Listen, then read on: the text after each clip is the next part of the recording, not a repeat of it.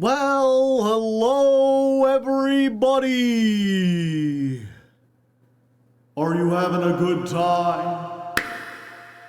Are you having a fun time? Because we're about to have a good fun time. Still making use of that when I can. A good, fun, echoey time. Sorry, I'm a bit late, Chad. I got distracted. Oh, pardon me. But it's fine. We're here now. I'm full of food. I've got delicious coffee.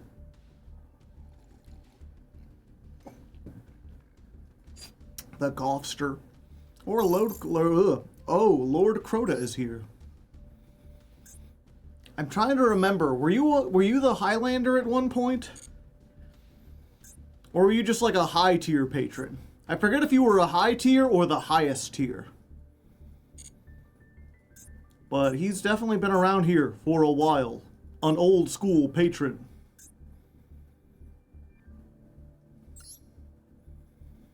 Yep, we've only got one free pack. I think. No, we got two. Okay. As long as I can get to him in 19 days.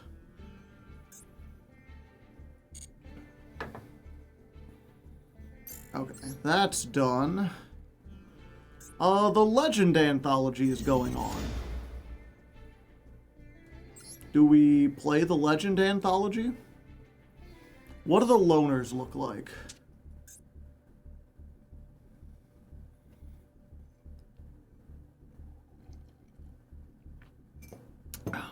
It is lower power. I mean, that's the thing, right? Is like, no Maxi or Ash, but Maxi and Ash are like dead cards against us.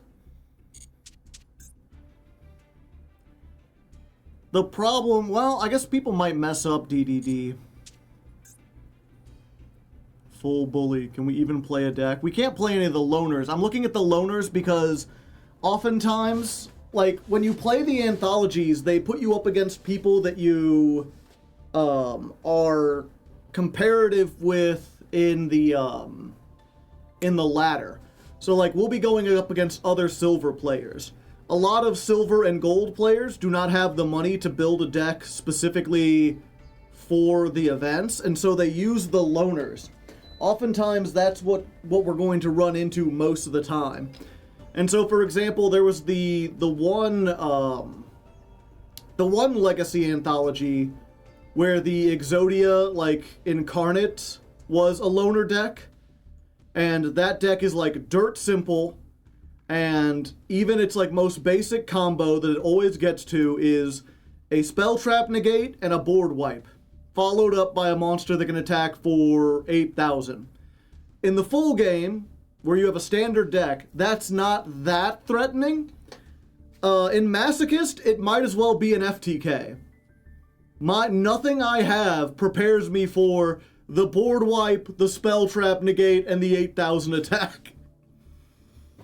And so the question going in here, if we're trying to decide do we go to the regular ladder or the event, is can we beat the loner Metal Morph deck?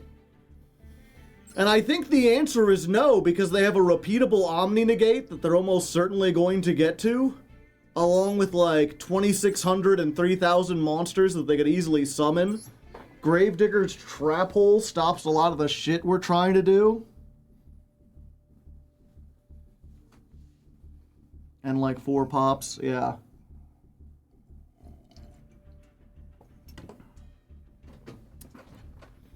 Of course, people might not be going for this. I couldn't even tell you what this deck does. But I can't imagine very many people are seeing this and like, oh yeah, I want to play the Ancient Fairy Dragon deck that plays Bat, the Forest Ninja. It makes bar on the floor. Oh yeah, it does have 2 bar on the floors. And a Crimson Dragon. Scary. This might see a lot of play, and even though DDDs are way simpler, they're also very consistent. Like, even if they can just get to, like, a Machinax, that might be enough to beat us. We might be better in the latter, where there's no pre-constructed decks.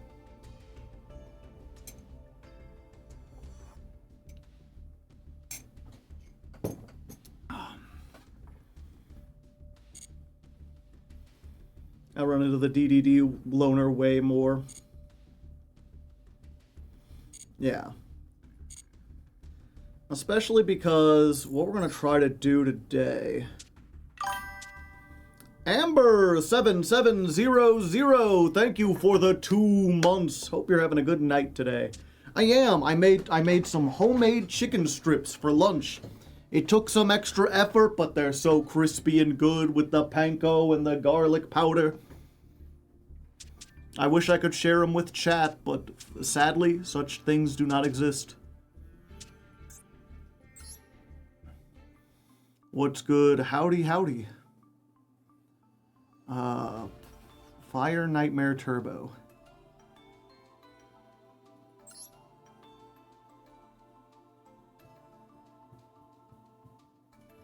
That sounds great. It was pretty great.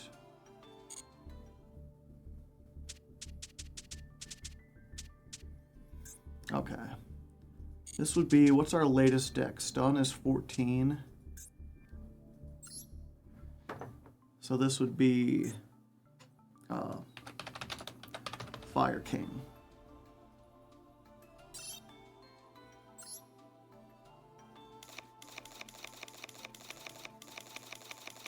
Let's just start from a clean slate, shall we?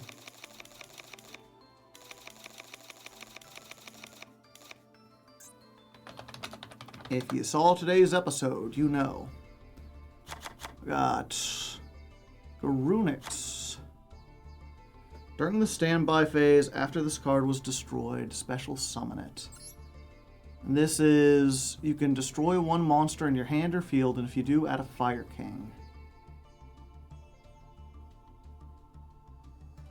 So we've got that, we've got that.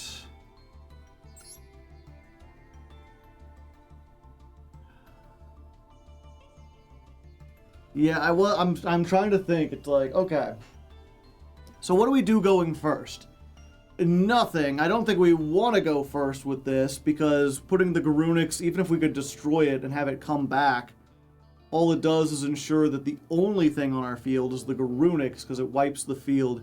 If you're unfamiliar with this, this is during the next standby phase after this was destroyed, special summon from the graveyard. If you do, destroy all monsters on the field. This can work. This can be a very effective loop if you have 2 of them. Like, if you destroy 2 of them, like, they'll both, like, one will come back, the other one will come back and destroy it. That means during the next standby phase, that one comes out, destroys that one. Next standby phase, that one comes out, destroys that one. So you can get into this loop where at the start of every turn, you Raigeki or you Dark Hole the field. The problem, of course, especially in the modern day, is that, like, okay, if I go first and I start off, at the start of their turn, I Raigeki my own field and then summon this, so it's the only thing I have. If they have any other removal that gets rid of it, then it's just kind of like gone. If I go, like, it doesn't, they're just going to OTK me. If I go second, like, what do? I can destroy this and then hope that during their standby phase it comes back and wipes the field and they can't recover from it. I think that's, like, the closest thing I have. Ulcanix I know is pretty good. If this is summoned, you can destroy one other fire monster in your hand or field. And if you do, add a fire beast, beast warrior, or winged beast from your deck to your hand. Then you can make Ulcanix that monster's level. If this card is destroyed, you could special summon a Garunix from your deck. Chain Destruction may help. We don't have the Ixie. We do have the Ixie, actually. If this card is Ixie summoned, you could destroy all of the monsters on the field. Detach one. Target a spell trap. Destroy it. This card is destroyed while it has materials. Special summon Fire Kings from your graveyard up to the number of materials it has. The unfortunate thing, there's a new Fire King card that not only protects the field spell, but it protects the field spell and it lets you make this during your opponent's turn. Yeah, and then the only other Fire King we have Barong. If a Fire King is destroyed, face up, you could special summon this.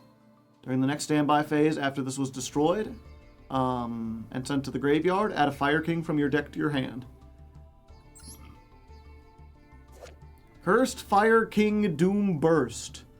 If this card is destroyed by battle or card effect and sent to the graveyard, target a face-up monster your opponent controls, it loses 400 attack. If you control a Fiend Tuner, summon this from your hand. This card is summoned this way. You can target a face-up monster your opponent controls. It loses 600 attack. This is a Resonator card. Yeah, it's not a Beast, Beast Warrior, or Winged Beast. Special summon a Winged Beast from your hand. Yeah, it is searchable, though, because it is a Fire King monster. And we got the old Kieran. The Fire King is destroyed by card effect. Special summon this from your hand. If this card is destroyed, you can send one fire monster from your deck to the graveyard. Might be good.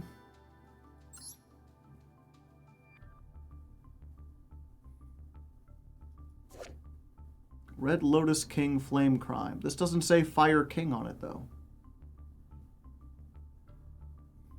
It says King and Flame.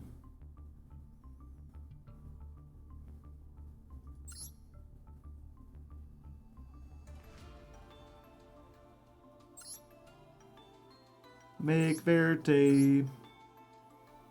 Okay. So the only things I can search is this, and this is destroy one monster. The question is, do we have any card that says, like, destroyed? Do we have any cards that, like, get effects when they're destroyed? Destroyed by an opponent's card.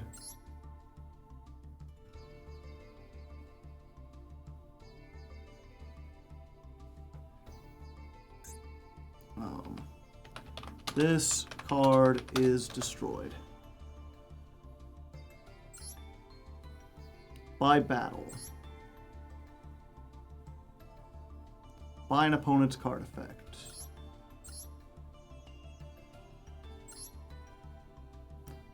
Target a face-up, equip it with a level 7 with the same type but a different name. This is level 8, so that won't work for that. Yang Zhang while it's face up. We need stuff that'll activate in the hand. If this card is destroyed by battle or card effect, you could target one face up. Like, yeah, I think we play the one of these.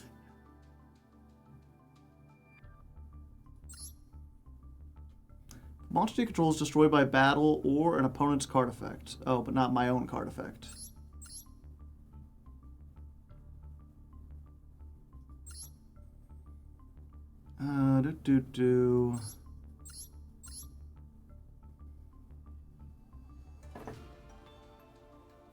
Do we have any Cosmos? Not enough to do anything with them.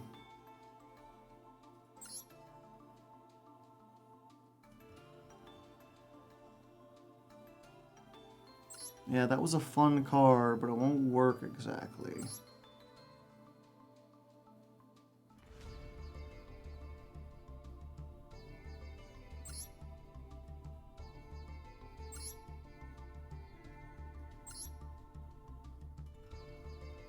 Hard on the field.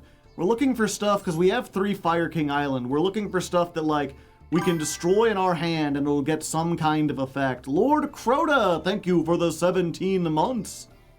How you been doing, buddy? Been doing good? When an opponent's monster declares an attack, place this monster in the pendulum zone. This card in the monster zone is destroyed. Place it in the pendulum zone. If a monster is special summoned by your trap effect, you can target one card on the field, return it to the hand, then special summon this. Loving the content as always. Hey, that's glad to hear. I wasn't sure if you still kept up with everything, but it seems as though you do. Awesome to know I have such staying power. That needs machines.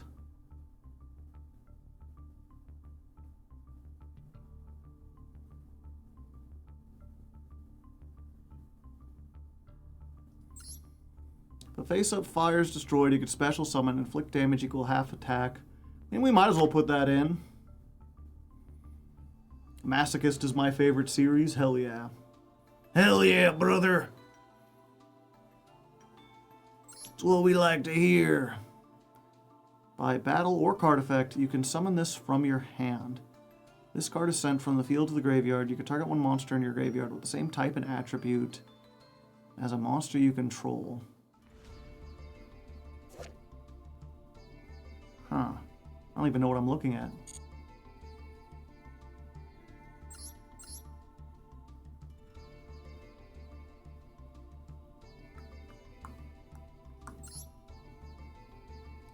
This card is in your hand or graveyard. Tribute 2 monsters. Special summon this.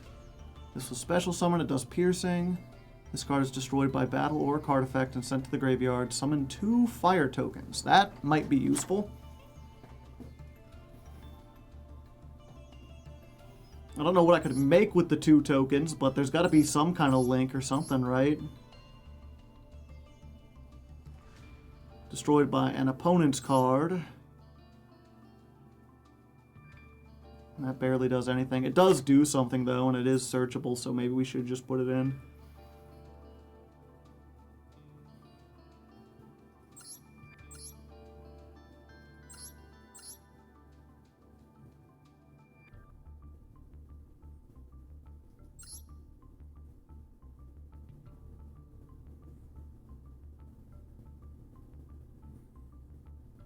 Yeah, unfortunately, if that didn't shuffle itself back, it might be good.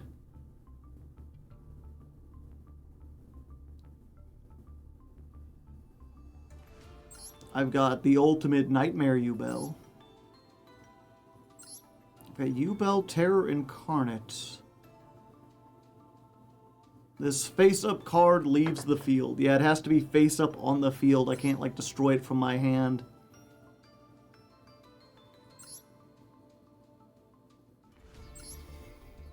You can discard this card on another fire. Add a fire from your deck to a hand with attack higher than the other one you discarded.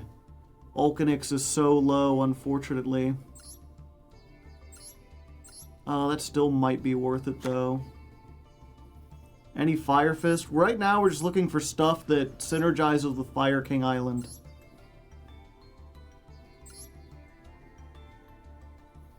Anything that gets an effect when it's destroyed from the hand would be a good thing to have.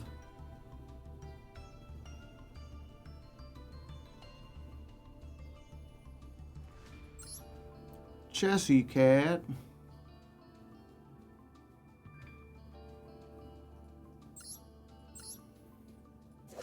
If a face-up Fire Fusion is destroyed, you could special summon this.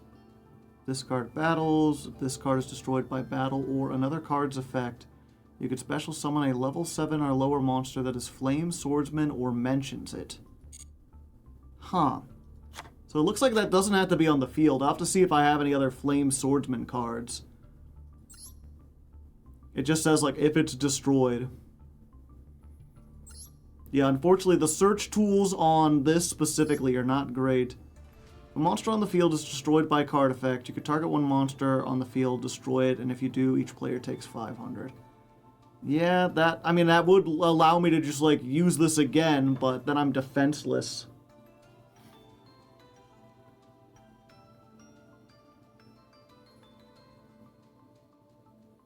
It's probably better than Oops, though, although I have to activate it right at the start. During either player's turn, you can pay 1,000. This turn, this card cannot be destroyed by battle or card effects. That might be worth playing, just as something that can chump block Like, we can get the loop going and not have that be a problem. Opponent's attack or card effect. Fuck.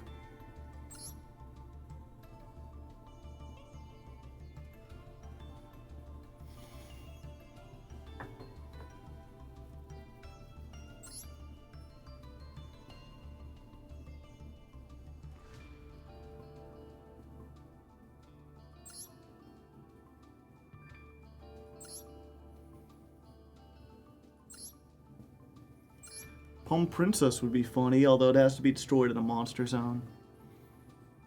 You still use hashtag #BanMaxi? And did you use a burn deck in the event? No, I haven't played the event. But a lot of other people have been using Maxi. You can use whatever name you want. Oh yeah, Sacred Phoenix. Oh wait, no. Sacred Phoenix would be actively bad. Well, I guess not necessarily.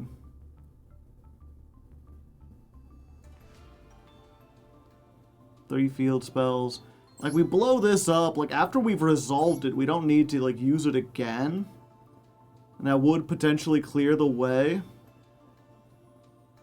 It gives us an option against back row heavy decks. Add a level 4 lower theme, except for Soul Resonator. Dark Synchros. I'll have to look if there's anything that works with that.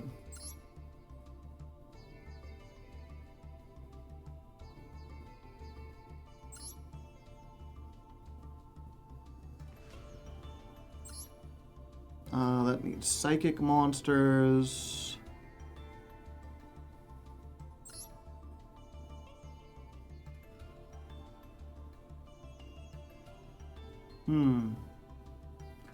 Sent to the graveyard by a card effect. If I destroyed it, does that, but I don't know what I would grab as far as Predaplant cards.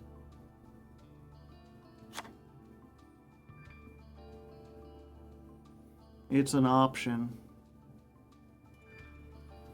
Pianissimo. Its attack becomes 100. Also, it can't be destroyed by battle or card effects.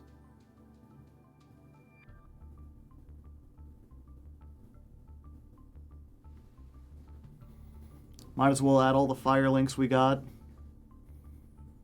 Zone Eater! Pardon me. Oh, this is a way to wipe our field.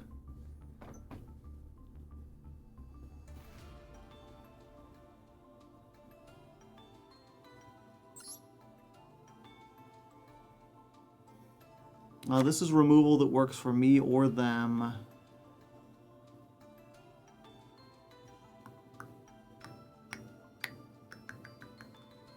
Definitely want to put that in.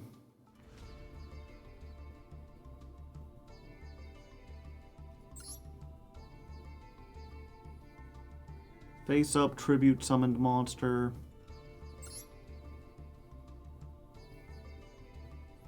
During the battle phase, you can target one other warrior, and this card is destroyed by an opponent's card. I mean, it does mention Flame Swordsman. But it has to be a level 7. Oh. It is Flame... Oh, is Flame Swordsman or mentions it, and that's in quotes. So not a Flame Swordsman monster. It has to be the Flame Swordsman, or its text has to say specifically Flame Swordsman. So this actually doesn't count.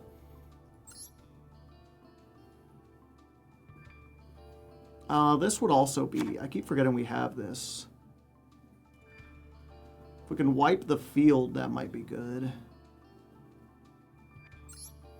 Interplanetary Purpley Thorny Dragon is funny.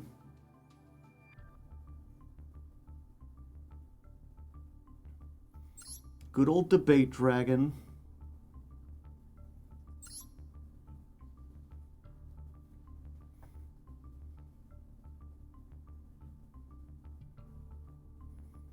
Oh, this isn't Destroy, but it might be good if we're playing a blind second deck. Which we might be doing. Including an Earth, if only we had the Vanisher. Van Vismagoth, or whatever its name is. Oh, that's fire warriors specifically. Destroy one other card in your hand, and if you do, add a Nephthys. During your standby phase, after this was destroyed, add a Nephthys spell trap. I'll have to look about that. When a monster is destroyed by battle with a fiend, and this is in your graveyard, add it to your hand. Okay. Salamander Catalyzer is a fun card. Fun card to say, if nothing else.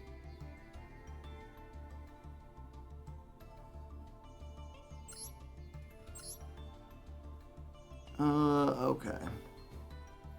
Gotcha. So, what we're gonna look for.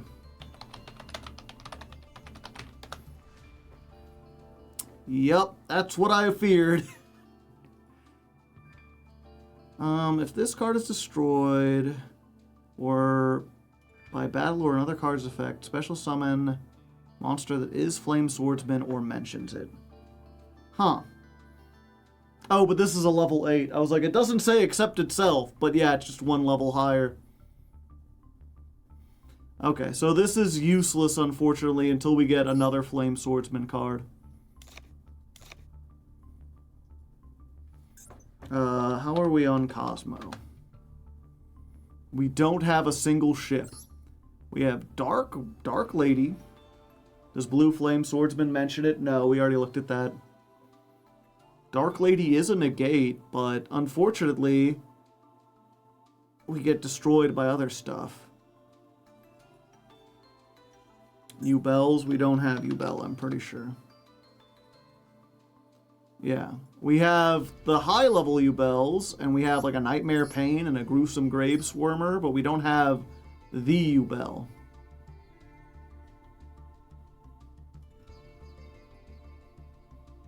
How did Dai get here? No.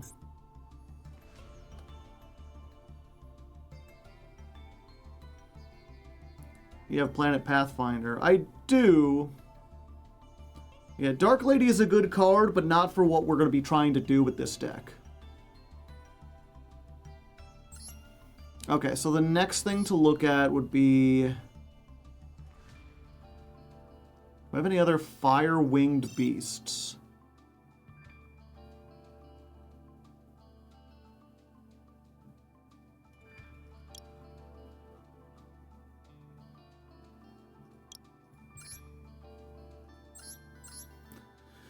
You could send one fire from your hand to the graveyard.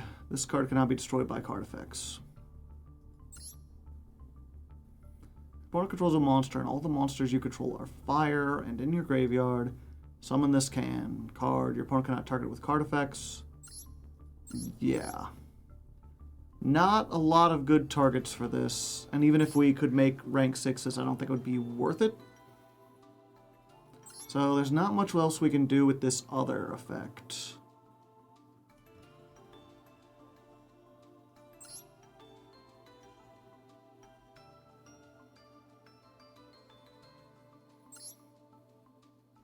Level 4 or lower Fiend from your deck to the graveyard. Okay. That was the other thing I was going to search. We need Fiends that are levels 1 through 4 that have the word Special Summon on them. That way, if we normal summon this, we can get something. Preferably, would they be... Oh, wait. What is this one? This is the attributes, right? No, different types. Okay. Yeah, so preferably fire.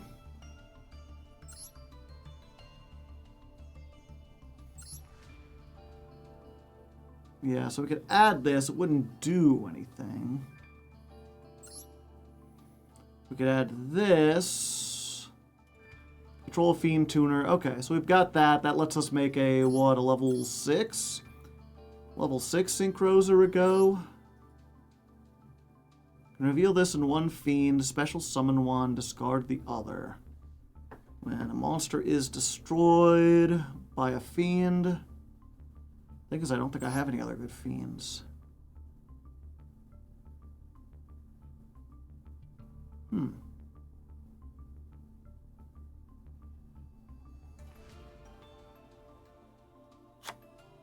Yeah, I think we'll throw that in there.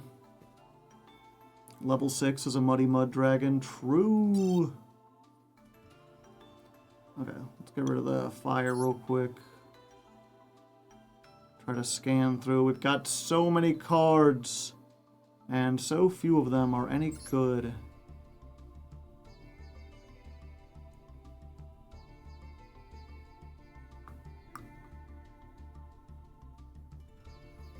Yeah, the Scissors is decent, but we'd have to get it into the graveyard, and even then it's not really working with what we want to do.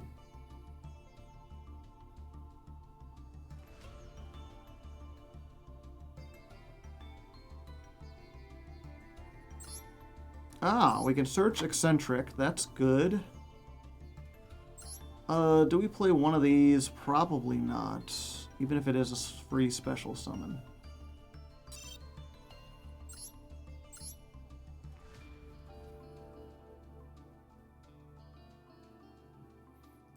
Nephthys.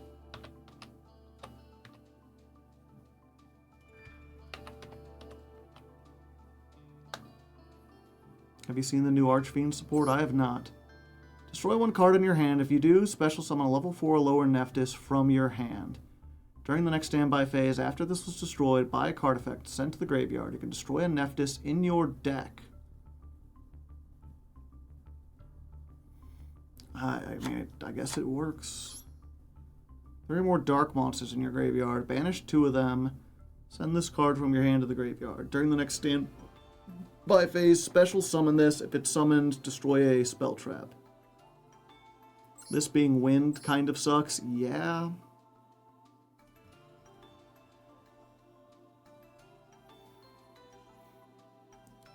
So this is what, a Predap?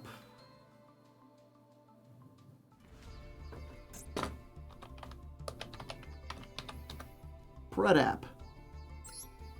We've got not Call the Haunted. Not Foolish Burial. What's that old spell that, like, revives a monster, but you gotta equip? Ashados works with types. Yeah, but they can be different types. So I'm looking, we got Spellcasters, we've got Fiends, we've got Beast Warriors, Psychic, Wing Beast, Zombie, Dragon. Yeah. Premature. Yeah, it's Premature Burial, but for Predaplants. We could go back on the Fusion package. What is this? If you can, using this card on the field and monsters from your hand, field, or monsters with a Predator counter your opponent controls. Yeah, so this is just like a fusion. This is also just like a fusion, right? I'm trying to remember what we had in the fusion deck. But like those two were pretty good. They need a dark monster, and that needs a dark monster whose level is 8 or higher. So dark.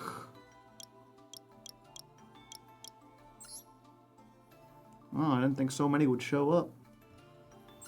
10,000 dragon. Do we dare to live the dream? I mean, might as well. If we can, it'll be funny.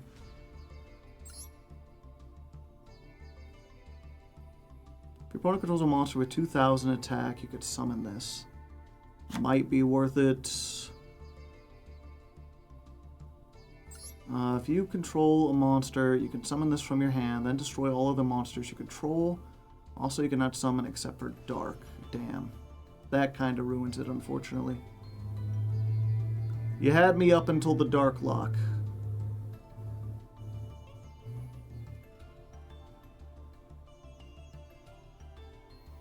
There it is. Dark End Evaporation Dragon. I guess we throw in that while we're fusing. 5 or more cards in the graveyard with different names. I don't think we can get that far in turn 1. If this card is used as fusion, you could target one Despia or level 8 that is banished. Except itself. Okay, yeah, so we don't want that one.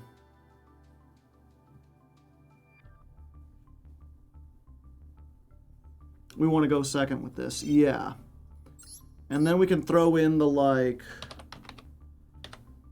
the Loyal G. The Guan Yun. We can throw in the, what's it called? It's like a fire dragon that you can special summon if your opponent has stuff.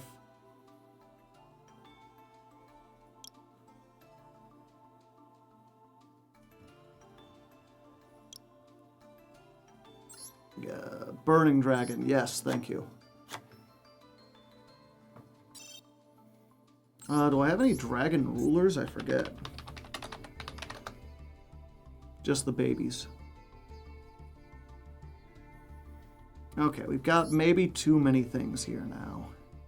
Too many monsters, at least.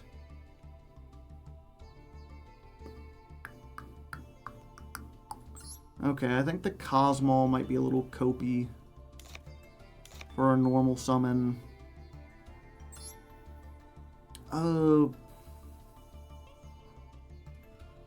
Yeah.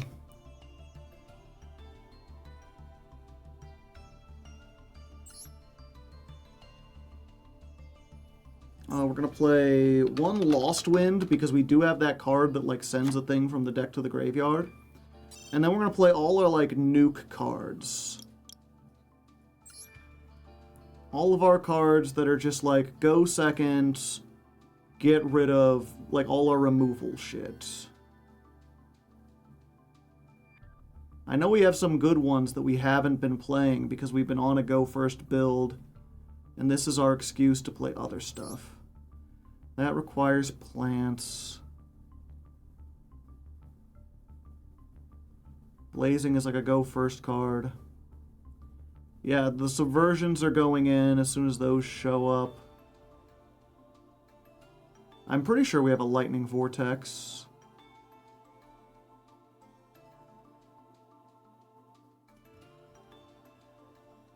Why am I even looking at traps? Spells. Spells specifically.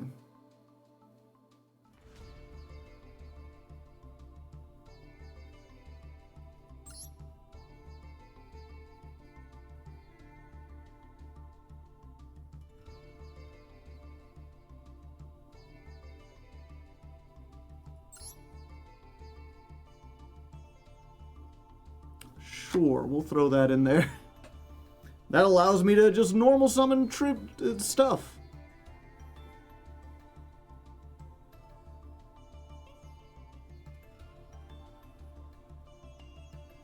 Shrink if I had it.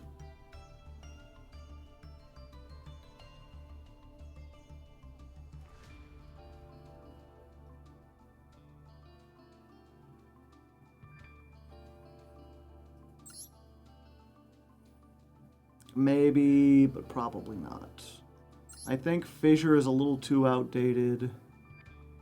We're going to be destroyed, so that doesn't really help. We could put that in case we go second, or just to stop the board. No, that would kill us too, actually.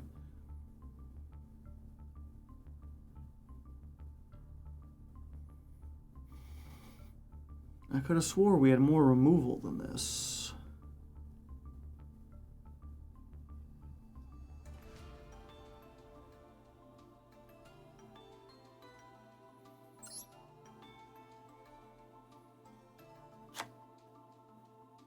Yeah, that is just Fissure.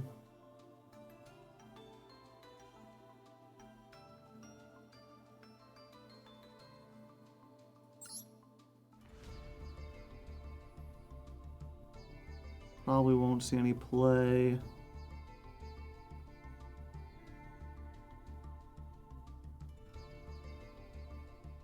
Did I pass up the Lightning Vortex? Or do we get it this early?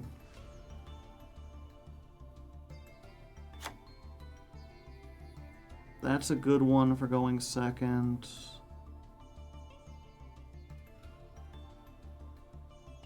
Life Hack. Oh yeah, I should put Life Hack in here.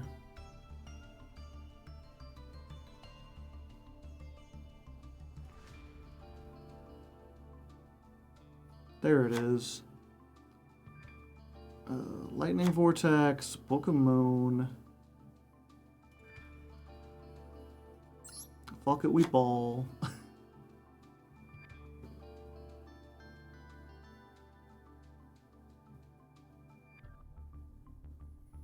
Yeah, like, fuck it, we ball.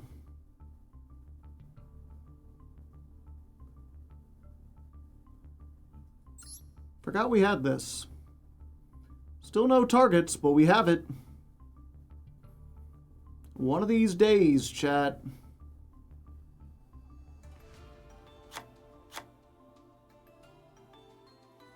Rockin' Outlet.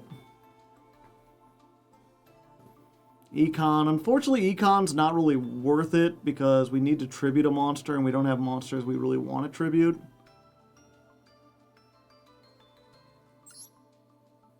I mean, that makes this 46. 4,000 something. Might work, but probably we want to focus on removal. Why get bigger than everything when we could just get rid of everything? We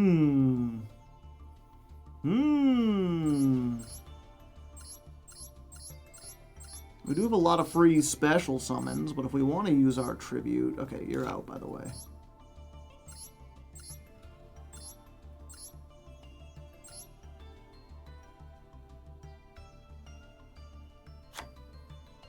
Put in the bonfire. Where's the bonfire search? I don't think I have a pyro in this deck.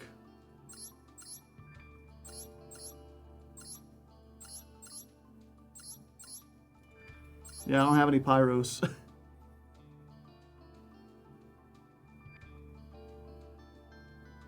What's up? You know, just trying to build a deck. As you do.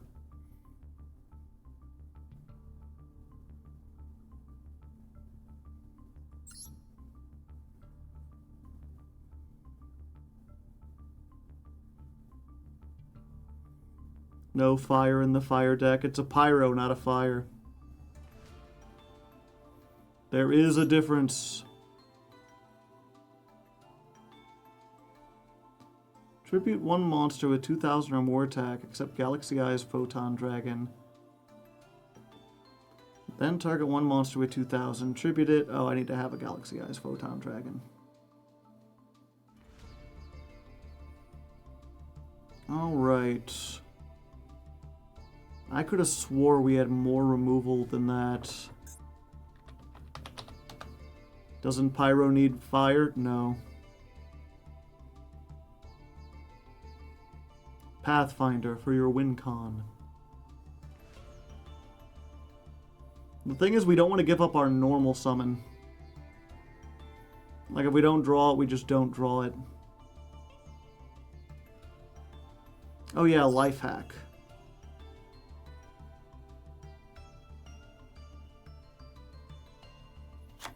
Still trying to watch the new YouTube episodes. So, if you don't know, the streams are 2 episodes behind. So you got the episode that just came out on YouTube, and then there's another episode that hasn't been edited yet that you're missing. And then this one.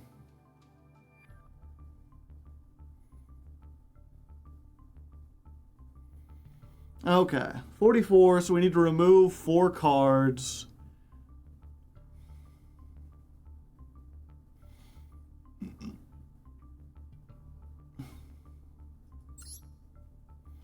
Realistically, we don't want to use our normal summon. Although we do want a lot of ways to fusion.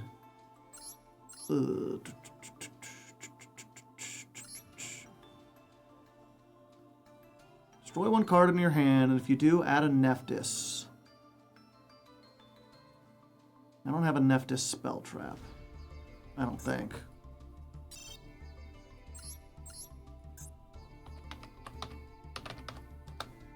No, I don't.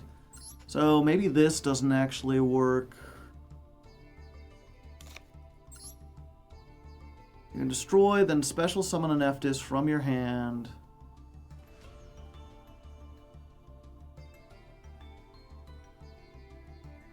destroy one from your deck. I mean, that's a decent one. But probably not enough, if we're being honest. It's a little too low. Spider Orchid.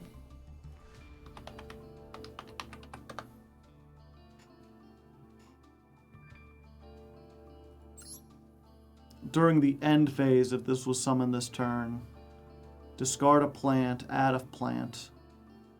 During your main phase, you can target one face-up spell trap. Yeah, it's a little too low. The Pendulum effect just destroys a face-up card. Or face-up spell trap, specifically.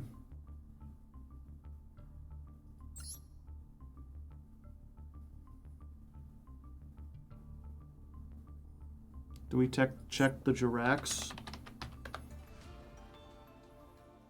Yeah, I don't have any of the new Jirac cards.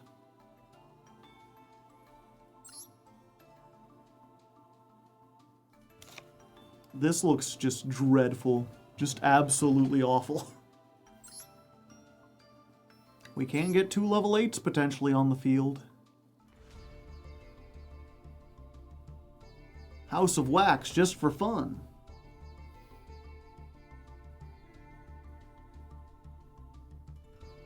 The big fucko? What do you mean by the big... Which one's the big fucko? Because there's a lot of them.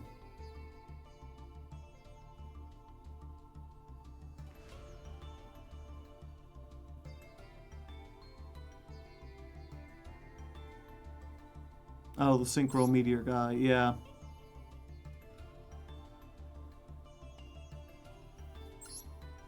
We can make Synchros that are level 6.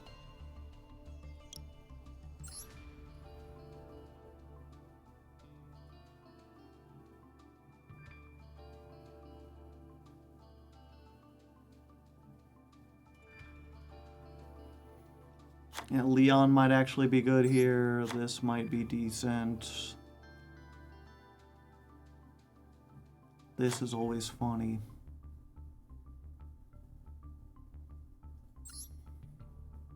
Target 1 Resonator, special summon it, but you're locked into Dark Dragons. What manner of Dark Dragons do I have?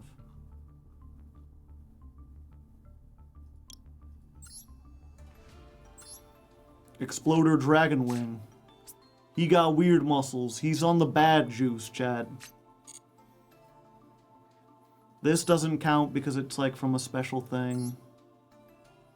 Oh yeah, we can make Muddy Mud Dragon and then Fusion.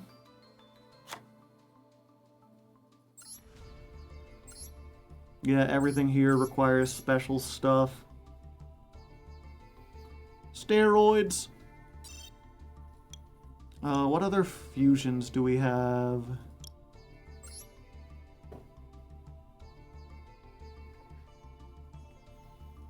Takes Alistair, and it wouldn't even be worth it if we could make it.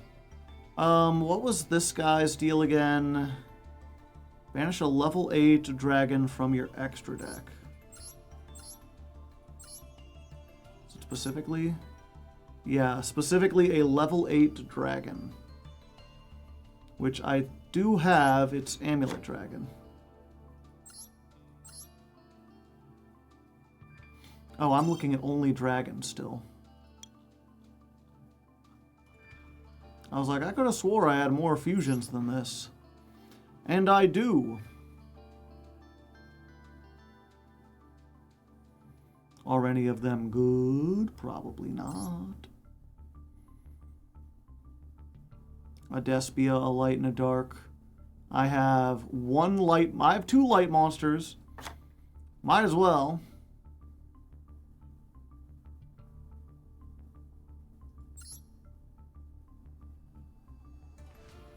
Masquerade is funny.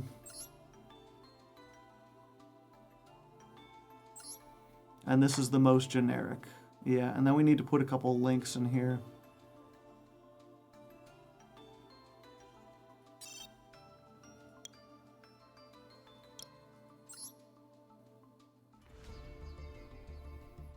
Specifically, if we can make them without We got the thing where we can get the 2 tokens from this. Do we have anything we can make with 2... What kind of tokens are these?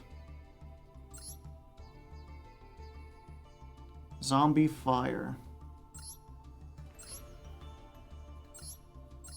Yeah, if you saw this and you're like, 2 monsters, that can use it. You can only summon this if you have a World Legacy card in the graveyard.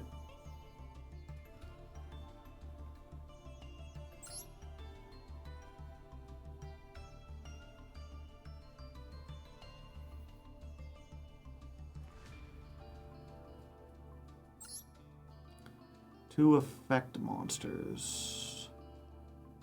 I have to summon something else too. Accept tokens.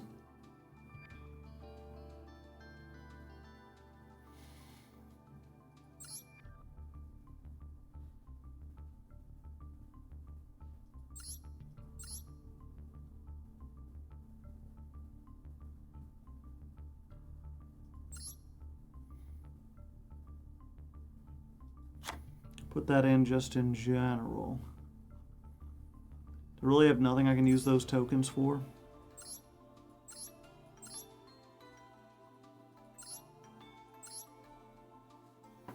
I mean, this takes a Link monster, unfortunately.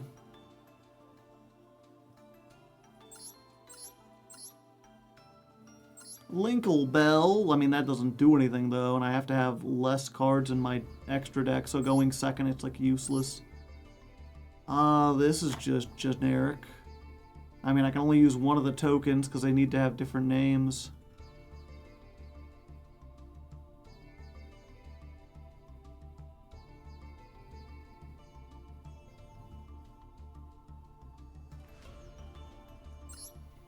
Okay. I think the Salamandrate.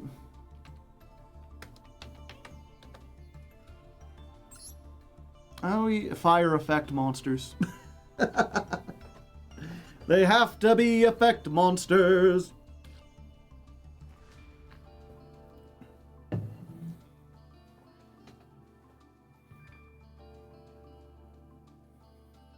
Berserk.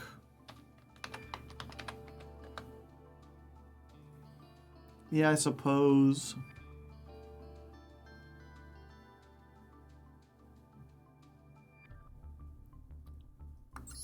Yeah, I don't think we're ever making that.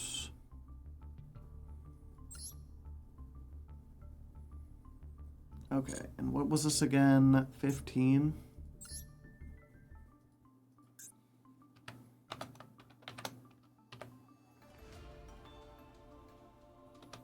.0.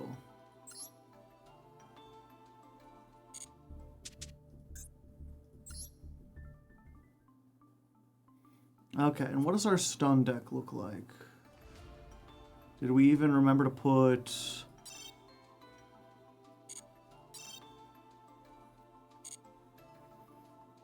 Yeah, we got a couple new pulls for this.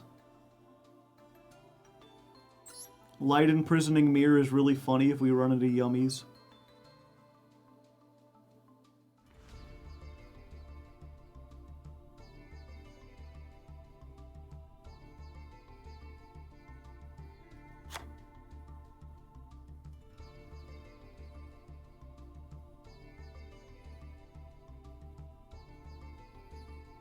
Where's it at? Am I missing it?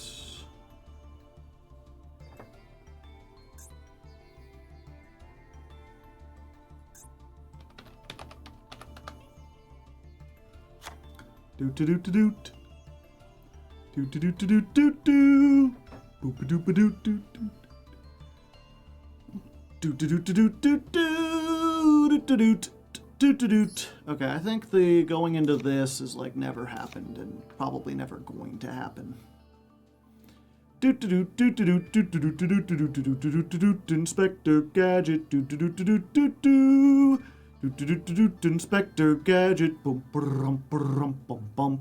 Bum ba bum ba ba down. Bum ba dum. Inspector Gadget. Bum ba dum bum.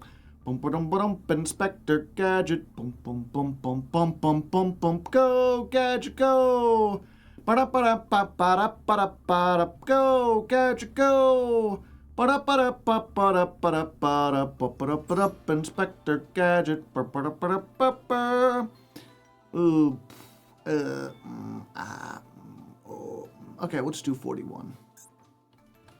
Yeah, so how I'm going to frame this chat is just basically be like, okay, last time I made a big deal about we got the Fire Kings, and the Fire Kings were looking so good, and now that we've actually had a chance to look at them, and the people on the Discord tried to build them, and I don't think anything they came up with was even as good as this. Let's look again real quick. Did they see anything that I had? No, that's like a ritual slop deck. Yeah, the version they had is like playing Melfies and shit. Oh, what's the fire starter or whatever? And Ring of Destruction.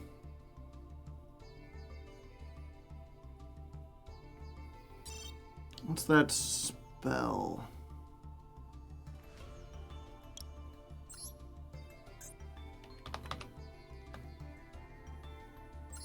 Target a fire in your graveyard. Send one card from your hand to the graveyard. If you do, special summon it. Yeah, we'll throw that in there.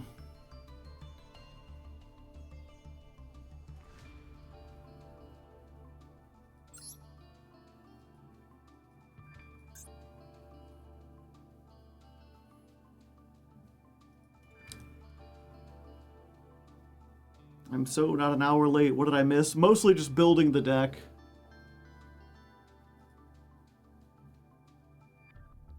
Yeah, and there's another one trying to play the Fire Fist stuff, but it just doesn't do anything. So, how we're going to phrase this chat is like, okay, I wanted to at least try this, and I also wanted to try out a Go Second build, because we've got some cool cards like Guan Yun, like Burning Dragon, like Lightning Vortex that we just don't play because we've always, the last like 6 months, we've been nothing but trap-based builds that want to go first. So we're going to try to go second. I do not think this is going to work, so we have the stun deck as a backup. Do I have fire? No, we have those sleeves. We're still on the winter field.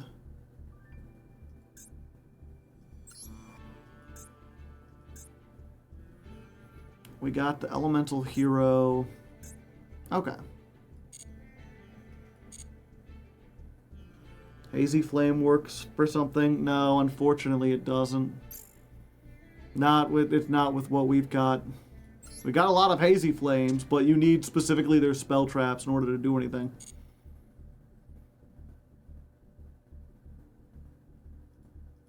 It kinda stinks. Yeah, it sucks, but you know, we've got the Legend Anthology event. We're down in silver. So I feel like we're going to be getting not just silver players, but like the worst of the silver players. the least interested of the silver players. And so if we have a chance to do this, then we're good. Delicious rock.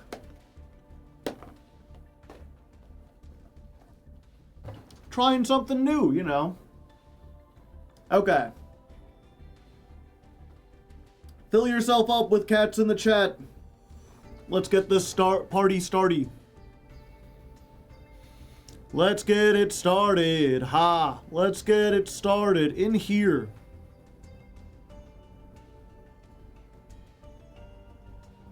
I keep on running, running, and running, running.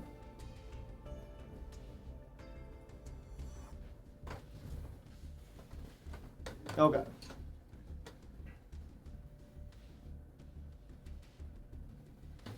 And welcome back, one and all. Okay, now I'm gonna do. And welcome back, Legos and non-Legos, to another episode of Master Duel Masochist. New old shirt Hardleg here, wearing the retro hoodie with the old logo, which, by the way, I don't think I mention merch very often, but I do have merch if you want it. It's like pretty cheap or whatever. I barely make any money off of it. But if you want it, there should be a link down in the description where I've not only got like a whole bunch of new merch, but I also just keep the old merch up there too. So if you want like the retro hoodies, I'm like anti-FOMO. It's like, you have no fear of missing out. You can buy it whenever. I have zero plans to get rid of it. And yeah, that aside, it's another day of masochism. We are back down in silver. And also, the Legend Anthology is going on, which is something that I've considered playing. We've done festivals in the past. Sometimes they're good for us, sometimes they're not. The big thing when it comes to festivals is because we're going to get paired up against silver players, and a lot of silver players don't have the collections or the jewels to build decks specifically for the event. Usually they're going to be playing the loners. So the big key indicator of whether or not we succeed is whether our deck can beat the loners. And one of the loners is Metal Morph, which can just put on an Omni Negate every turn. And one consistent Omni Negate is too much for our deck to deal with. And the other one is DDD.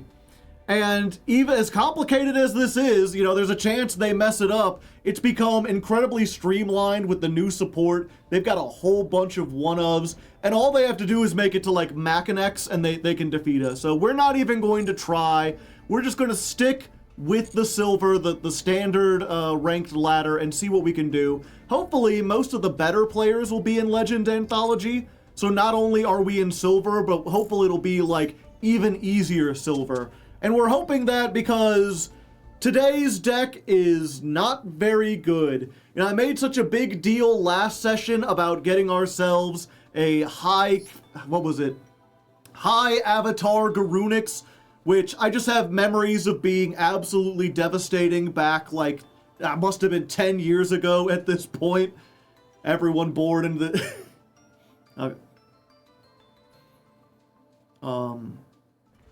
I have memories of this being absolutely devastating back, like, must be 10 years ago now. And so I thought it was better than it was, but realistically, it's not very good going first or second. It has kind of a long-term game plan that even if we had all the pieces of it wouldn't be good. But we've been doing the same kind of stuff for about 6 months now, so I wanted to try something completely different. We are on a blind second Fire King deck with no traps. We are going to choose to go second and make use of the fact that, like, we have Lightning Vortex and Subversion, Monarch Storm fourth, and even like big attacking things like Mage Power to destroy our opponent's field and maybe go in for enough attack.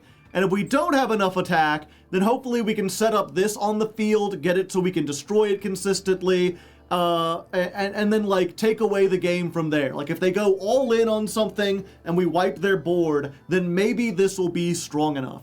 We've also got a couple cards that benefit from being destroyed, things like Purple Poison Magician, things like Alkanix, and specifically this Predaplant. If it's destroyed, even by like the effect of Fire King Island, it'll search one of the other Predaplants, and then we've gone back onto some of our fusion cards that are really good when we're going second. Things like Chimera Rafflesia, Greedy Venom Fusion Dragon, and we still have the dream that one day we could summon Proskinion. It's very unlikely with this mess of a deck that we have, but who knows? Oh yeah, and Arch Nemesis Shatos.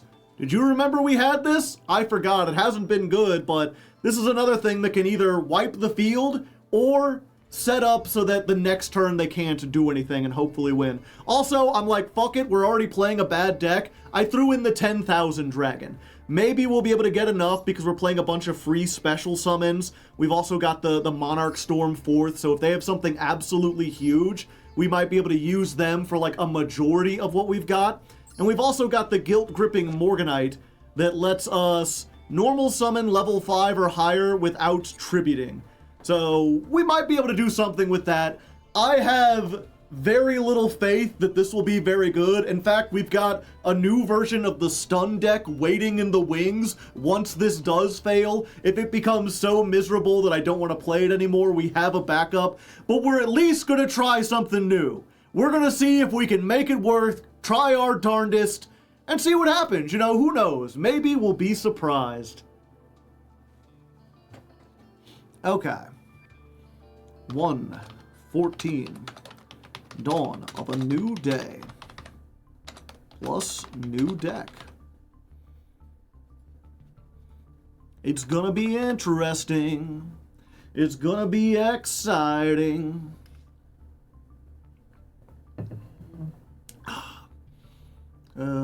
I've gotta shrink myself, but I've got too many blueprints things. I try to click on the screen and all the invisible blueprint stuff. Maybe I should just put that all in a folder. Okay. Save this. Real quick, it's weird. I just made lunch, but I'm already feeling kind of hungry. Let me see what I got for dinner real quick. I'm not going to make it right now, but I want to have a plan for the rest of the stream, you know? It looks like it's just bagel bites today or peanut butter sandwich. We tried bagel bites last time. They were okay. I made them in the microwave, like good old times. I might try them. They have air fryer instructions now. I've never tried them in there. Maybe that'll be better. Are we blueprinting? It depends. Standard Season 49 has begun. Wait, if we're on a new season, why am I in Silver 2? Shouldn't it have dropped me down to Silver 5? I'm a little confused. Or did it just play the thing again? That's weird. That's very weird.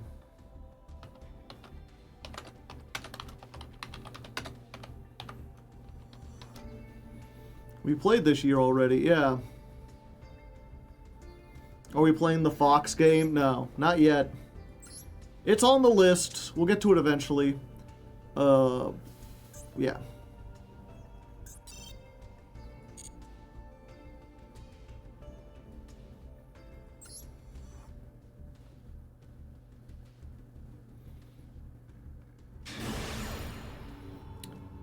Here we go again on our own. Going down the only road I've ever known. Like a drifter, I was born to walk alone. Bum, bum, bum. And yes, we've won the coin toss, but we are choosing to go second. We've got some stuff, you know. Burning Dragon is pretty good. Your opponent controls 2 or more monsters. I get a free special summon. I could discard this to destroy all spell traps. We can use Fire King Island to blow this up. They're starting with Bestials. And if we get any of our like dark dragon monsters, we can make one of our big fusions.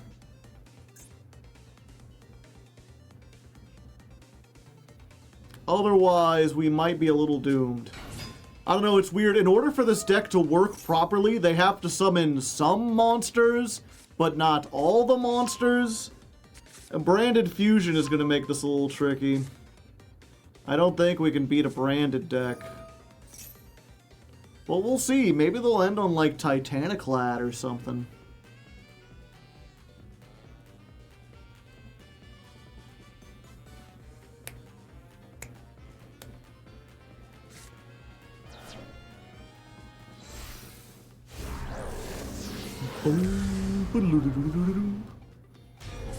I still miss my old keyboard, chat. I've mentioned it on a previous stream, not on a Masochist one. I had an old keyboard that was like a gamer keyboard and had a little like scroll bar where you could turn down the volume of the computer.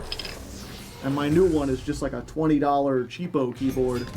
And my hand, I'm like, ooh, this music's a little loud, and I go and I just like rub my finger longingly on the keyboard where the volume controls used to be, but are not anymore.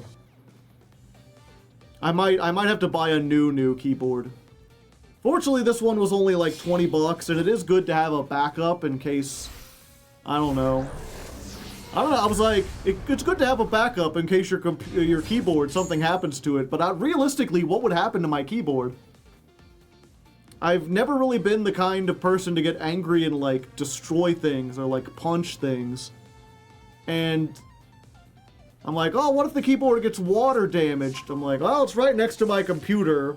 So if it gets water damaged, the computer's probably water damaged too. Pat the keyboard. It does a good job. It does an acceptable job. I was like, I guess I could spill like a drink on it or something, and then it would be good to have a backup.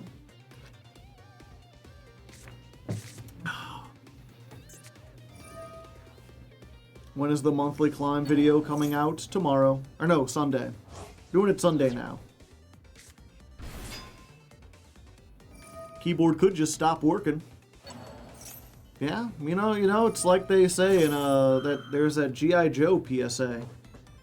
Like some people, they go to sleep, they think they're fine, they think they're safe, and then they wake up on fire. I suppose the same thing could happen with a keyboard.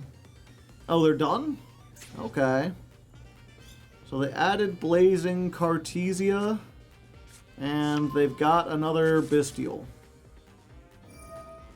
And they're going to set another... I always forget that the end phase is like main phase 3 for Branded. I was like, this isn't that bad. It's just a Mirror Jade and like a bunch of dudes that don't do anything. But this is like... when a spell trap or monster effect is activated that includes the effect to special summon. Damn, that's like what I want to do though. I want to like special summon stuff. This is another free summon. Okay. I'm probably dead, but I guess we could find out. Let's try Fire King Island. Let's go ahead. We can destroy one monster in my hand or field. And if we do, add a Fire King. Get this, because it has a graveyard effect. And what do we get? Destroy one other fire, and if you do, add a Fire-Winged Beast. I think we just get Garunix, right? And then we can, like, bait out this effect. This card is destroyed. Oh yeah, I get to get 2 tokens. Unfortunately, we couldn't find hardly anything to use those tokens for.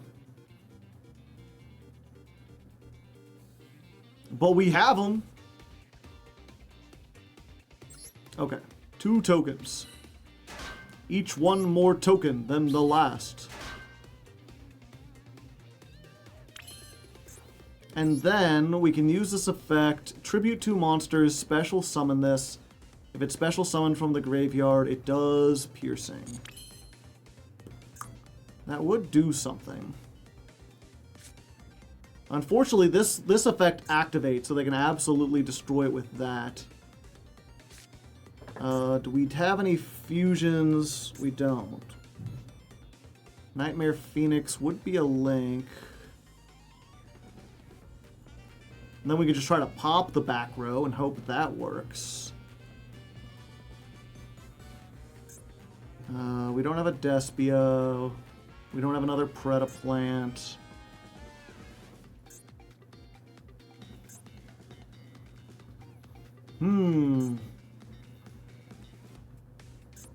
Okay, we're gonna try... I'm gonna try this and see what happens. Tribute this off, summon the fox back.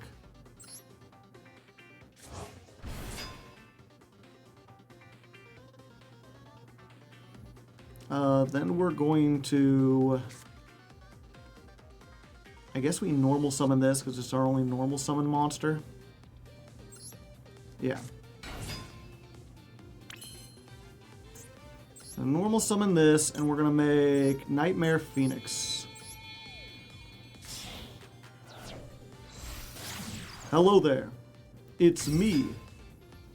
Activate the effect? Yes. We will get the Garunix out of our hand, blow up this.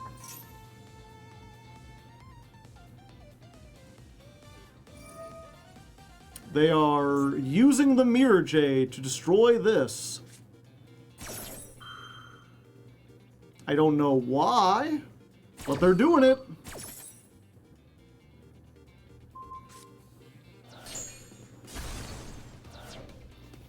Okay.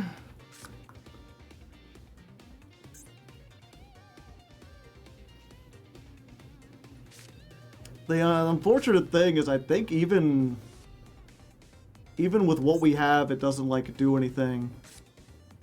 We can special summon this.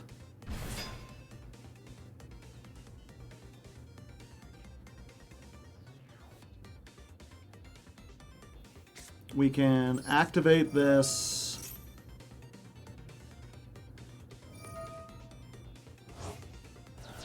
Target branded. Okay, let's just get that back. Yeah, unfortunately, it's not even the effect. It's just we don't have enough destruction. We play a bunch of destruction. This is ironically one of the things where like Lightning Vortex would be really good for us. And I will use this effect so they stop drawing cards all the time. Oh, it's all cards. Well, I've learned my mistake, chat, you know? But at least we can fire recovery.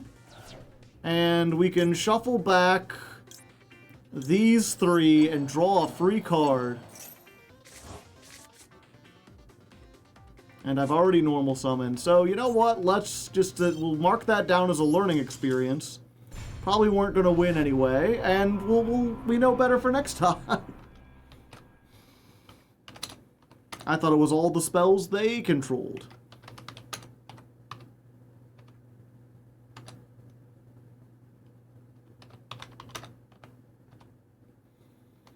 Yeah, and I'm also in a weird situation, chat, where... What was it? I was looking at the latest episode. I think I talked earlier about how the episodes are like 3 things behind. The latest episode ended with duel number 814, according to Mr. Metal. And according to me, this duel right here was duel 807. So somehow the episodes are way ahead of my notes. Me and Mr. Metal are off by like 7 whole duels.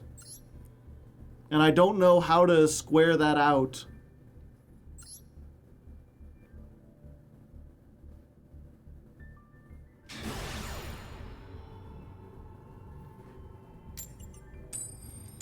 Alright, that first duel was just a test. This time... Well, I mean, this time things are probably going to go the same, but, you know, I can pretend. I can have hope. You saw there were synergies in that deck. They didn't, like, accomplish anything, but they exist. This is an interesting one. Very interesting. It's fucking Snake Eyes. I guess this is what I get for thinking that Silver 2 is going to be, you know, low-powered. Oh, all the good players are in the Legacy Anthology. Now, all the players who want to play goofy anime shit are in the Legacy Anthology. All the, like, tryhards who are just 6 months behind are still here. Trying hard. We'll see what they get. I'm not going to make you watch their turn. We'll just be back when stuff happens.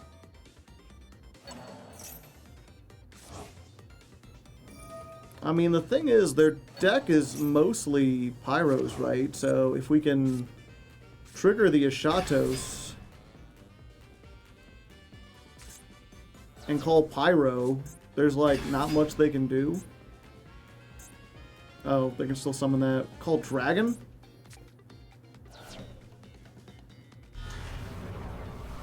Nope, never mind. Remember when we had Flamberge? Good times.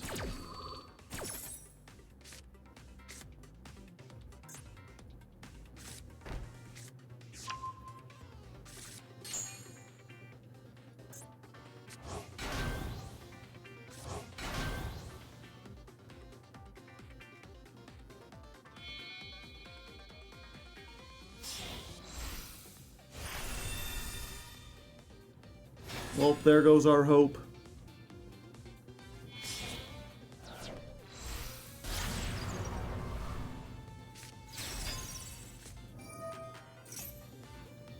Oh, and they've got Azamina stuff.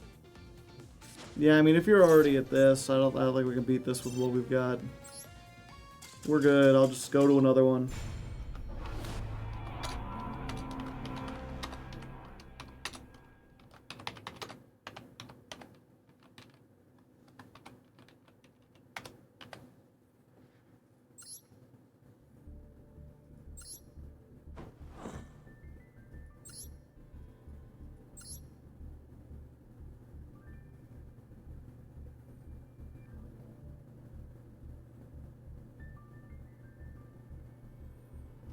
We're trying again.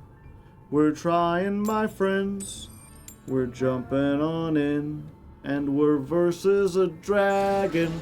I know it looks like a dog, but trust me, there's its name. And when you see it, if you're old enough, you will go insane. Well, this is what we like to see. Yeah, we're up against Trogdor! Burninating the countryside. Burninating all the peoples. Comment in the comments if you remember Homestar Runner. For a certain subset of people around my age, there was nothing more formative. But it seems the children these days, they do not know of Homestar. Draco Tail. Okay. Unfortunate, but what is Draco Tail going to do against Lightning Vortex?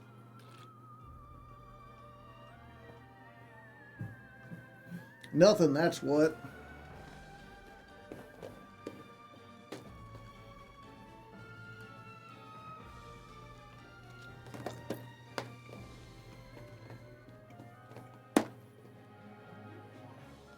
Flame is a spell negate. No, they're gonna use it on Pot of Desires or Life Hack or something.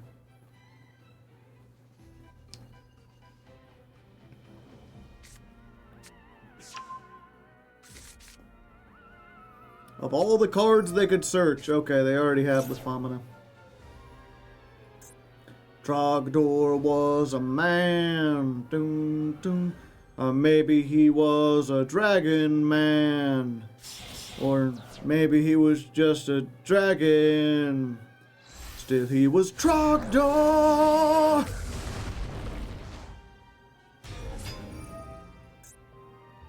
Okay, we got the Draco Tail Ant Lion.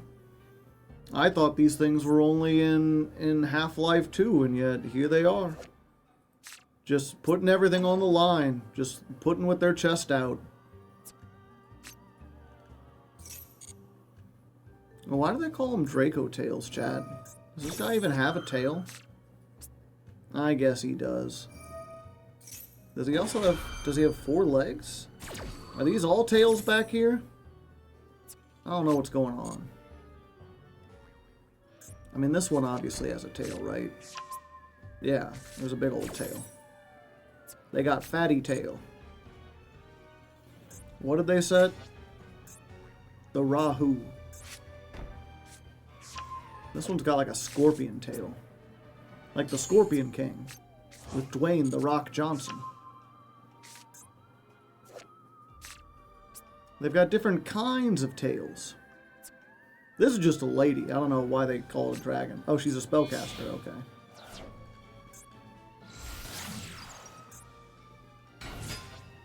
Huh? That's not something I expected to see, chat. Spirit with Eyes of Blue. Is that a Link 1 for the Yummy combo? No, it's Spears. And then they're making Rahu. Huh. I think he tries to lock you. I see.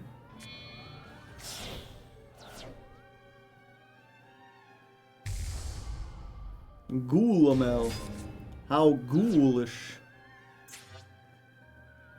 So do we know what they set? Did they set flames? Yeah.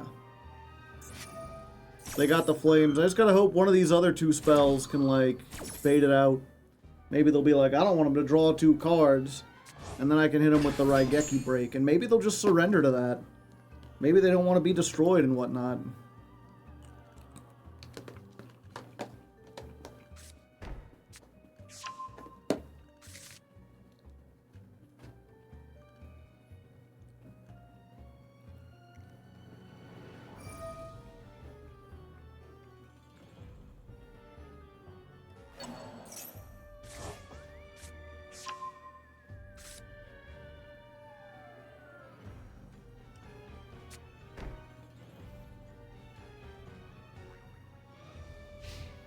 Damn, that's a lot of stuff. Alright, let's see if I can do anything. Funny things. I guess we try this first. Maybe this will get the negate. Go spell. If you want to negate this, that's fine. You can negate all day. If not, then I can just normal summon this so it's no longer a brick. Oh, they reading. Call them Johnny reading hands over here, the way they reading.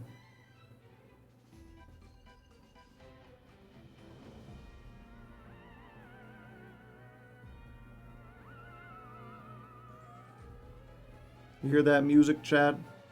That's the sound of his brain trying to read. It's a very spooky thought.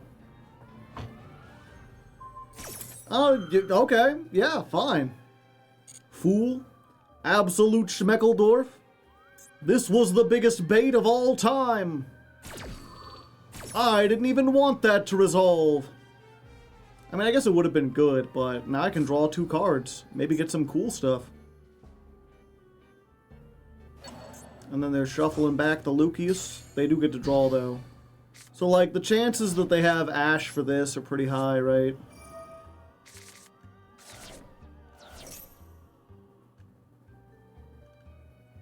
Looks like they got something. Yeah. And what did I lose? A lot of stuff? Yeah. Almost everything.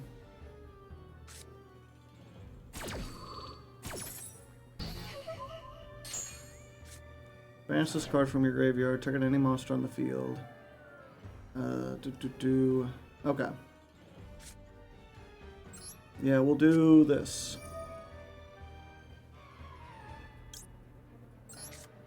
Scarred Life Hack. What do you say about that?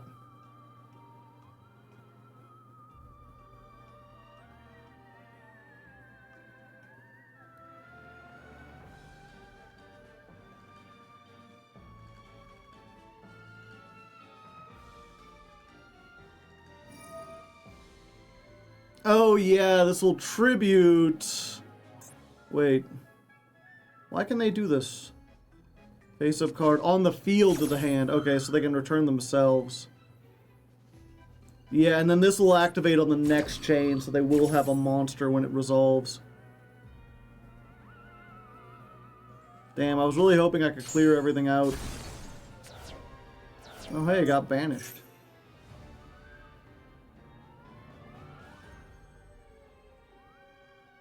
I mean, we cleared the board. I wouldn't have expected that to happen. Wait, they have something that triggers when stuff's destroyed? This fucking country.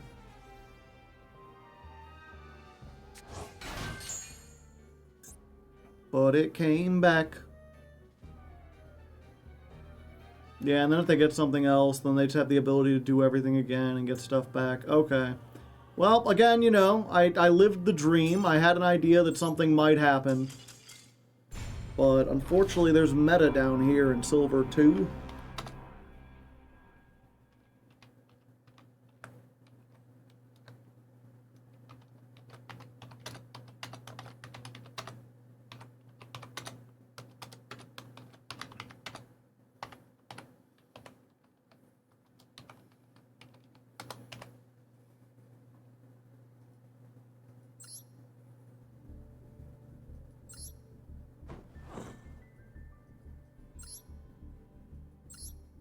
All these people can't rank up for some reason. It is weird.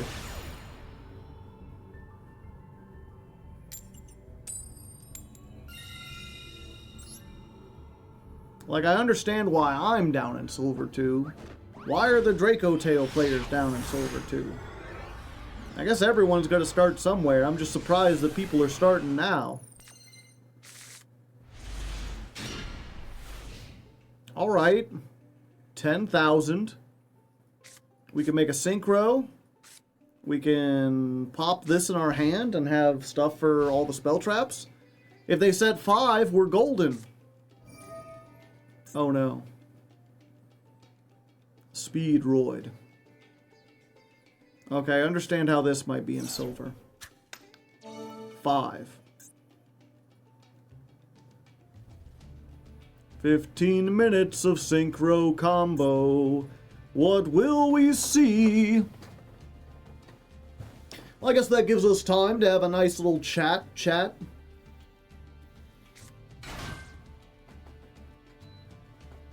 Anything on your mind lately? Anything you'd like to kind of get off your chest, you know?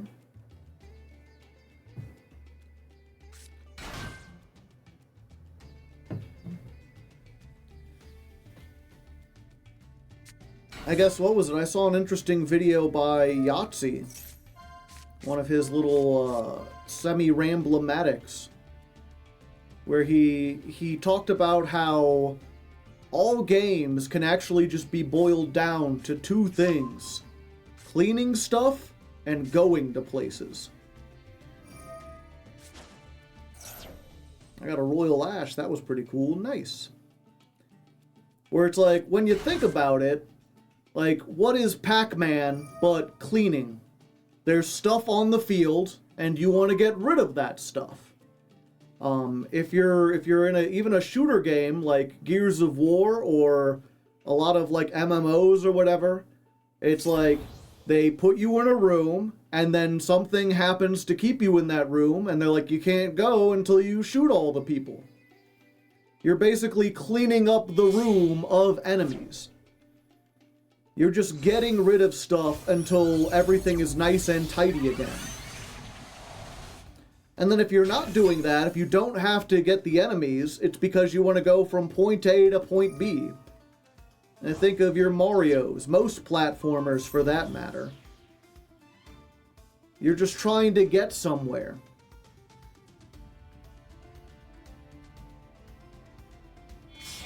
Mario is simply taking a jaunt across the countryside. It just reminds me, there's like a comic, I think it's from Calvin and Hobbes or whatever, that gets used a lot, where he's like, every movie is just this or this. And then they name like two things. I wish I could think of two things at the moment. I'm pretty confused about these combos. I mean, they made them work. They got a crystal wing. Let's go ahead and guilt gripping our Morganite. Just for fun. Let's see. How does this work again? This card battles a monster. During damage, it gains attack equal to the current attack of the opponent's monster. During damage calculation only. Okay, so I need to give up one of these, and I don't want to activate the effect. So I think what I want to do is Soul Resonator. That seems less useful, because they have the monster negate. So we normal summon this. We don't use the effect. We go to battle phase. We attack into the crystal wing. And then battle step, life hack. Select the monster. I gain attack equal to your life points. 8,000! Big Resonator! You take half damage this turn, but, you know, it's a big Resonator.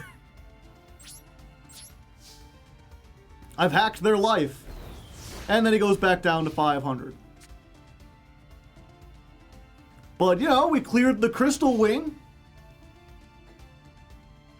Are we actually trying to play Thousand Dragon? Yeah. Okay, normal summon Ash. Going to battle. Oh, buddy. I'm so sorry.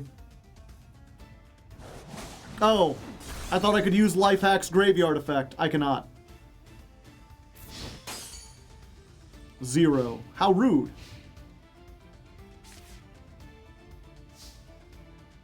Okay. We draw on a card. That's kind of unfortunate, actually. Actually, no, we're fine, I think. We just have to do this in the right order. So, we normal summon Alkanix. We use the effect. We get impermed. What happens if this thing is destroyed? You could special summon the Garunix. Okay. So if this card is destroyed and sent to the graveyard, special summon a Garunix from your deck in defense position. Yeah, we're going to save the life hack. So what we're going to do is activate this. We're going to destroy one monster. We're going to destroy the Ulcanix. We're going to add... I guess just another... No, Barong's like a good 1800 that seems like it would be good in this situation. Destroyed by card effect. Yeah, we're just going to get Barong. Barong. And then that triggers this effect. So we get this in defense mode. Which is slightly bigger than them. And then we will pass the turn.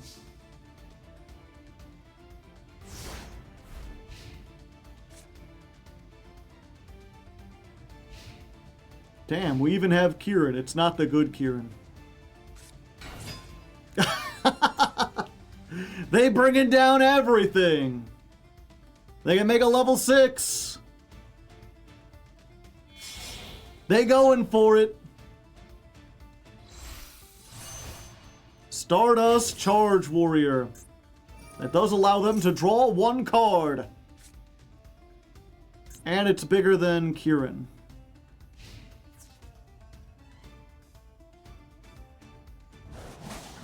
Okay. Destroyed by battle. We can use this effect. That allows us to summon...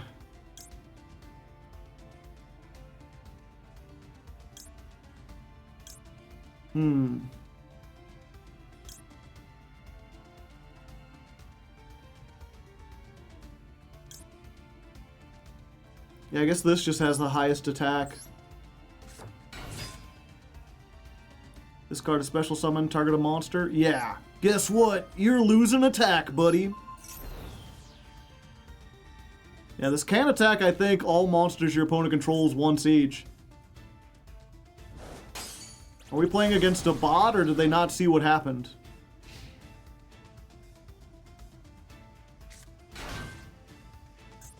Oh, they wanted to get rid of it for Terror Top. You could have just normaled. No, they normaled the other thing. Uh-oh. Colonel Clackers. Oh, they clacking, baby.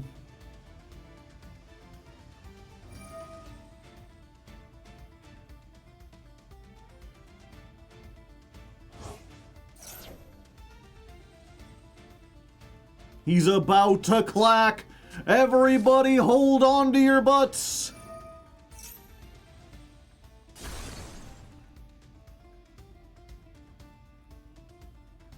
We might be cooked. We might be. Clear wing synchro.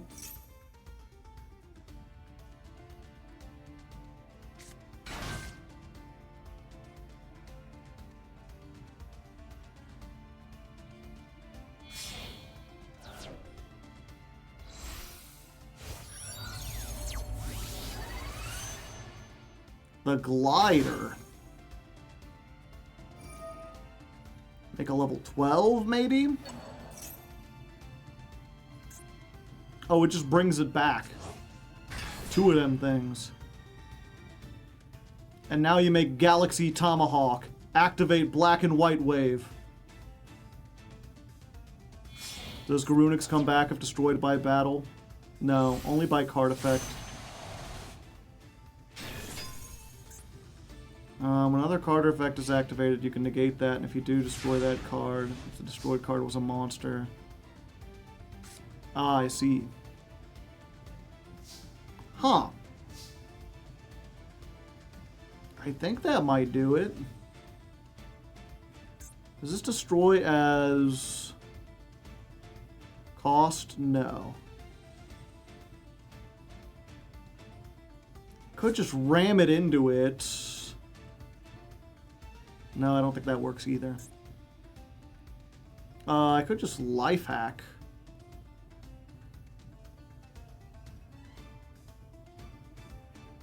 Yeah. We just life hack again.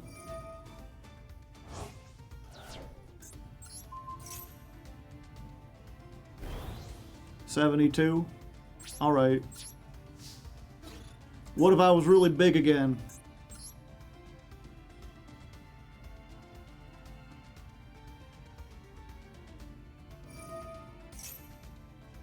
Banish that card, your monster gains 700.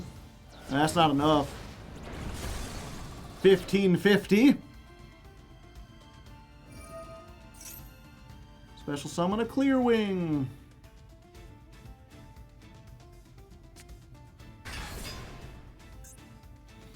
When your opponent activates a monster effect, you can activate this until the end phase. This card is unaffected. Okay.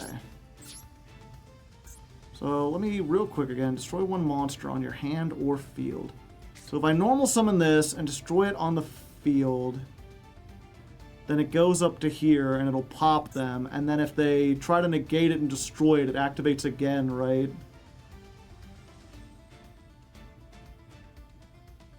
Can I get out of the battle phase, please? Oh. Well, we finally did it. I don't know how or why we did it, but we did it. Yay us. We finally ranked up into Silver 1. It took all day, but we made it. The deck's not completely terrible, as long as it goes against bad speedroids.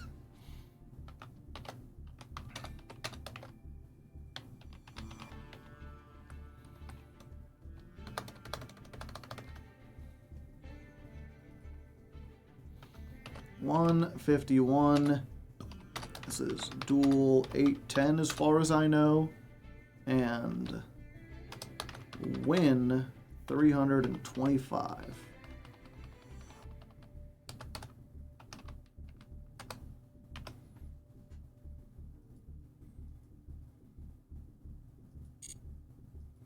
So close to gold.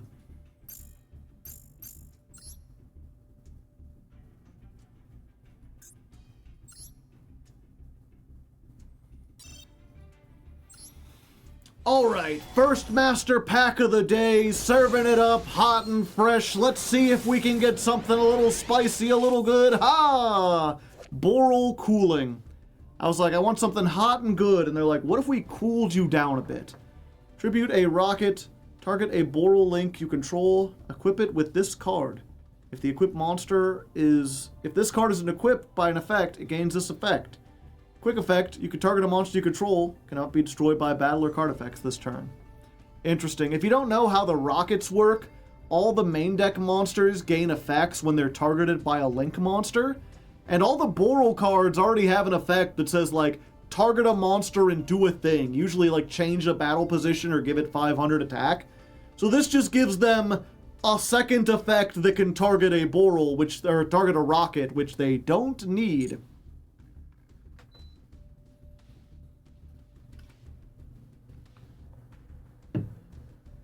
Okay, next up we got Bravo, Fighter for Hire. Just another for hire. You need a whole bunch of these. They don't work with anything else. They've got to be solo.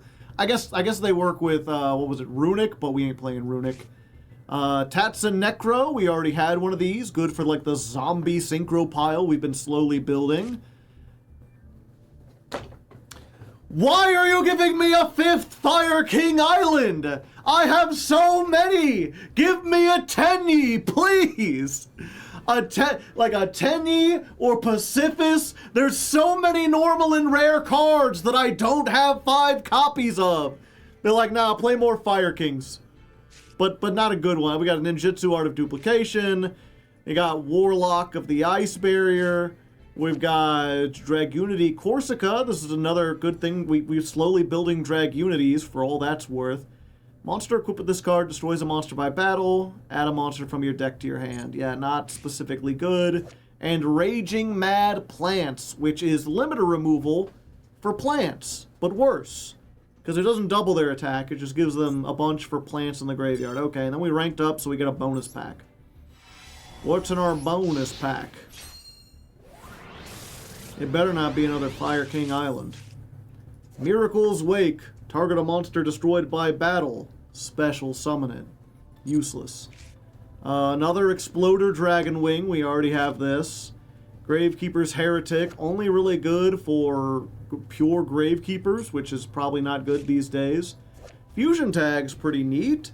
Target a monster you control, reveal a fusion in the extra deck, and if you do, the targeted monster's name can be treated as the revealed fusion monsters if used for fusion material this turn. If we had more consistent access to fusion, or more like named fusions that were good, we could use this.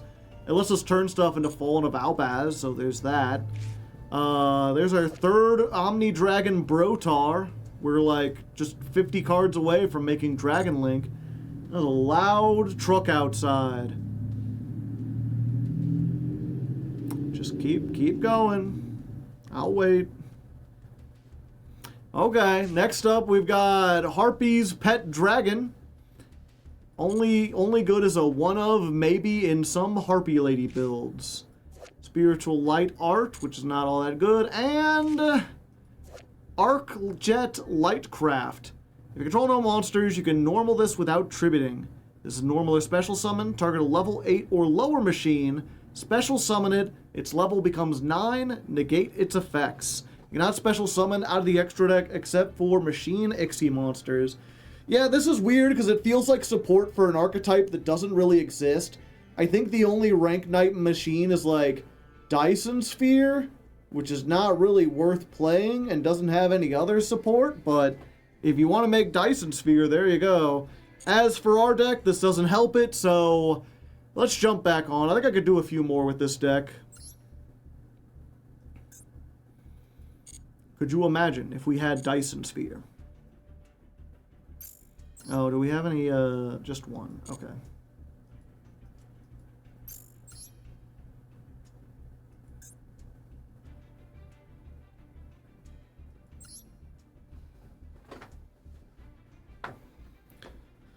So I falter with the afterthought. I keep on running like a chicken with its head cut off. Looks like we're going second, but we're up against our good friend Wooly! Wooly the Bot, ladies and gentlemen, about to rank up in Silver 1. They'll get there eventually if they can decide, well, never mind.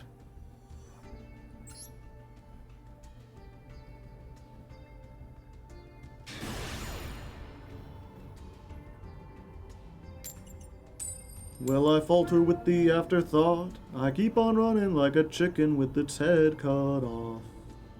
Something, something in an Argonaut, a bird brain, baby, I don't think my head is coming off.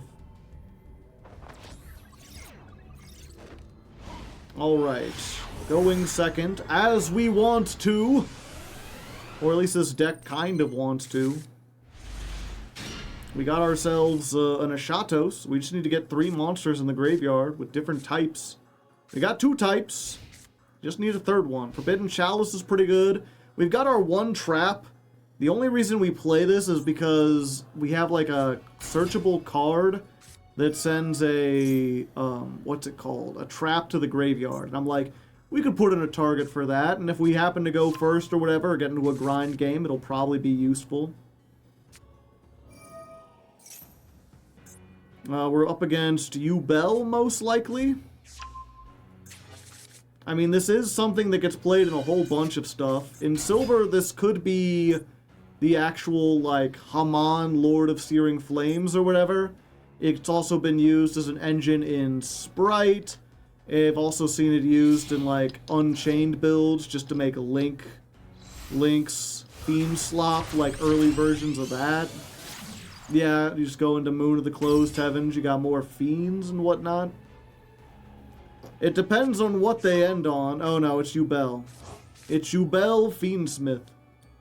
Ubel.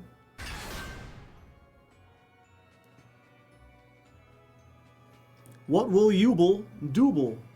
We'll see. I'm gonna let him go. The thing about Fiendsmith is, depending on how good they are at the combo or what they make, this board could be almost useless to them, or it could be absolutely, like, unplayable as far as... Ugh. It could either be could either do nothing to us or it could like win them a game immediately, right? Like if they make wave high King Caesar, that really does nothing with the cards we have. We have very few things that like special summon. And if they make, what's his name, that fusion that can just like blanket negate like 5 things, then we're dead.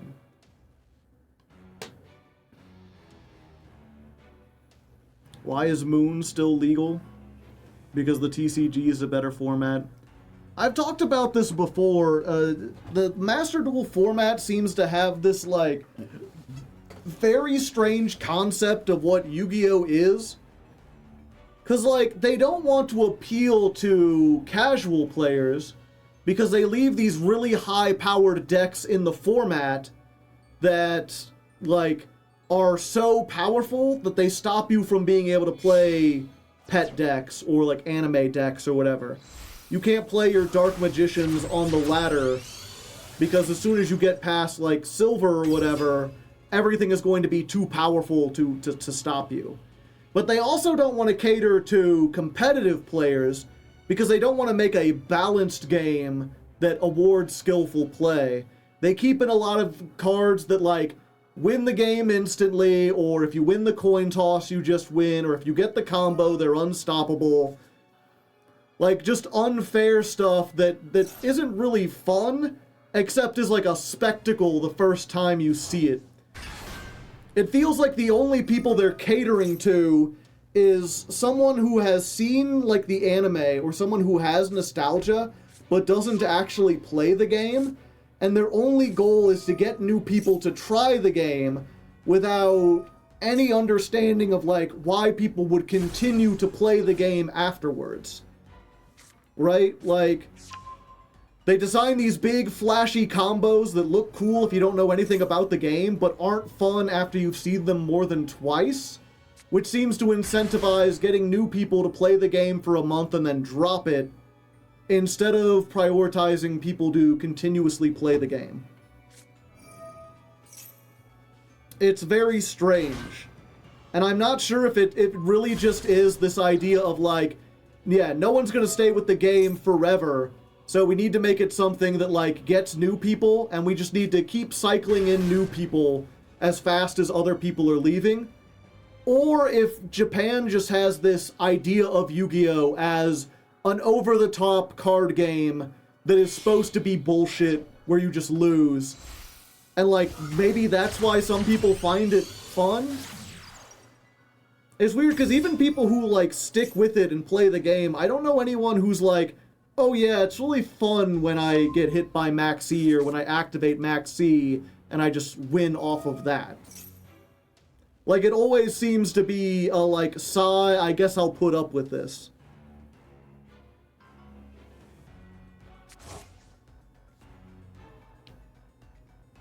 If you're not a turbo whale, Konami works against making you play Master Duel. It's crazy. Okay, yeah, we were waiting this whole time. I was like, this is what I was talking about. Desiree, we cannot play through. We don't have any way to get cards in the graveyard, and if they negate a card that stops it, then we're just, like, doomed. But it gave me a thing to rant. Comment in the comments if you like rants, or if you'd like to keep them out in the future. Duel 143. Loss 487. Mostly just a rant, but worth keeping in to see what people think. Keep in the rants. And I know that you all like them.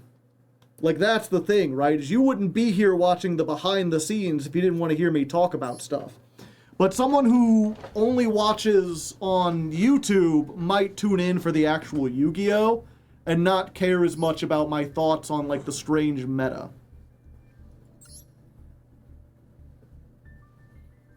But yeah, I will say it has been really interesting. I've talked the last couple streams about how I've been learning to play Magic the Gathering, because I got friends who were really into it, and I couldn't get them into Yu-Gi-Oh! Or whatever, so I've finally just been like, fine, I'll play Magic.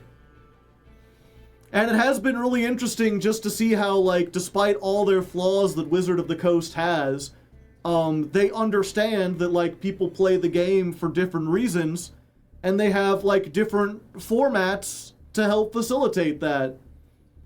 Even within, like, Commander itself, like, even the one format, they have 5 brackets that they've made, which I find really interesting, because they're like, yeah, there's kind of like some hard rules about the brackets, but the bracket system in general is like, okay, if you're in bracket 1, you're just playing whatever cards you like. You do not care about consistency, you don't care about, like, doing stuff, you just want to play, like, here's my deck about a potato farmer, and I'm growing potatoes, and maybe I win, maybe I don't, but I get to play all the potato farmer cards, and it's funny seeing them work together. It's like, oh, here's my vampire deck. Are vampires very good? They can be if you play them with a bunch of other stuff, but I'm playing pure vampires. That's like bracket 1. And bracket 5 is like, you keep up with the meta. Certain decks just aren't viable. There's maybe like 10 to 20 like viable, competitive, the best decks, and that's what you're playing. And then brackets 2, 3, and 4 are just like various things between them. They're a new thing, and their entire existence is controversy. I wouldn't rule about them, yeah. I find that it's very helpful, especially as a new player, though, because I was like talking with my friends and trying to get an idea of like, okay, so how competitive does your table keep it? Like, what do you do? And they're like, yeah, I've got, my one friend has like 20 decks, so he's like, some of them are 2s, some of them are 3s, some of them are 4s. They're like, realistically, unless you're going to a tournament where no one's playing bracket 5, like at a regular table, and no one's really playing bracket 1 unless you're like a role player or something. Bracket 1 really is just like, for people who like the lore and want to role play as the characters from the story.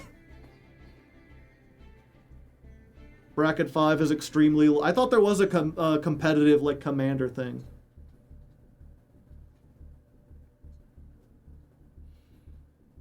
I really like the distinction between bracket 4 and 5. Meta versus optimized, yeah.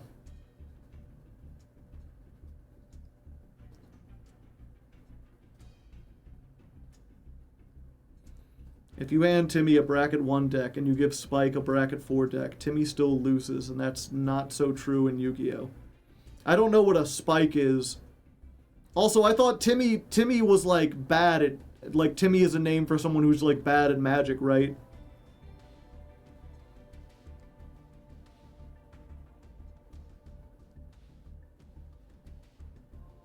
Timmy likes big things.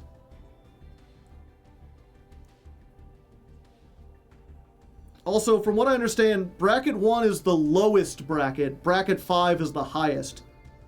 So you're like, if you give Timmy a bracket 1 deck, he still loses. Like, well, yeah, bracket 1 deck is losing against any other bracket. It's the, like, hyper-casual one.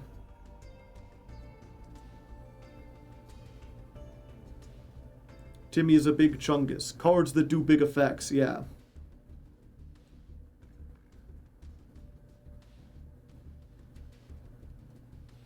Vorthos, Racket 1. He's the role player, yeah.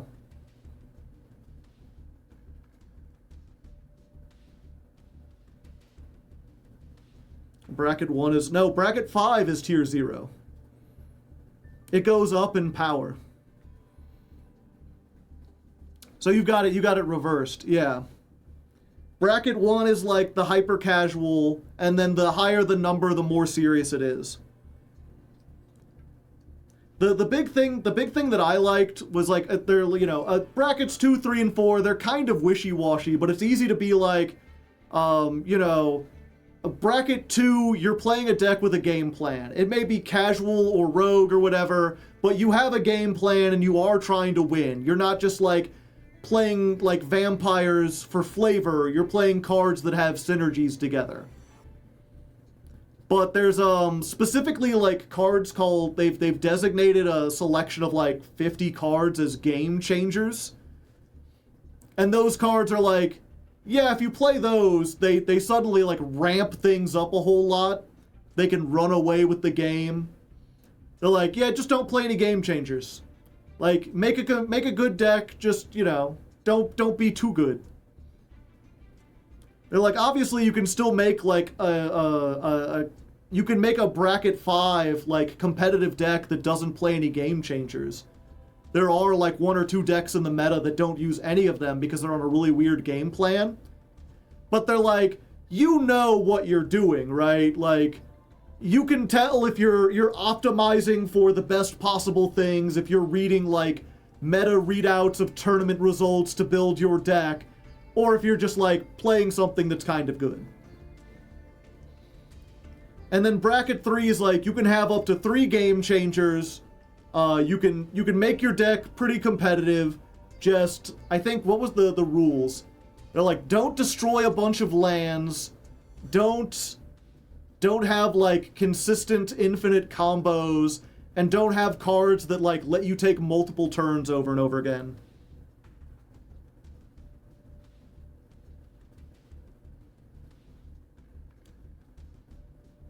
No 2-card combos, infinites, yeah.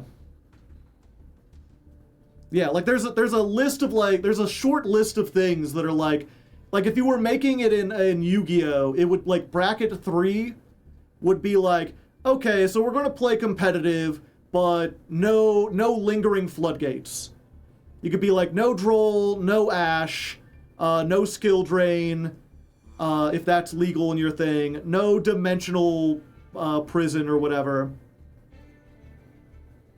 Nothing that's just gonna be like, oh, you can't do anything for a deck, but you're still otherwise making like a good deck.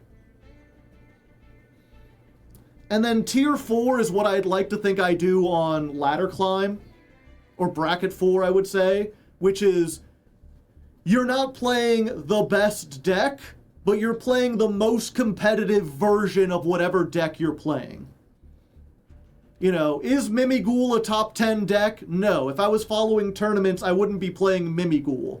But I am playing, like, Fiendsmith Mimighoul that has all the newest best stuff, that's decked out with the best hand traps. I have Droll, I have Maxi, or whatever.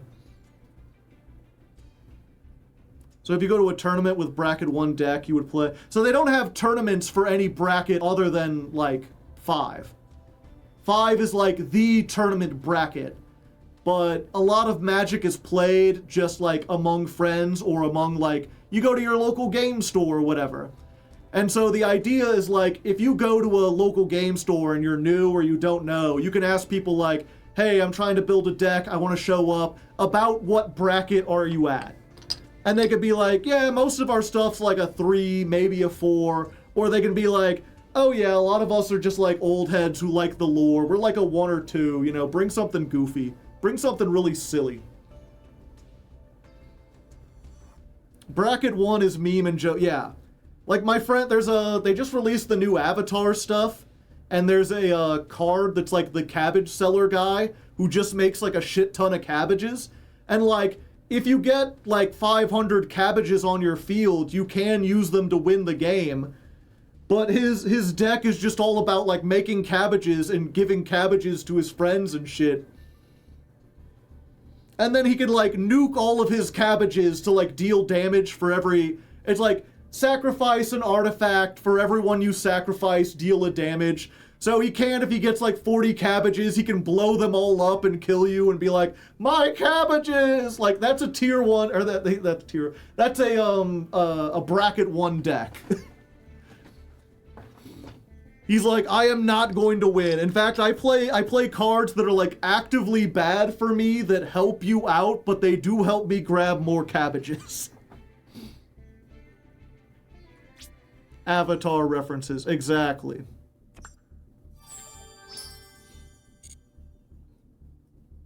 And yeah, and so all of this is to say though, the fact that they, you know, this is not like, again, they don't have tournaments in the different brackets. But the company is putting out stuff saying like, yeah, here's how we recommend you divide things. And then when they release new cards, there's cards intended for every bracket.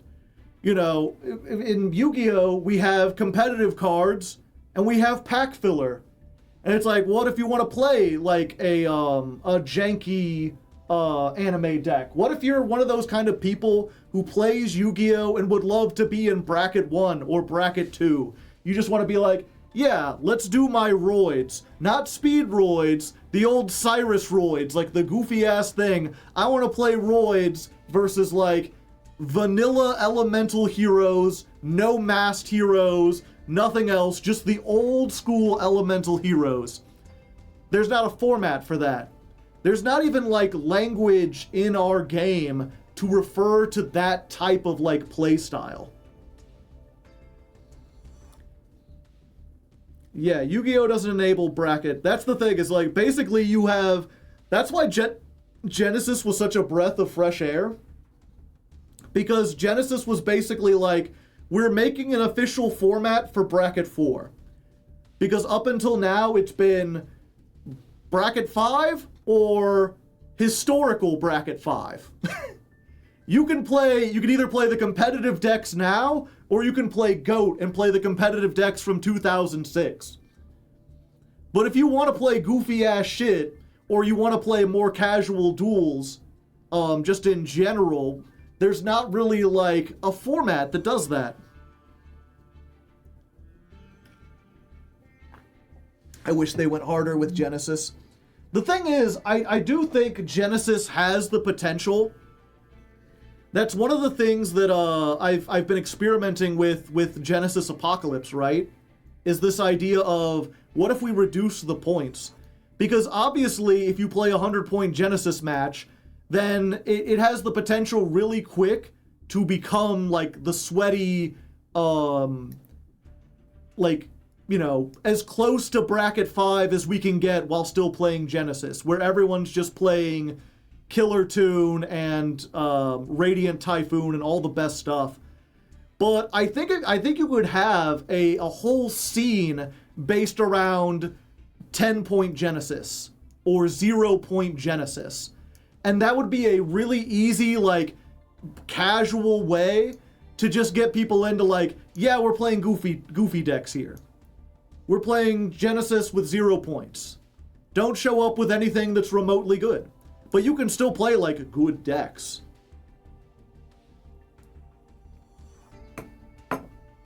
Evil Joseph doesn't make many good points.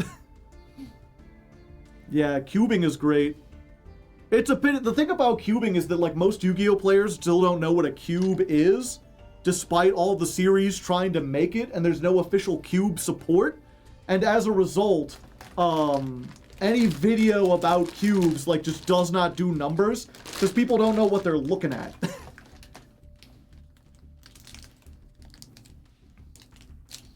You're lucky if your locals even plays Genesis, yeah. We all agree the person that made Killer Tune 30 points can go fuck themselves. A little bit. I mean, that's the thing, right? Just unfortunately, because it's an official Konami thing, they still have to sell new cards.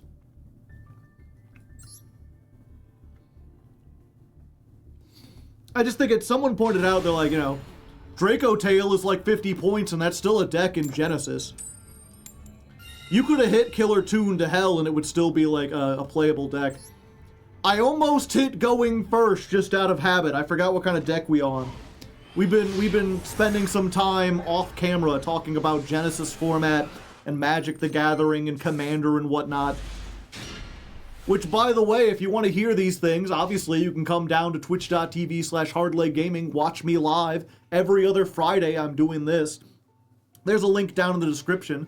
Alternatively, I do have a YouTube channel I don't talk about much called Raw Hardleg, and that is just all the stream archives. Like, I cut out some music and some, like, dinner breaks or whatever, but pretty much everything. If you want to see, like, every single duel, uncut and unedited, with all the rambles in between, there you go. Also, our opponent is playing Harpy Ladies, like a very slow Harpy Lady variant. Unfortunately, we don't have anything good at the moment. Let's see. We can fusion summon a Dark Fusion. What are our targets again? This is a level 8 or higher. This is just a dark monster. Okay. So we can make this. We could try to. Let's go ahead. We'll do this. Clammy Sundew. Fusion summon the Chimera Rafflesia. With this.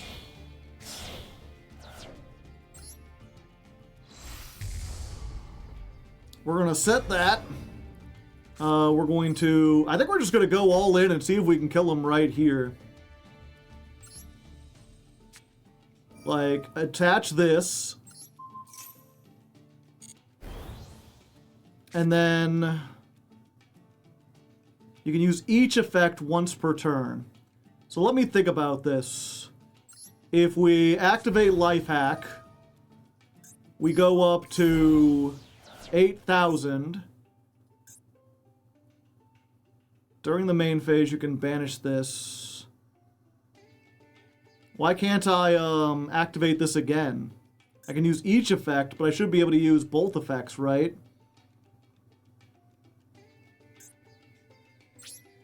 I thought I could use both effects. 8,000. They only take half. I summon Vile Plume. And then, yeah, I can banish itself, but why would I want to? Target a monster. Any damage is halved. That monster's attack becomes equal. During your main phase, you can banish this. Target any one face-up monster. Any damage is halved. Also, that monster's attack becomes equal. Oh, equal. And Harpy's Feather Duster. That's why. I thought it was gains equal to the amount, not becomes equal. It's already 8,000, yeah. So I should have done that first and then equipped Mage Power, and I would have done an extra 1,000.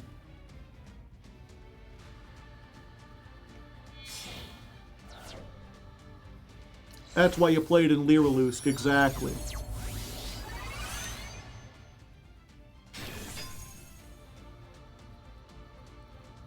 Okay, we slashing, and I'm dead. I'm a deadman.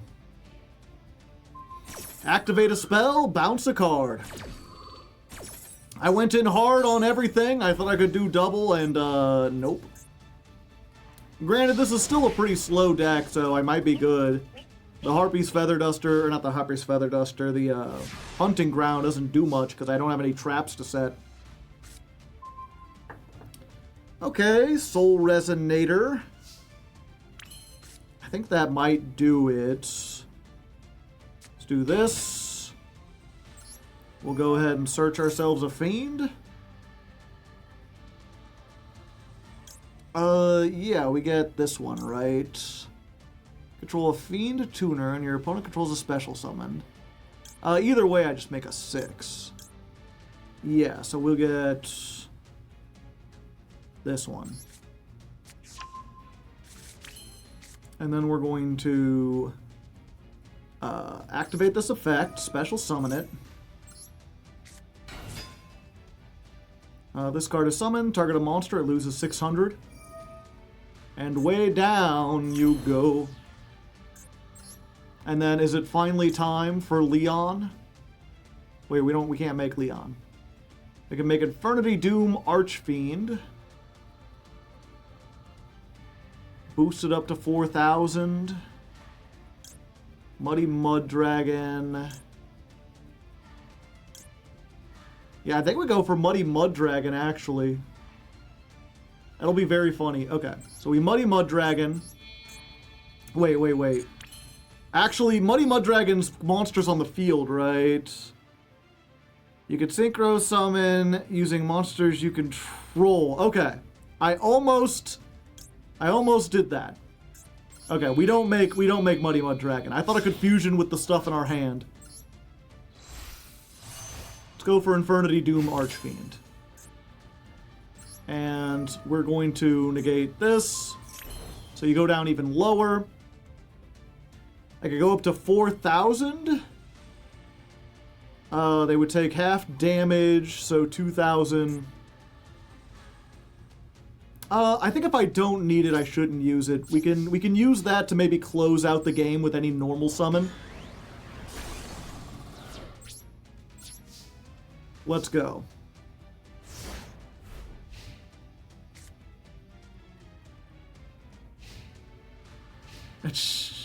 Foreshadowing.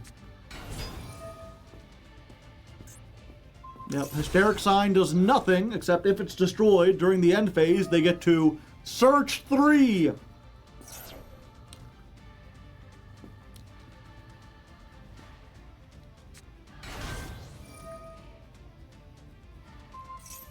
And then they must destroy themselves, because Harpy's Hunting Ground is mandatory. If you summon a Harpy, you must destroy a spell trap.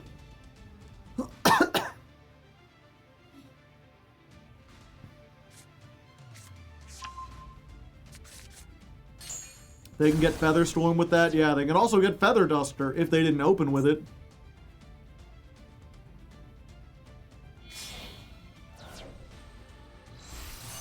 Okay, so they make another one.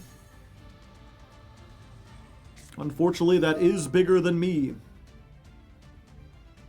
Target 3 Harpies, shuffle them into the deck, draw 1. Or draw 2! They're going to go +5 this turn. Goodbye, Infernity Doom Archfiend.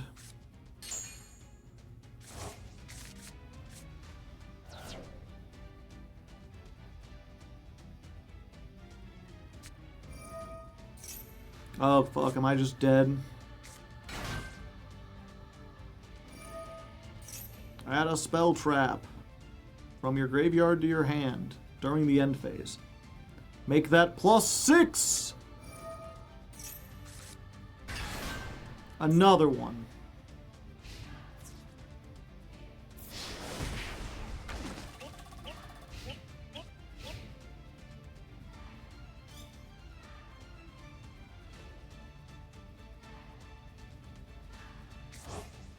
Okay, so they get to add that back. Then they get to add 3 cards from their deck to their hand.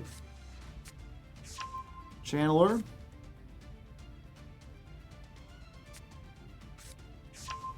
Perfumer.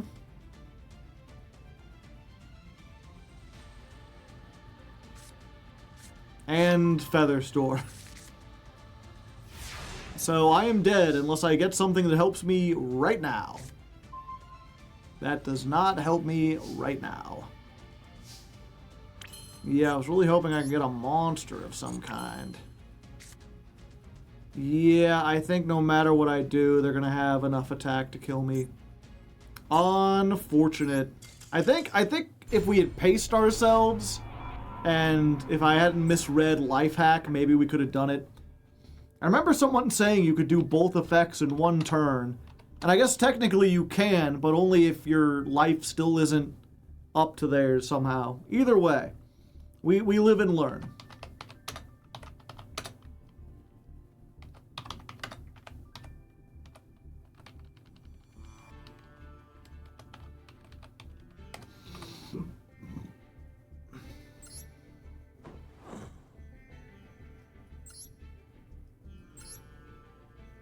You could do it on 2 separate monsters. Ah! I see, I see.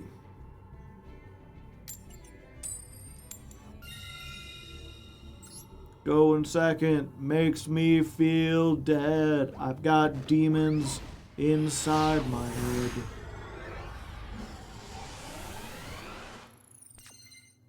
They got the Labyrinth Field. Well, we've got Burning Dragon and a bunch of spells. So, like, if they set 5 pass, we might actually be able to, like, blow their socks off.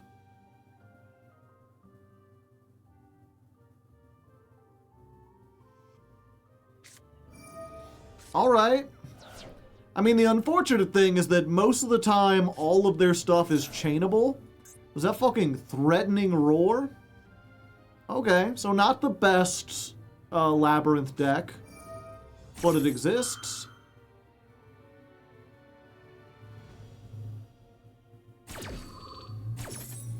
Anti-Tempai, they've they've been wronged too many times.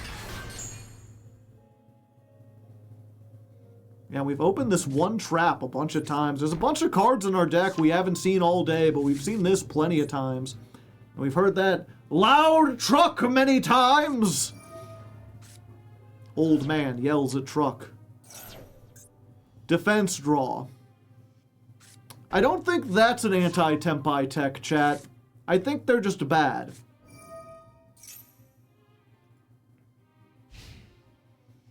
Okay. Draw a card.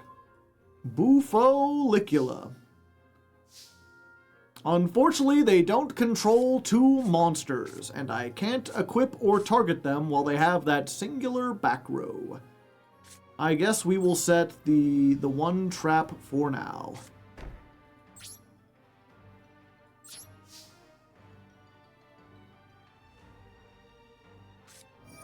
Now they have two cards. Yeah, I think we do this.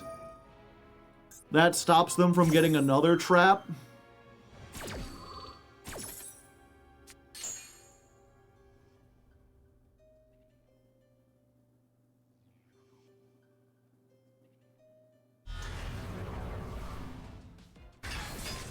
And is this... This is when a monster leaves the field, right? Another monster. Okay, so they can blow that up. But it don't really do a whole lot. I just gotta hope they can't kill me with this turn.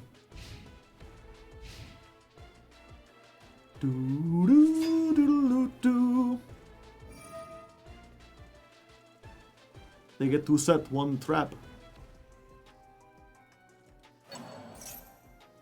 Are they going for the welcome labyrinth so they can get the pop and another monster? No, defense draw. I'm taking almost 6,000.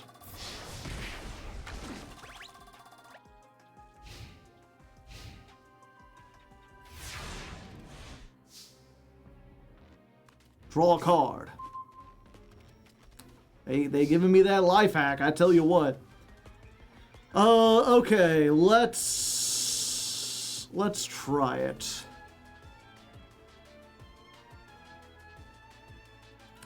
We activate this. Yeah, I think we send the fire recovery. Because we don't have the other discards for it. Blow up all the spell traps on the field. I was worried about that.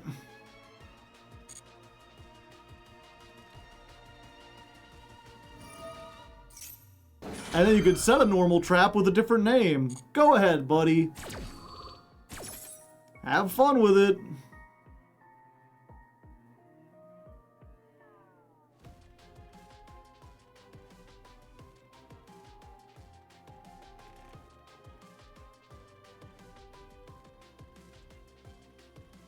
If they're smart, they'll have rollback, but I don't think you play rollback with, like, threatening roar and defense draw.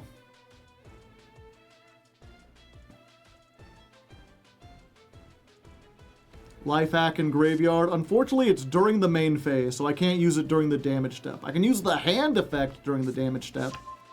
No, they got fair welcome labyrinth.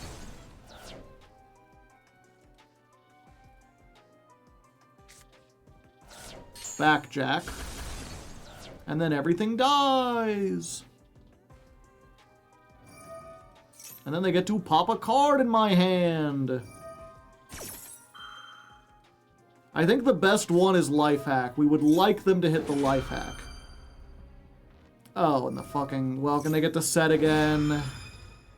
So they just get everything back. I was like, and then this won't have protection, so I can hit it with the Parasomnia pillow. But I won't be able to.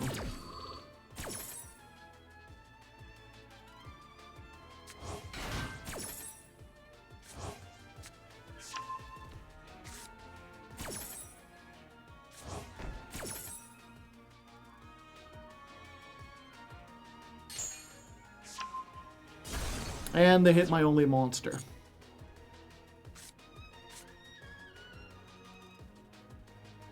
Okay. So I can still equip this to you.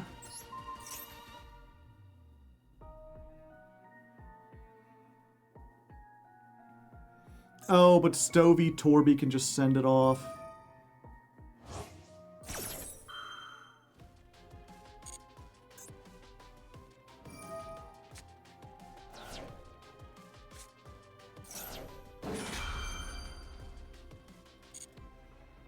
Oh, they're not... Okay.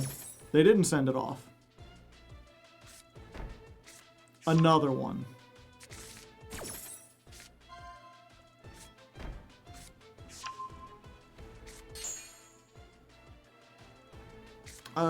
Yeah, I think I'm dead regardless, but we'll see.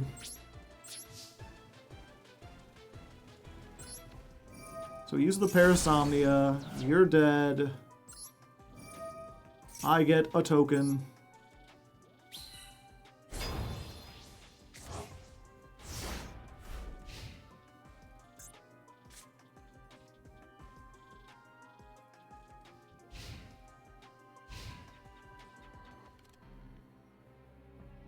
Yeah, my only hope is just that they don't use the Fair Welcome Labyrinth.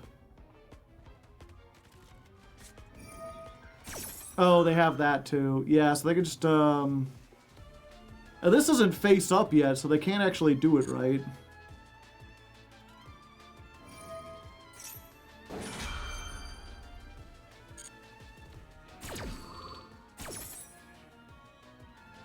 Life hack seems useless. If we can get 2 monsters on the field, we can OTK. If nothing else, it's like removal if we can get any monster on the field. It's also, if nothing else, like we can double their attack, but we take half damage. Of course they're playing 2 Lovely Lady as well. Why not?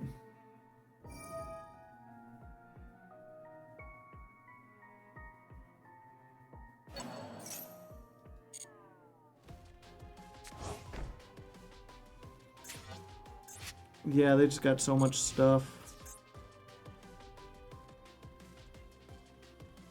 So when an attack is declared, damage calculation. Surprise. 2,500. We got him.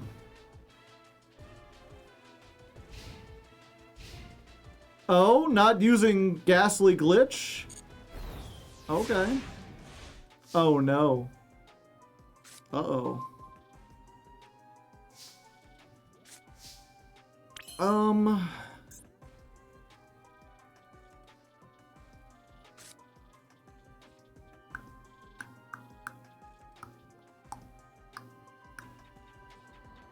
Okay, we're going to normal summon Ulcanix.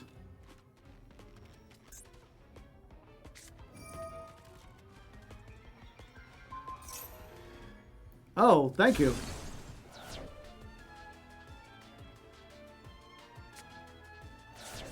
I was kind of hoping you'd do that.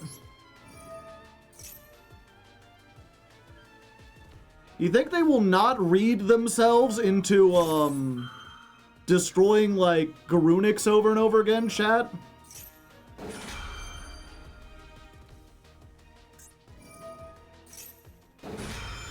Yeah, wait, they're gonna destroy this, and then they've got to destroy something with this. Oh, wait, no, they did the other one.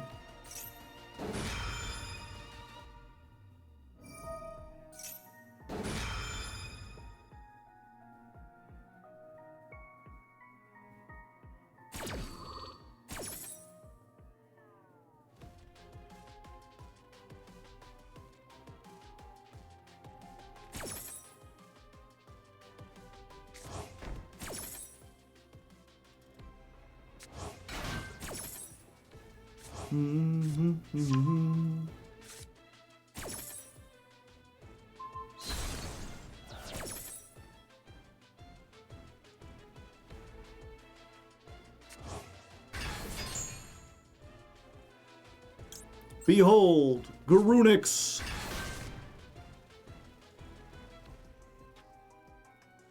I wonder if this would have been too broken if they could, if it just summoned in attack mode. I guess that's too much attack for the Fire King deck.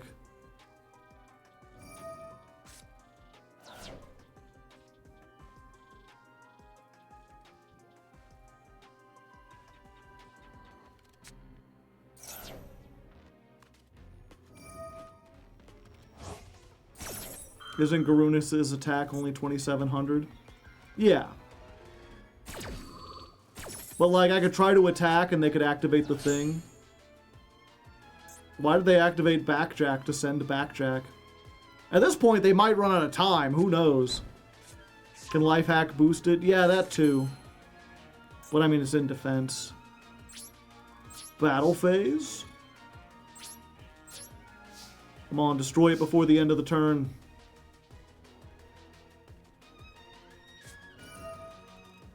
Yeah, thank you, buddy. I appreciate it.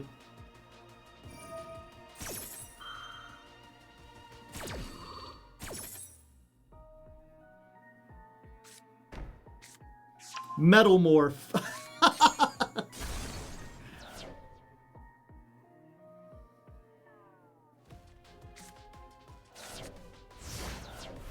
All right, during the standby phase.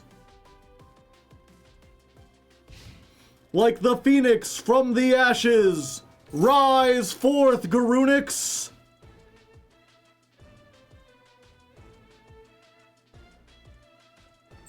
Caw-caw! Birdman! Oh yeah, this can't be destroyed. Well, you know, at least we got to see the effect go off once.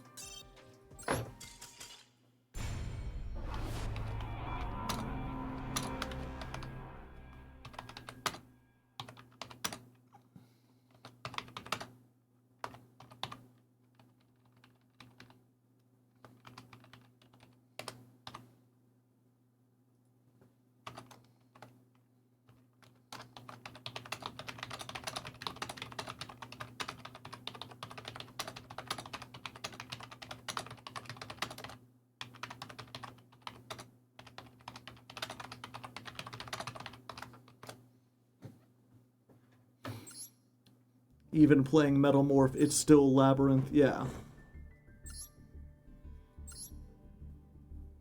It's like a very unoptimized Labyrinth. It's 57 cards, which I play as like a joke.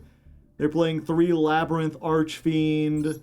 They're playing Diabolica. They've got a Trag in there. They've got 2 Labyrinth, 2 Setup, 2 Metal Morph. Ring of Destruction is at least a trap that removes a monster, but like none of these. I guess a Memory of an Adversary technically works. Barrage, Fair Welcome, and 1 card in the extra deck. Barely understood this game, but I know how to play Gem Knights after watching your video. Nice.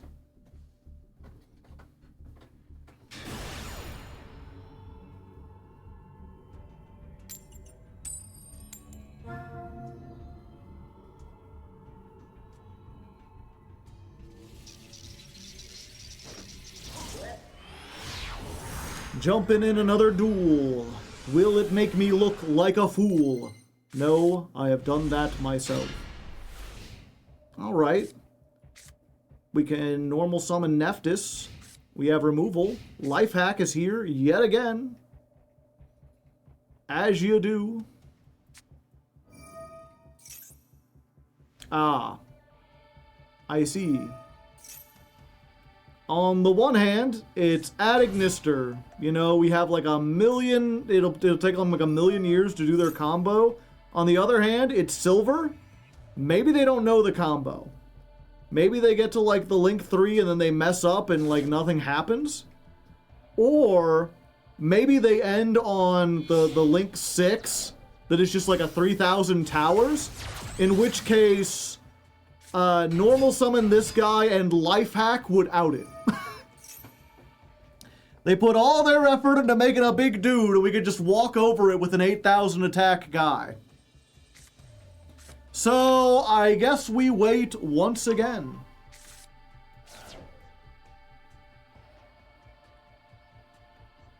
But you know, this gives me time.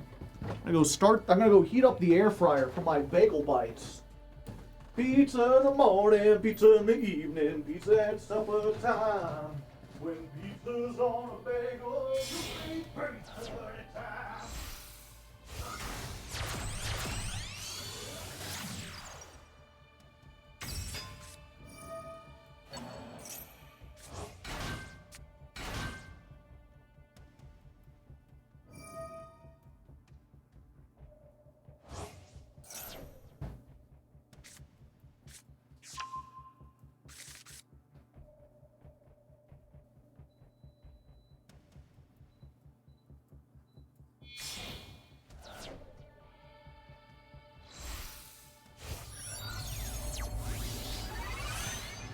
How's the combo going, Chad?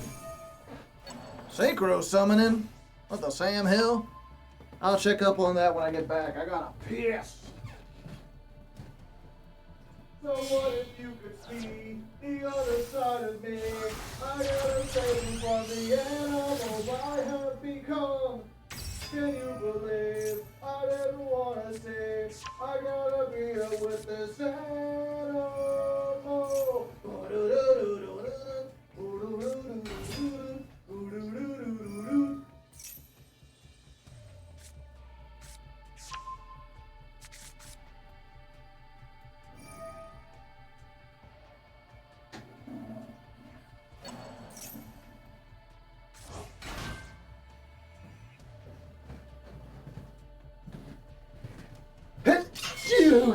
Pardon me.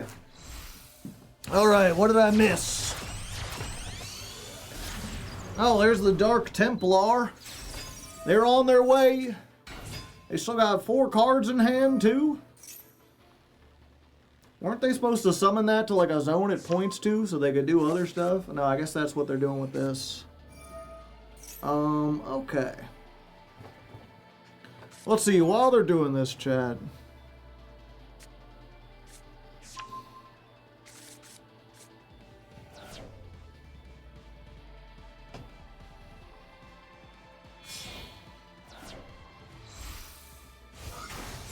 Let's get, what do I know off the top of my head? We'll get this one on there.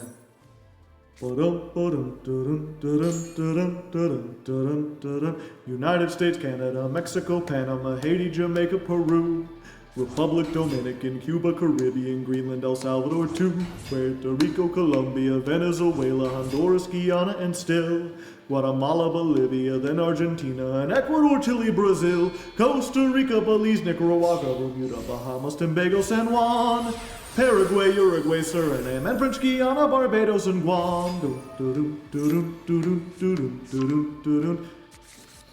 Norway and Sweden and Iceland and Finland and Germany now one piece. Switzerland, Austria, Czechoslovakia, Italy, Turkey, and Greece. Poland, Romania, Scotland, Albania, Ireland, Russia, Oman, Bulgaria, Saudi Arabia, Hungary, Cyprus, Iraq, and Iran. There's Syria, Lebanon, Israel, Jordan, Yemen, Kuwait, and Bahrain. The Netherlands, Luxembourg, Belgium, and Portugal, France, and Denmark, and Spain. India, Pakistan, Burma, Afghanistan, Thailand, Nepal, and Bhutan, Cambodia, Malaysia, then Bangladesh, Asia, and China, Korea, Japan, Mongolia, Laos, and Tibet, Indonesia, the Philippine Islands, Taiwan, Sri Lanka, New Guinea, Sumatra, New Zealand, and Borneo, and Vietnam, Tunisia, Morocco, Uganda, Angola, Zimbabwe, Djibouti, Botswana, Mozambique, Zambia, Swaziland, Gambia, Guinea, Algeria, Ghana, Burundi, Lesotho, and Malawi, Togo. The Spanish Sahara is gone. Niger, Nigeria, Chad and Liberia, Egypt, Benin and Gabon, Tanzania, Somalia, Kenya and Mali, Sierra Leone and Algiers, Dahomey, Namibia, Senegal, Libya, Cameroon, Congo, Zaire, Ethiopia, Guinea, Bissau, Madagascar, Rwanda, Comor and Cayman, Hong Kong, Abu Dhabi, Qatar, Yugoslavia, Korea, Mesopotamia, then Transylvania, Monaco, Liechtenstein, Malta, and Palestine, Fiji, Australia, Sudan. The nations of the world, chat. And I guess Vatican City is in there too, you know. Uzbekistan, that didn't exist when that song was made. They're still going. I thought they'd be done by now. And yeah, I did not create that song. It's from an old cartoon called The Animaniacs, way back in the early 90s. Do I know any other, like, educational songs? The sun is a mass of incandescent gas, a gigantic nuclear furnace where hydrogen gets built into helium at a temperature of millions of degrees. The sun is hot, the sun is not a place where we could live. But here on Earth there'd be no life without the light it gives. Did people not know that reference? Some don't. Yeah, that was like a song in the 50s, and then They Might Be Giants covered it in like the 80s, and it got kind of popular. And then 20 years later, they made an album that was all science-related songs, and they included a re-release of that, immediately followed up by a song called How Does the Sun Really Shine? Which is more like ba-dum, ba-dum, ba-dum, ba-dum, ba-dum, ba-dum, ba-dum, bum, bum, bum, bum. The sun is a miasma of incandescent plasma. The sun's not simply made out of gas. No, no, no. The sun is a quagmire. It's not made of fire. Forget what you have heard in the past.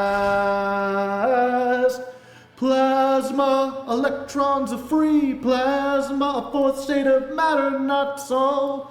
Not liquid, not solid. Plasma, forget that song. Plasma, we got it wrong. That thesis has been rendered invalid. Oh, okay. They're done. They didn't just go in on the thing. I have no idea what we're looking at. What is this? Gains 2,500. Opponent activates a monster effect. You can remove one, negate it. Quick effect. Target cards up to the number of different types in your graveyard. Return them to the hand. Okay. So we can hit this and just put that back into the back rooms. No, they've got a spell trap negate. I wasn't even paying attention. When did they go into that?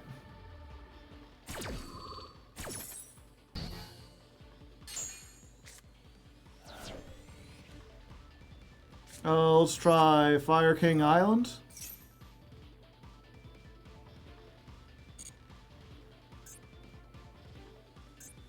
Let's go ahead and destroy one monster. Yeah.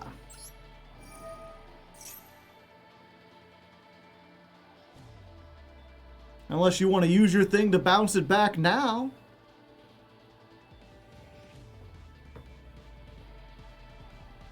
They did not. So we'll destroy this. We'll get this, I guess.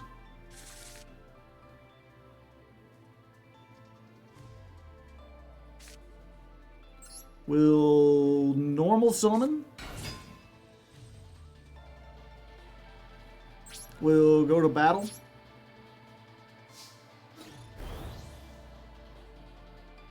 That's more attack than I thought it would give.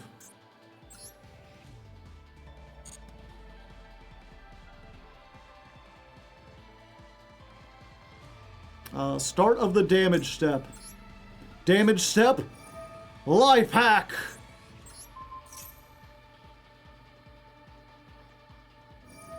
You could do that at the start of the damage step. That's bullshit.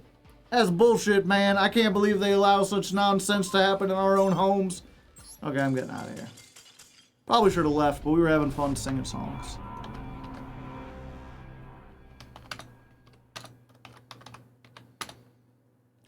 Duel 814.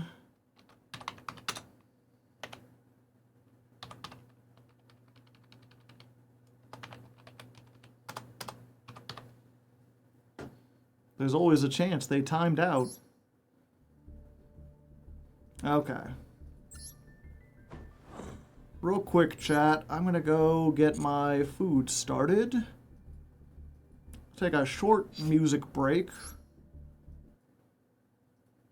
Assuming you are subbed or you have Twitch Turbo or whatever. If you don't, I'm gonna do a thing and play an actual ad. I need money, Chad. I'm sorry to say. I tried to stay true to my values and not have very many ads, but I need to have at least some amount of ads. For what it's worth, you have my apologies. If you know, for what it's worth also, don't pay attention to the ads. Just mute them, go take a bathroom break, go grab a drink or something. We'll be back in like a minute. And for those of you who are not here, or who are still here, well, first of all, thank you if you're a sub. Or you got Twitch Turbo. That helps quite a bit. How the sun really shines. Trying to make a living? How dare you? I would like to make a living without shilling out products that probably scams or nothing else artificial. Okay, enjoy the song. Did you enjoy that, chat? It's a little better than my cover, I think.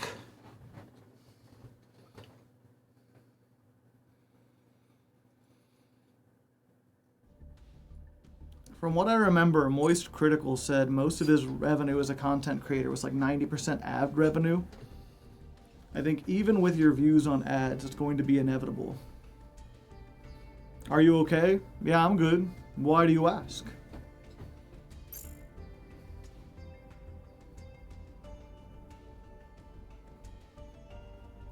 But yeah, what was it? So, Critical, here's the thing. Critical ad revenue is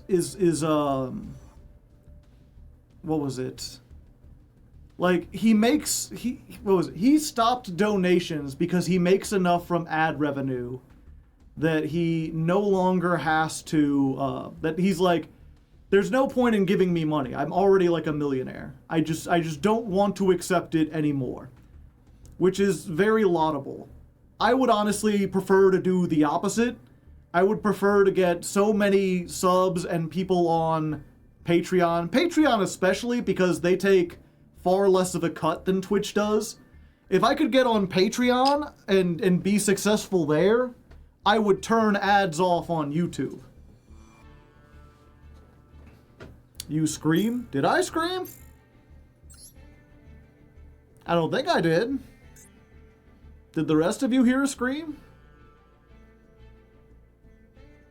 7.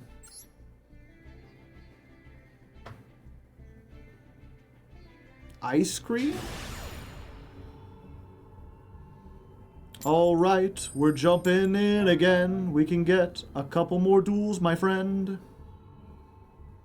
Looks like we're going up against a bot. If I had to guess, the name is like, you can't see it behind me. It's just a bunch of like random numbers and letters.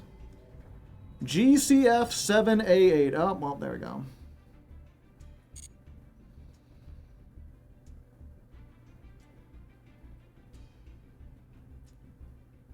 You would still ads regardless, even if you turn them off. I'm not sure what you mean exactly.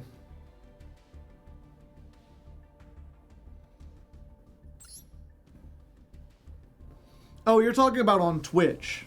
I'm talking about YouTube. Yeah, Twitch will give me ads no matter what. But I can keep them to a minimum. Going second. We're up against Wooly, which the last couple times we played against Wooly, they just disconnected, but I'll take a free win. It's been a long day. I can get a free win.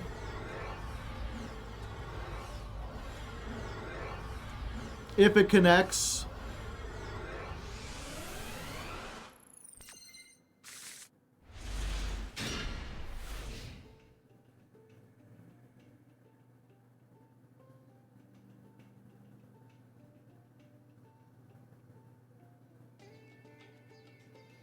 On YouTube, YouTube will put ads in your videos even if you didn't put any in yourself. Will they? I thought you could, like, have an unmonetized video. And that they wouldn't put ads on it. Or is it like, yeah, they put ads on it, you just don't get any money from it?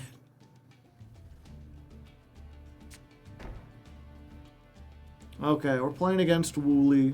And yeah, if you're wondering what we're talking about off camera, just ads in general and monetization. I'm not sure if I've mentioned it on Masochist Challenge specifically, but I hate ads with a fiery, burning passion. I would prefer if I did not have to deal with them. Unfortunately, the realities of this job, like, I don't think I could afford to do it without putting ads on stuff. And with how things are getting, unfortunately, I have to put slightly more ads than I would like because I'm not making as much money as I used to. So I'm doing that, but I don't like it. If possible, I would prefer to run entirely off of Patreon and just get funded by the people who enjoy the things I make. Do we make Infernity Doom Dragon? Do we just doom them? I think we do. Wait, this is discard a card, get a monster back. I was like, we could make the relinquished fusion, but against the bot, that ain't gonna do anything, is it? Yeah, so we'll just make this guy. Infernity Doom!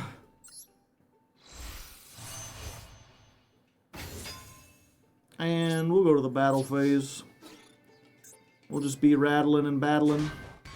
Doomdog Orthos. Yep, that seems like someone just pulled the latest pack and didn't have to worry about anything. Do we mage power this? Probably. Yeah, I'll mage power. I'll mage power and I'll set a card. Just make them big. Q8 ads or company forcing us to see them. I hate specifically okay, so the real thing I hate is lying, is deception and dishonesty. Which seems like, it's weird because I feel like saying that is almost like, well, obvious. It's like saying, you know what I hate? Murder. It's like, yeah, I feel like most people are against murder. And yet, I don't know what it is about the internet or advertising, but if you look back at like the history of advertising, what people considered lying and misleading has been degraded so much over the years that most people just take it as commonplace.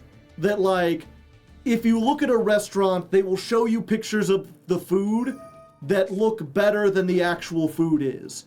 That is like not a realistic depiction of what you're actually looking at. And that used to be illegal.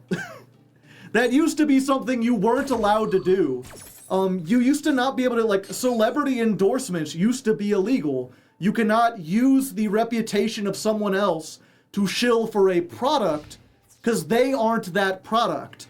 And trying to get people to associate two unrelated things is underhanded and deceptive. Like, you're lying to people. You're trying to trick people into thinking that because, like, Shaquille O'Neal says these shoes are good, that they will be good because he's good at basketball. And that's not true. That's just like a deception.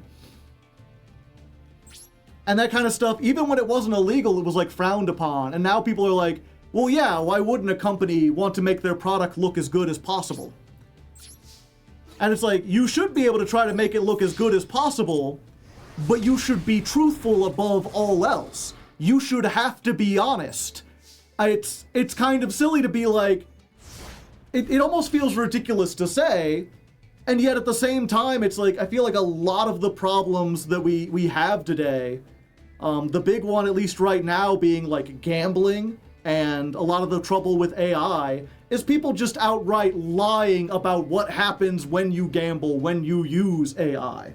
Or being so manipulative and so deceptive about it, that consumers no longer get an accurate idea of what they're doing. And so as a result, I think I would be fine with ads if we completely overhauled like the regulations around advertising. But realistically, it is easier to imagine a world where I can make enough on Patreon to stop doing ads than it is to realize a world where I can change society to want ads to be more truthful. If that makes any sense. Can we get extra damage on board? Not a lot, but it might be enough. We can activate this.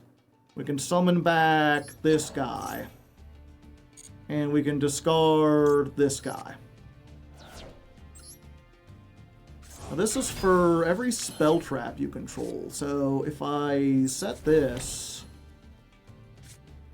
we're not close to 10,000 dragon. We're like halfway there, but we're almost there. Either way, I think this is enough for damage, enough for gain. Yeah, so we get a gain. Thanks again, Wooly. You gave us a free pack, and you gave me an excuse to rant about stuff. Who doesn't like a nice rant from time to time? We include this in the episode with the other rant. This is the rant episode. That was really loud. It's just my water bottle. It's fine. Jump scare. I'm sorry if you were trying to sleep to this. You are now wide awake. Oh, my pizza rolls are done. 308. What is this? A duel. 815. Win 326. I'm also playing against Wooly. Yeah, Wooly's a bot. The charity water organizations that also use celebrities. After 20 years of propaganda, the new generation just goes with it.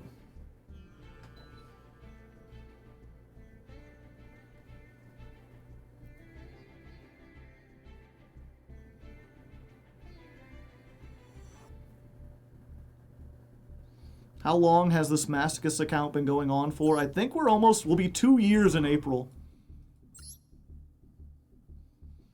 Water bottle gong sound effect. We can make it, yeah. Okay, give me a moment. Let me go see.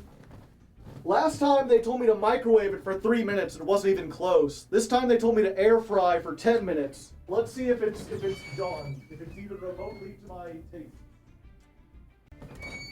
Nope, not even close. Give it about 4 more minutes in the can. That'll give us enough time to open a pack.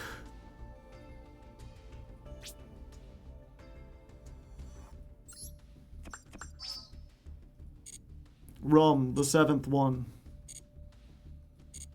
Oh yeah, I guess that would have been good to include. If we draw it for our opening pack.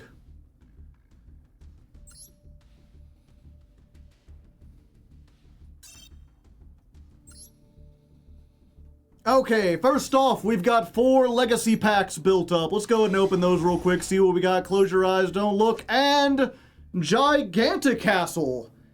That's not a bad pickup. I mean, it's a level 9, generic. It just has, like, it'll have at least 3,000 attack because it's 200 for every non-tuner synchro.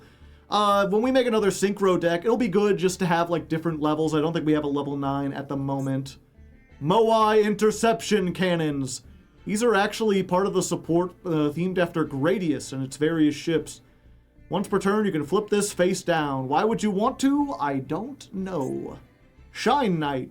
I mean, yeah, he is. He's Shine. It's level 4 while in defense position. Stripping Partner. I mean, I wish. Cannot be normal summoned or set. Must be special summoned by the following effect. If you activate if the effect activation of a monster you control is negated, except during the damage step, summon this from your hand. When this card is special summoned, bot, Joe, yes. Is everything okay? Oh, you're just because of the joke I made. Okay. We'll go back a little bit.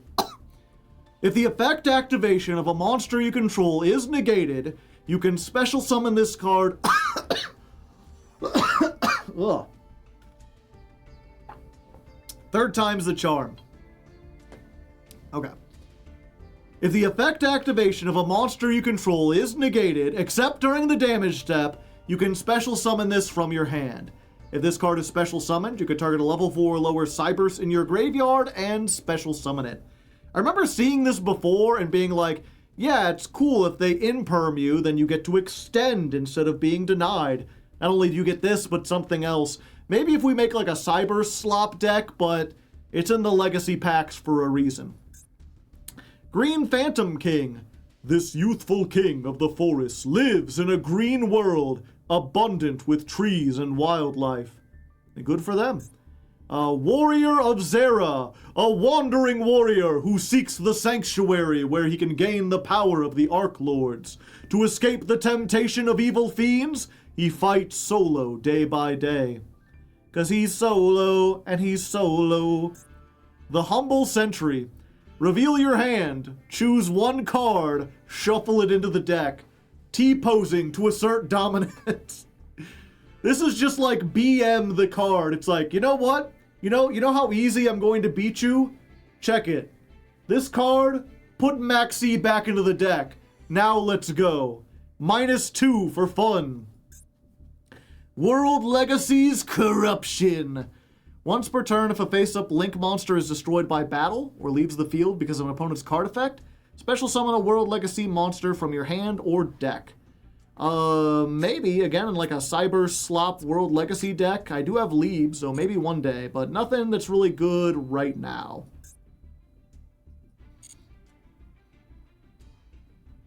Okay, and I'm hearing my bagel bites beep again. Let me go check that before we do the master pack. Alright, these are looking pretty good, actually. Let's try these air fried more often. Not sure if you can see that from there. They've got a nice, like, dark kind of yellowish, reddish flavor to them. Probably a little crunchy. Ooh. Ooh.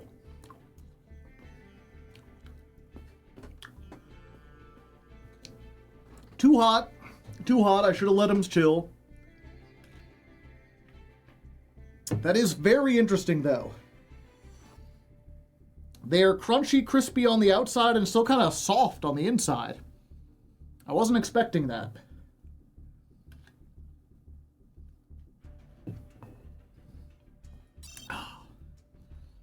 Okay, we'll open this pack while these cool down. One master pack with shiny yellow glory within. What secrets will it hold? Something to revitalize the deck? No, it's a Chemicritter. Much better than Critter, my companion back here, the yellow ox. He does not like the critters. I mean, that's why his name is spelled with a K. These are critters with a C. Not nearly as good.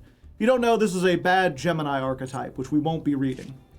Black Metal Dragon. We already have one of these. Having two of them's pretty good. If we could ever get like a good, like, black or red eyes black dragon card. DD Cerberus. Even DD decks don't really play this anymore. Real quick, this is a red eyes card. Okay. Trying to figure out what this can actually search. We got Mimighoul Fairy. Good in Mimighouls and nothing else. I think that's the only Mimighoul we have. Vertical Landing is a Mecha Phantom Beast card that isn't going to be doing anything. Dino Mist Ceratops. Pretty good for any kind of generic pendulum deck we might build. I haven't looked at that in a while. Maybe we'll have to check back. Dawn Thousand's Throne. This is a cheesy-ass card. During each of your opponent's end phases, gain life points equal to the number of times you took battle damage this turn times 500. When a number monster you control is targeted for an attack, except number C monsters, send this card to the graveyard, negate the attack, then special summon from your extra deck a number C with the same number in its name as that number you control by using it as Ixie material. Ixie materials attached to it also become. You can only control one Dawn Thousand's Throne. Okay, this is actually not the one I was thinking of. There's another, like, throne card that, like, reveals the cards in your hands and lets you, like, draw or whatever. Still, not terrible. We do have, like, one number C monster. Again, if we go on that rank 4 deck, we can make something, but they'd have to like attack it, and then we can get like Ragna 0, which is still not really all that worth it, but who knows? Who knows where the future will take us? Okay, last card, shiny yellow. What will we be? Hardleg Seal of Creation. Target a Dragon Ixie. Summon from your extra deck a Hardleg Ixie with a different original name by using that as the material. You can banish this from your graveyard, target a Hardleg in your graveyard, summon it. It's not terrible. I'd have to see what other Hardlegs we got and what kind of like Dragon Ixies we have. Maybe someday we can use this. At the moment, it doesn't look like anything that's going to really change things up. And with that, I think I'm done playing the Go Second deck. I think we're going to switch over to the other one now for a little while, just to make things a little bit easier. Who knows? Maybe it won't work as good. I don't know why I would say that like I'm hopeful. I hope it works a lot better and we can get out of silver. That would be nice. Okay. 4 Legacy, 1 Master. Zwerg Basti. Thank you for the tier 1 sub. I appreciate it. Oh, I burned my tongue. Now I can't taste anything, I don't think. No, I can still taste stuff. It wasn't as dreadful. Yeah, but... Let's see. 1, 2, 3, 4, 5, 6, 7, 8, 9. We did 9 duels. We won 2 of those. 1 was a bot.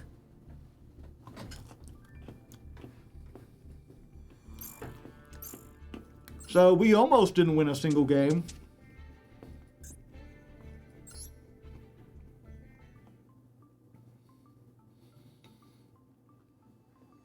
Yeah. I will say these are much better air fried.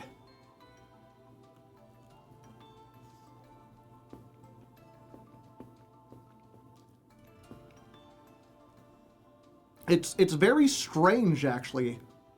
It's not quite like anything... Like, it's funny because I've always had bagel bites, and they never tasted like a bagel with pizza on them. Because the bagel, like, you either get them while they're, like, barely cooked, and then the bagel is, like, way too soft, or you cook it until the pizza on top is actually cooked, and then the bagels are, like, crunchy. This is like a bagel bite.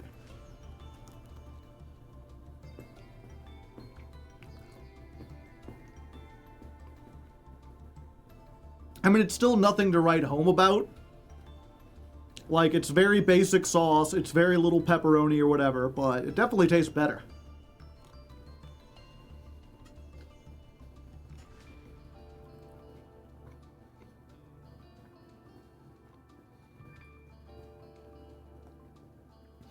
I can't think of anything that is better microwave compared to cooking with other methods.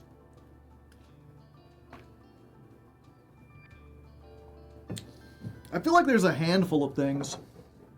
In my case, the one thing that immediately comes to mind is like if you reheat a thin crust pizza. I like my thin crust pizza to be like a little like soft. I don't like the hard cracker crust, you know?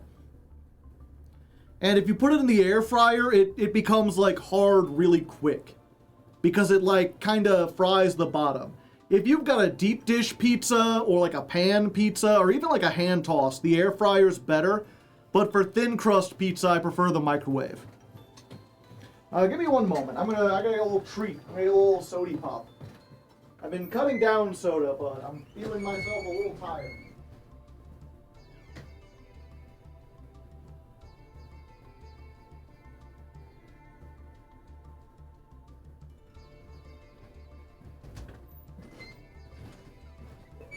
A little Dr. Peppy. I love reheated thin crust. I mean, it's not as good as it is fresh, but it's almost as good. I actually like pan pizza like a lot more than thin crust, but the pan pizza, I get really bad heartburn, so I don't eat it nearly as much anymore. And an actual toaster? Well, la-di-da, aren't you Mr. Fancy Pants with your fancy toaster?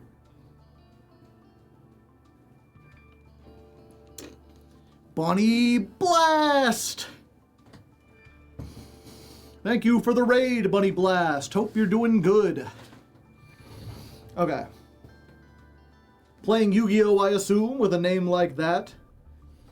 Let's get this little thing in here.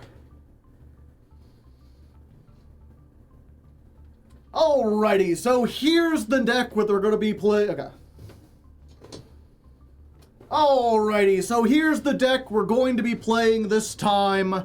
Stun Mark III. Alright. Try that one more time.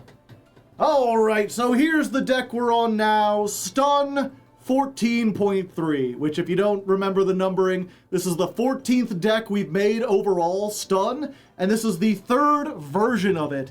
Notably, the only major thing that is different is we now have Inspector Border, which we pulled last time, and Iron Dragon Tiamaton, which is kind of a disruption if you have a bunch of spell traps, and Lord knows we have a whole bunch of spell traps. We did also take out one of our floodgates. We had the one that we have to tribute like 2 normal monsters to activate. We were playing that with Scapegoat in order to make it more online, but I don't think we've ever actually resolved that in this version of the deck. So I just took it out to make room for these two. We're still on a 41 card deck, but I think that's fine considering all the normal monsters and everything. And there's nothing you haven't seen before. It's got floodgates, it's got counter traps, it's got non-counter traps, it's got floodgate monsters, and Origami Goddess, just to make sure things aren't completely boring. So let's jump on in there, see how it does. Maybe we can get into gold from silver 1. 325.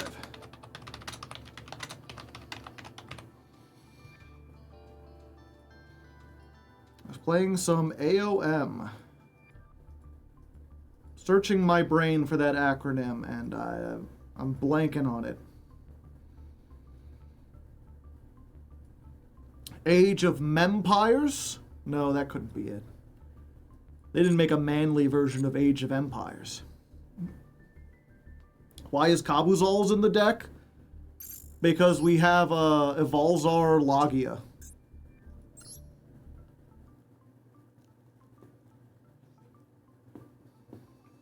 Age of Mythology. Oh, I should have known that one.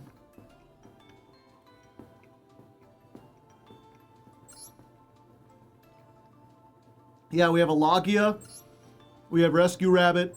We summon 2 of these. We make a Lagia.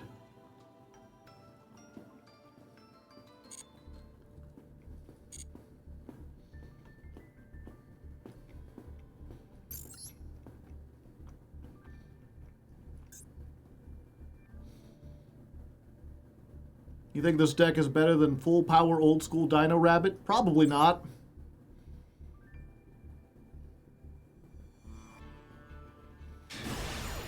Ah, 2 heroes. That's twice as many. And a high stakes battle as well. Whoever wins, they will be ranking up into gold. And we're going first. Which we want to do and haven't done in a while. We were playing that Go Second deck and... oh boy. Going second in modern Yu-Gi-Oh! Is not fun. I forgot to change the deck! Shit! This is still the old one! Well, we finally draw Loyal Guan Yun, but we can't do a whole lot about it. Fuck. Fuck, shit, fuck.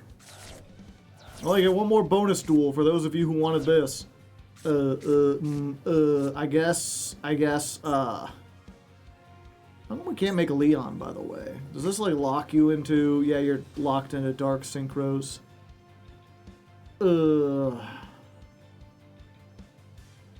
Yeah, fuck it. If you can kill me, you can kill me. If not, then I'll go second like I wanted to. And then we'll have to remember to change the deck afterwards. What a rookie mistake.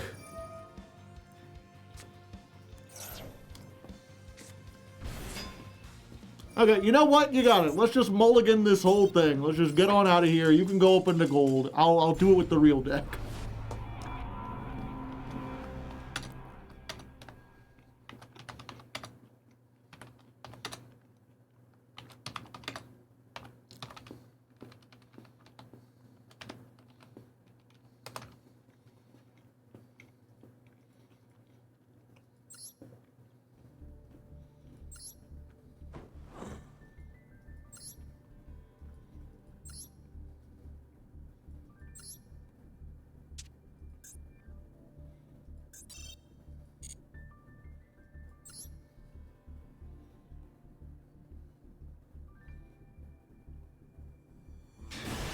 Okay, that one didn't count.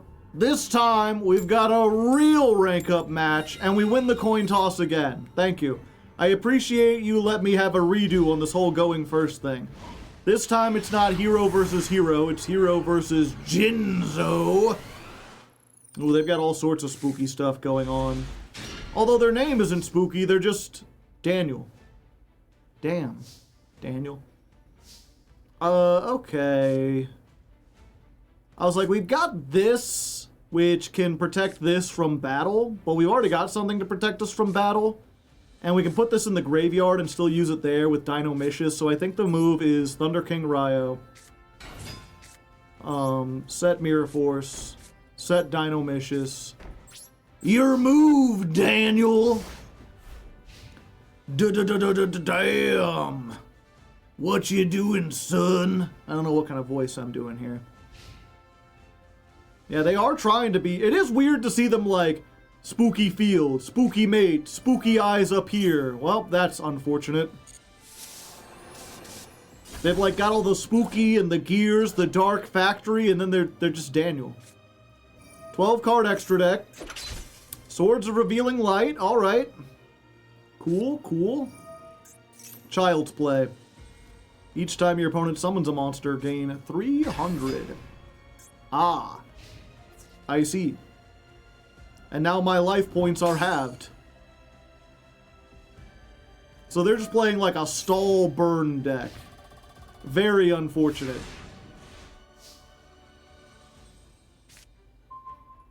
Ooh, Emissary from the House of Wax. You can activate all attack position monsters, cannot change their battle positions, nor be used. Also, their effects are negated. Unfortunately, these effects happen at the end of the battle phase. When does this? At the end of... I have no idea how this would work out. I guess we'll find out. Each time your opponent summons a monster. So we'll set this. We'll just slowly build up. See what's going on.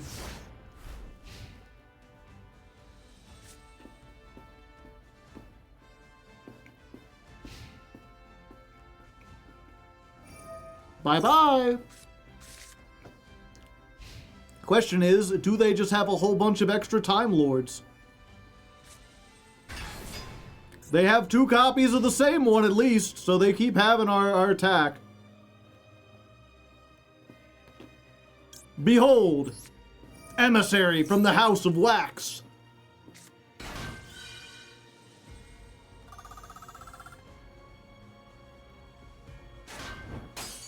So they're flipping that up. The question is, who activates first? Yep, they have my attack, and then I can negate their effects.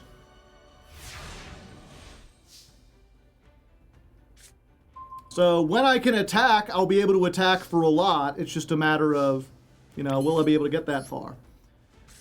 Let's see here. Do I have anything in my extra deck that might be able to help me? I can Malevolent Sin. That won't do anything. I could get a little crazy. Yep, I think we're just waiting for now. This will be gone after a turn. Just a matter of can they burn me for 2,000 in that turn.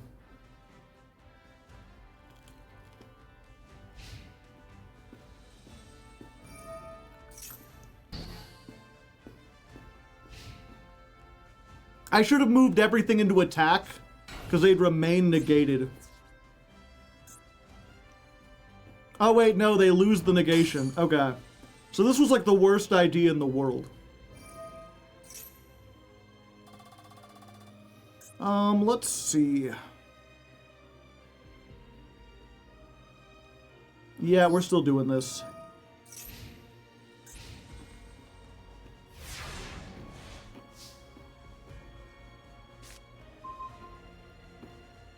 What a mystery.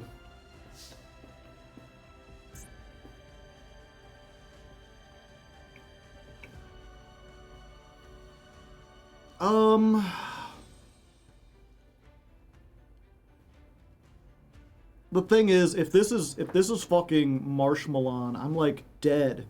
I'm like dead.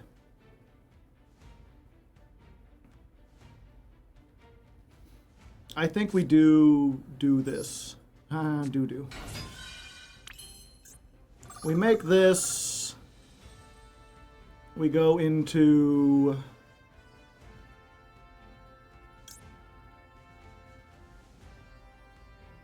Yeah, we're nowhere near 10,000.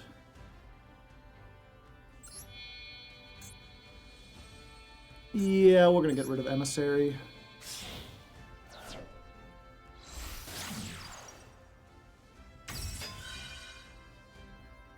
So we're gonna use this.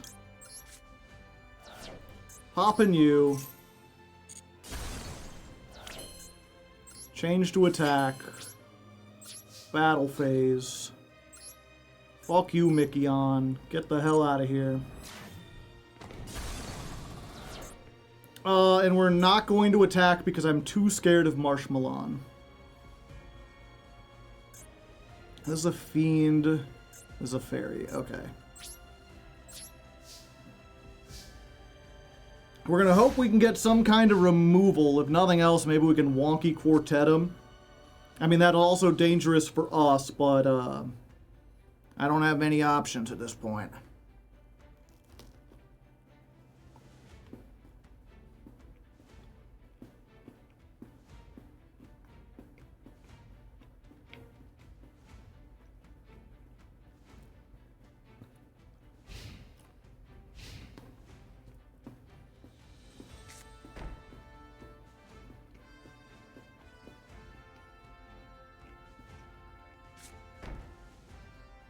Dying to wonky is funnier. It is funny.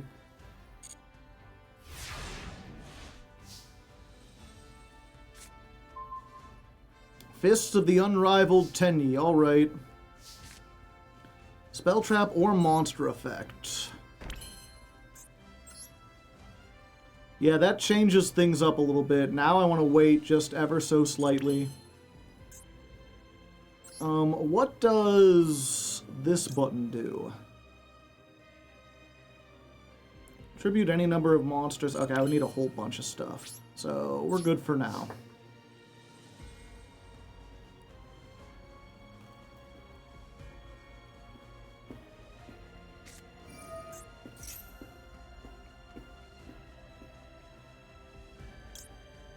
Sure, I'll bring this back.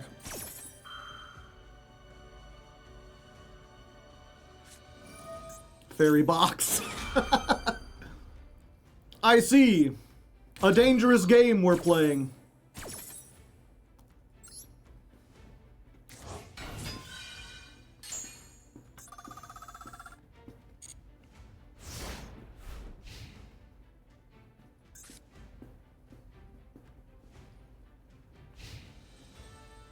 What is this silliness? Like a stall burn thing? Paying 500, I see.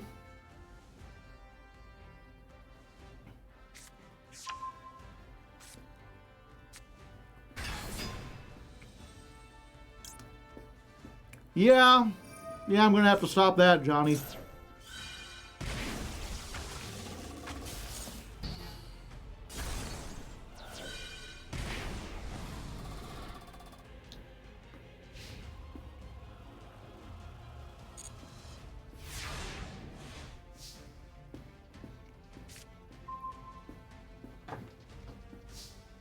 This is actually huge.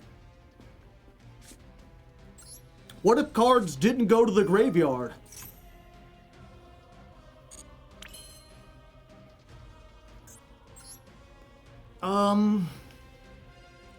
See, now my worry is, right, that,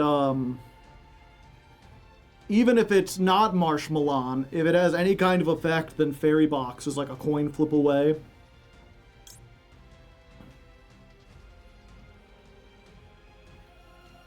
I need to get, like, enough stuff to, like, Rasta Liger.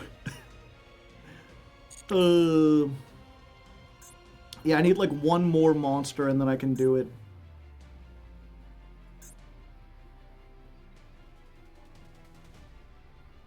Switch to Paleo to defense. I don't think that's going to matter. I mean, I could be surprised, but I don't think that's going to matter. Yeah, we have to wait, unfortunately.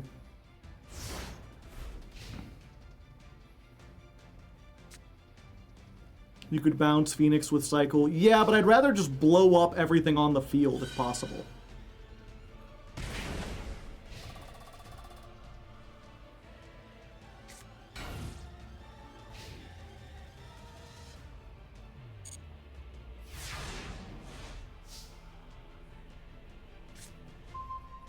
Another one.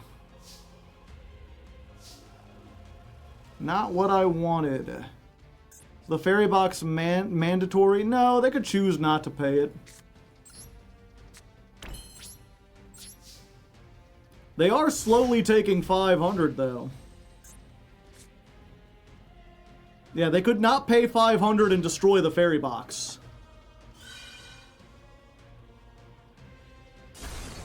Which they decided to do.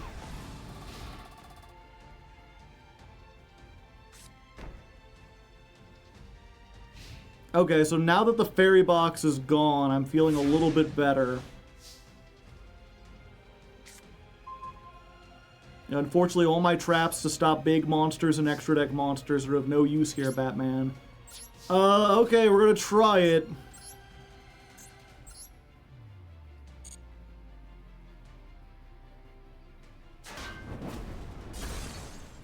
Ha! Funny.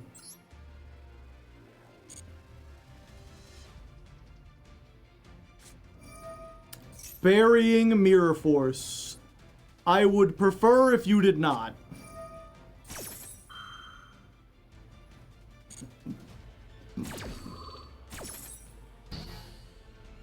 So that tells us they might want some of these monsters. Ouch. I was worried about Marshmallow, and they were just playing bullshit. I can activate exactly one spell trap, chat. Oh, I'm still in battle phase.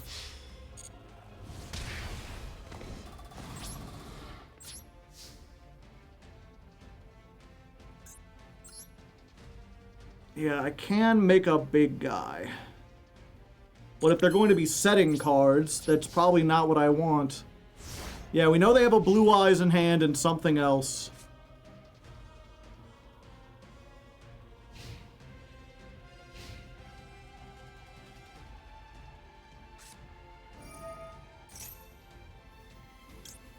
I would prefer if you did not.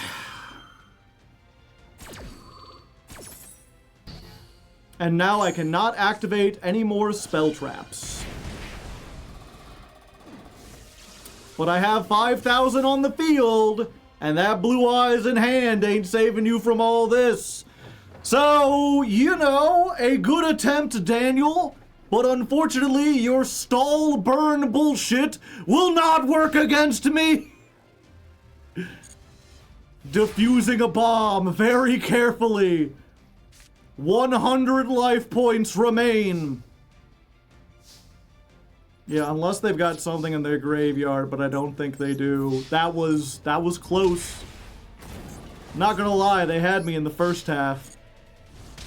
They halved me in the first half. They halved my life points like a dozen times. But we managed to get in there by playing cautiously, not playing into too many things. And there we go. We got it. Go us. Who would have thought that stun versus burn would be so dramatic?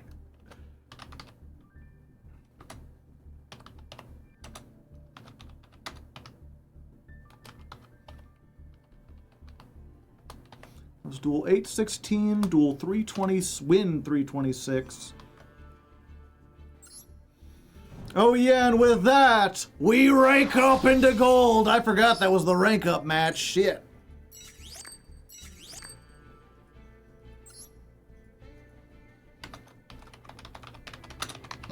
Pardon me.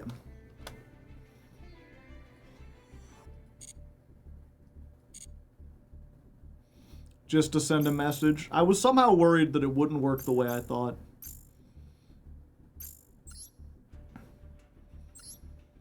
Alright, so we got 4 whole legacy tickets from that. Let's go ahead and open those up, see what we got. Hoo-ha! Hoo-ha!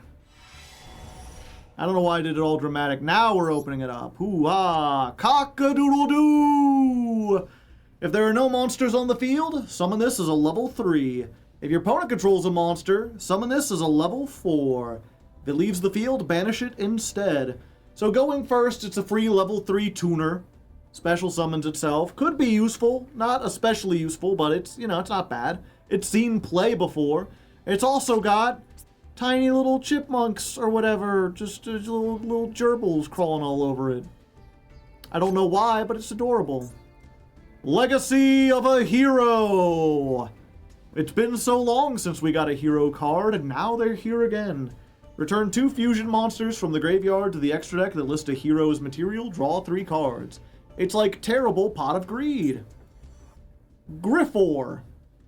A monster's tough hide deflects almost any attack. Look at this goofy-ass goober. Where are we going to get Griff 5? Firegrass. A fire-breathing plant. Earthbound Spirit. Hey, it's another Earthbound monster, you know? That'll help us with the Earthbound Immortal fusion that we're trying to make. Dragon's Gunfire. It's... no, this isn't the one that destroys spell traps. That's Stamping Destruction. This one, I believe, is used in an FTK and Duel Links, though, so there's that. Poison Chain. During the end phase of a turn, if you did not attack, make your opponent send cards up to the number of face-up Iron Chains from the top of their deck to the graveyard.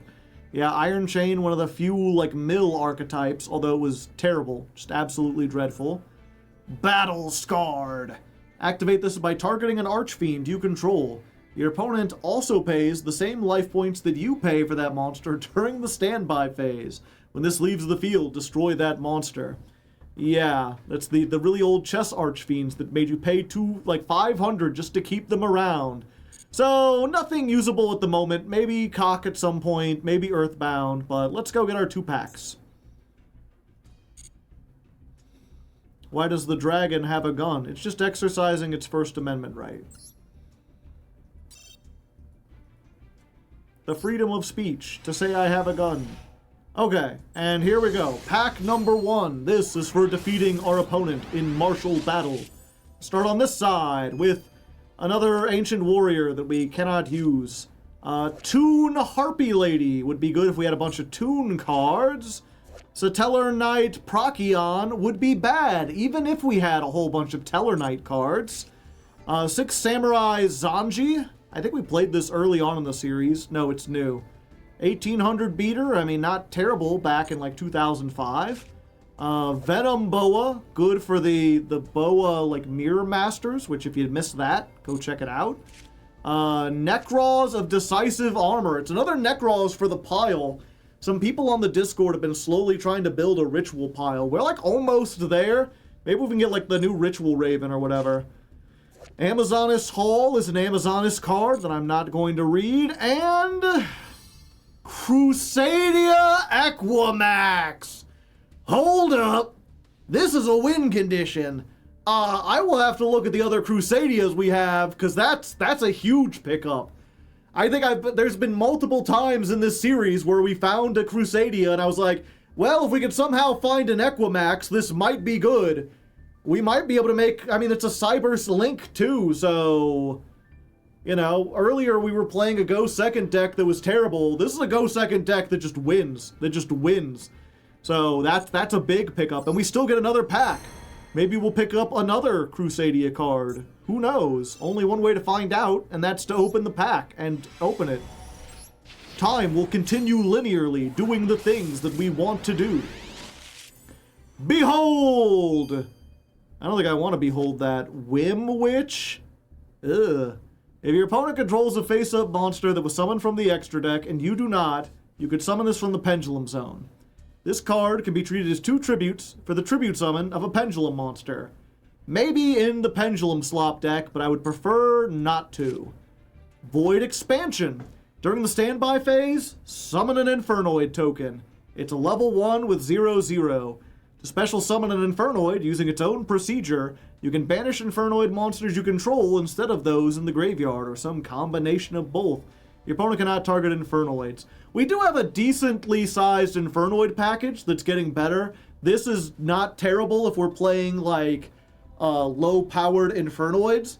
And there's also like a couple cards where this might be good because it is one of the few cards that just gives you a token every turn and doesn't say like you can't use this for links or whatever. Like you just get tokens whenever you want. Next up we have Morphtronic Lantron.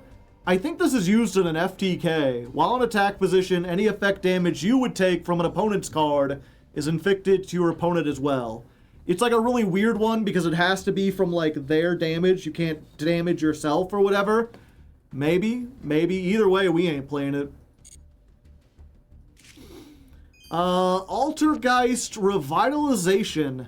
Target an Altergeist, link in your graveyard, summon it. You can banish this from the graveyard, normal summon an Altergeist. Seems good if we had a lot more Altergeist. We have some decent ones. Imperial Princess King Query. I mean, this is a card that might be banned pretty soon. 2 level 5s, you can detach, target level 5 in either graveyard, summon it to either field.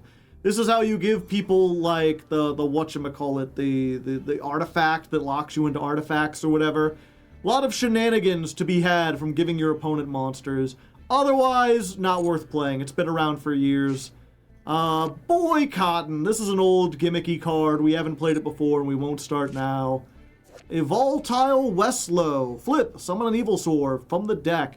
This was like a staple in the Evoltile deck. Unfortunately, that deck was never great. It was better as Dino Rabbit. Okay, what's our SR today? Navy Dragon Mech, which we already have. So, just a waste, unfortunately. We have it, we're not really playing it. Let's jump back into the duels. I don't think we got anything we're going to be playing today. Yeah, let's just jump back into the duels. 350. 4 Legacy, 2 Masters. Giganticastle immediately. Unfortunately, Giganticastle was power crept before I even got it because I forgot that I had Navy Dragon Mech and wasn't playing it already. Oh yeah, Crusadia.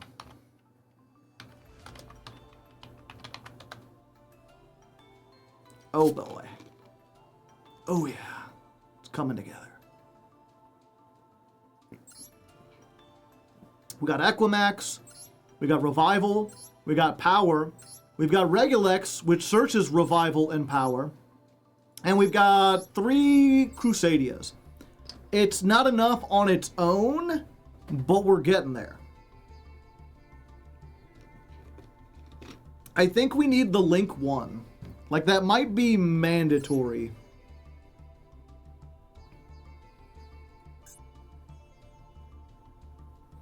Is that's also an SR, right? Yeah, that's also an SR, but it is just an SR. Oh, and we already have a World Crown. That's pretty good. We've got 2 World Lances. Oh, and we've got 2 Reclusia. So we've got 4 Crusadia main decks. This is essentially a Crusadia. The problem is we don't have the Link 1, but we might, if we can get enough to like spam out some stuff and then all our best go second cards, this might be worth it. Oh, we have a second one of these too. And some World Legacy stuff. Yeah, chat will have to or the patrons will have to look into that. And you have Kaijus? Yeah, we do. Kaijus are really good in the Crusadia deck. We ain't building it today, but that seems like something. I mean, who knows? Maybe it'll turn out like the Fire Kings, but... Another day, another duel, another opponent, another fool. And I think this might also be a bot. I was like, now that we're out of silver, we don't have to deal with bots. But I forgot that the Gold 5 also has bots in it. But I mean, you know, free stuff. Who doesn't like a free thing from time to time? Either that or someone really just wanted their name to be Woai 5188. Possibly. Either way, we'll do Clavis. Oh, they got something. Maybe this isn't a bot. Either way, we Moon Mirror Shield him. What up, fucker? You thought I was starting a combo? No, this is the combo. Set 3, pass. And I mean, we've got like an Omni Negate, we've got a Floodgate for high-level monsters, we've got Lost Wind. And you can't destroy us by battle.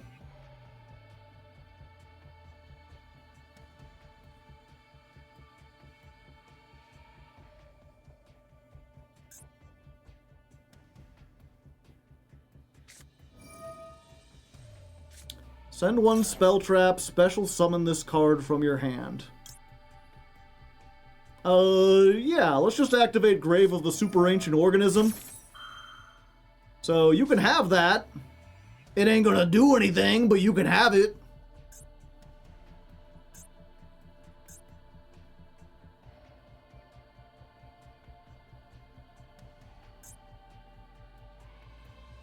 Oh, I'm sorry. Is your deck mostly level 6 or higher monsters? That's unfortunate. Perhaps you would like to find an opponent who has more of a time. It's about to be really mean. Maybe I should be mean for content, you know. It is funny to be like, I see your deck is mostly level 5 or higher monsters. Perhaps you'd like to try to find another opponent who gives a shit. But like, I'm not without empathy. I'm not, you know, a monster or whatever. It is unfortunate, but if they knew what I had to work with, they would understand why I'm playing this, right? Like, yes, this is kind of unfair, but if you can out it, I can't do anything else. I have normal monsters with Moon Mirror Shield. Unfortunately, I think they are taking it personally. I think they are like, fuck this game, this is stupid, I am tired of this bullshit, I'm out. They're out. Sorry, buddy. You'll get a better duel next time, hopefully, maybe. Good thing I didn't go second there, I would have been dead.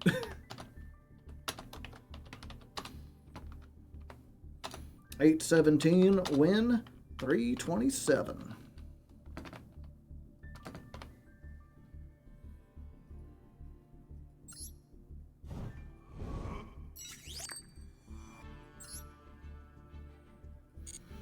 Okay.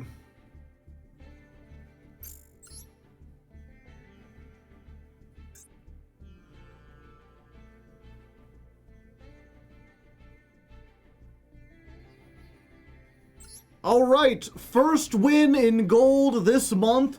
And if you recall, we've made it so that wins in gold allow us to open one extra bonus pack if we have like a free pack open that we haven't used. There's currently 2 of them, so hopefully we'll get the other one sometime. But we're gonna go ahead and open up our free version of, what's this, the Makonko pack? Okay, so it's not great, but it is free. Who doesn't like free stuff, you know? Sorry, I was trying to lure myself into liking Makonko, and I think I threw up a little bit in my mouth, but that's fine. We've got an Ancient Warrior card for all the Ancient Warriors we got. We got Photon Emperor, which is, you know, a one-of in Photons. Marincess Current. I think we do have a Marincess Link monster. If they destroy a monster by battle, inflict damage equal to the Link rating of the monster you control times 400. Then if you destroy a Link monster, while you control a Link 2 or higher Marincess, inflict damage equal to the destroyed monster's Link rating times 500. Okay, so it's just a dumb, like, burn spell for Marincess, which we might play if we had more Marincess, but we don't. Charioteer of Prophecy. This is like a Magic the Gathering-ass card. Once per turn, discard a spellbook, target a spellcaster in your graveyard, add it to your hand. Decent back in... I was going to say decent back in the day, but I don't think spellbooks ever played this. It's an 1800, like a limited, and then the rest are like Makonko cards. Like, they're just Makonko cards. I could read them, but we can't play Makonko. We would need like a very highly specialized set of things to do that. And while we did get 2 of them, we don't have the rest of the equip cards or whatever. But, you know, one of these days, maybe we'll look back and be like, oh yeah, we had Makonko stuff. For now, though, let's just go open our actual master pack. Oh, I do have another special ticket of that. Oh boy. Oh boy, chat. Just what I always wanted.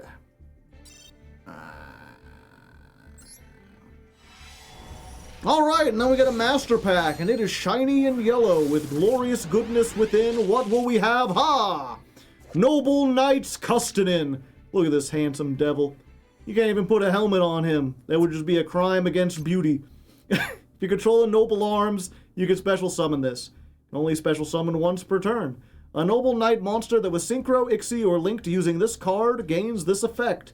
If this card is special summoned, you can normal summon one monster in addition. Okay, so it's just like an extender for Noble Knights. We probably won't be playing it. Next up, the huge revolution is over! No! I mean, this does stop us from getting hit by, like, Feather Duster. So, maybe someday. I don't know. It feels like it happens every once in a while, but not enough to warrant playing something like this. Great Shogun Shien is pretty good. If we get enough 6 Samurais, we'll have to look at what we got with that. We've got the giant purple Armageddon, which is not especially good. We've got Draco Tail Urgula. Another 40 Draco Tails, including like 12 URs, and we'll be able to play that deck. We'll be there. Just you wait. Gold Pride Nitro Blaster, which is a link that unfortunately takes exactly 2 Gold Pride monsters. You can't even like try to tech in one to make it. And even then, it's not great, so I'm not even gonna bother reading it. I played Gold Pride on the ladder climb. If you want to know why this card isn't that great, you can watch this. Hopefully, the editor's putting the thumbnail where I'm pointing or whatever. We've got Gaia, the Polar Knight. You can use each effect once per turn. Tribute a dark monster, add a light level 4 warrior from your deck to your hand, then send a card from your hand to the graveyard. Or banish a light monster from the graveyard. Target one monster you control, it gains 500. Yeah, this ain't all that good. And what's our last card? This better be super rare. They tricked me with a Sky Striker. Yeah, that's not gonna be good. Let's jump back into it. Let's see. 4, 0, 0, 1. Damn it.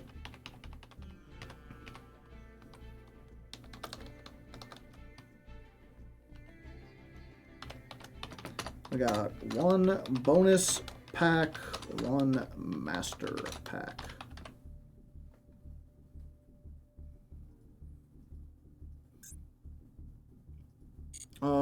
We got something we need to look at, right? Gold Pride has a Link monster? Yeah, there's a reason you haven't seen it. There's 2 reasons you haven't seen it. 1, you haven't seen a Gold Pride deck in like a year and a half. 2, even if you did, the Link monster is like situational at best. Okay, so real quick, let's look up Mekonko. Equip only to a Mekonko, which I have none of. I have a ritual. I guess I could summon that ritual. Tribute monsters from your hands that equal. Destroy cards your opponent controls up to another quick spells with different names in your graveyard. You can ritual summon this with Mekonko Kagura. Not be destroyed by battle. Your opponent takes any battle damage. If this card in your hand or graveyard or another Mekonko, you can target one face-up card on the field. Equip this during the end phase. Okay. So yeah, I can summon this, and then if I have this, I could equip it. But I don't have anything that lets me get all 3 of these like in my hand. Can't be destroyed by card effects. Return them to the hand. Yeah, I would need the other Mekonkos. Special summon 1 from your hand, ignoring its summoning conditions. Return it during the end phase. During the main phase, banish this, send a Mekonko from your deck to the graveyard. Yeah. So we got some stuff. How we doing on 6 Samurai? Huh. We got quite a few. The problem is, none of these are the, like, you can special summon this one. Which is what you need to make Samurai work.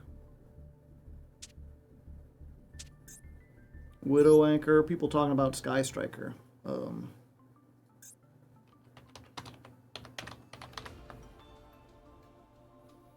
Look at all the Sky Striker cards I have. I have Pillar of the Future. I have Sage of Wisdom Himmel. I have 2 copies of Rose. And a Kosh. Sage of Shark Cannons is good. Yeah, it would be if I could keep a monster in the extra deck. Or in the extra monster zone consistently. I thought we had a good one. Nope. I mean, we have 2 of these. We could turn it into Hayate and put this in the graveyard. But then we don't have any way to get it back. It's just, well, we could send these to the graveyard.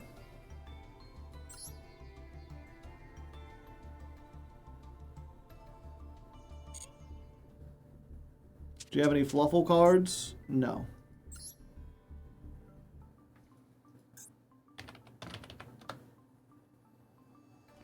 I mean, I do.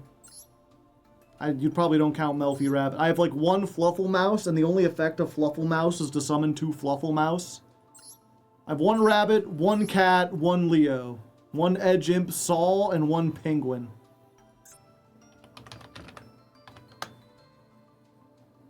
And no Fright Furs, unless you count this.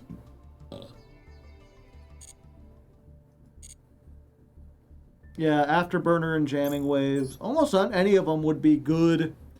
Or not any, almost. But a lot of them would be good as just like removal going second especially. But we don't have that.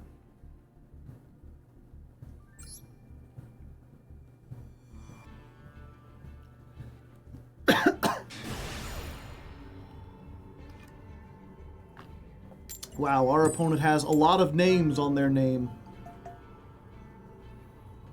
Who could be sending me messages at this time of day? It's just my man.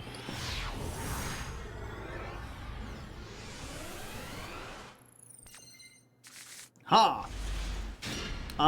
We're not going first, right? So we can't be ballin', unfortunately. Yep, unfortunately this happens a lot. Even if we could be ballin', we couldn't make Logia because we opened with 2 of our 3.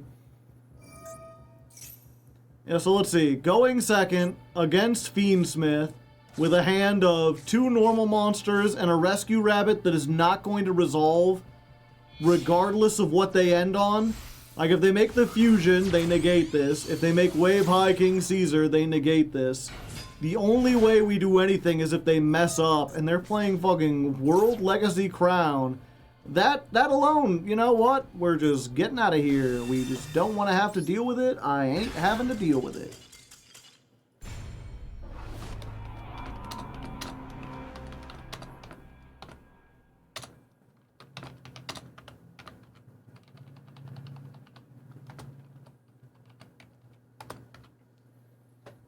Rescue Rabbit summons from deck, right? Yep.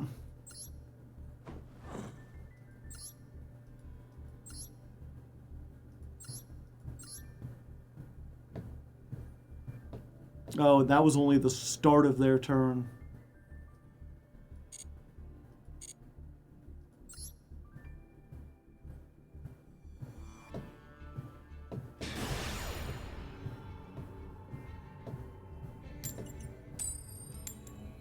Alright, going first. That's what I like to see, baby.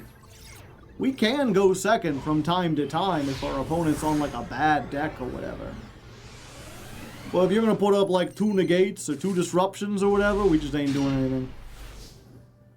I see. Yeah. We set this. We set this. We set this. And then we probably die to Labyrinth. Because all of these monster negations are not going to do a whole lot against them. This is not Labyrinth.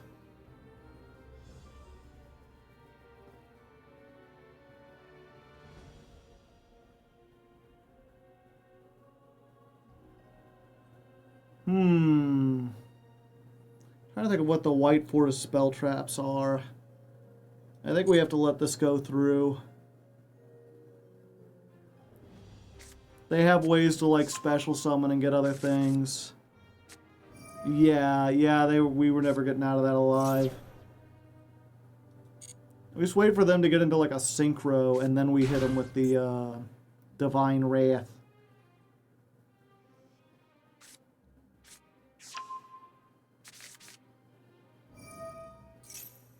You can set it? Sure. Go ahead.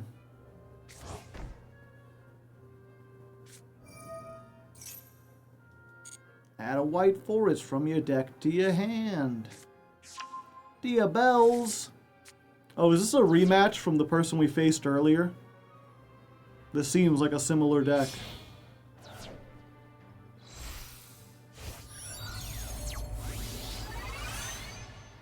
Okay, Reclaya. What does that one do? Yeah, we'll go ahead and do this. Divine Wrath. You are sinful! How come this wasn't destroyed? Oh, because its summon wasn't negated, I see. That was a bad mistake.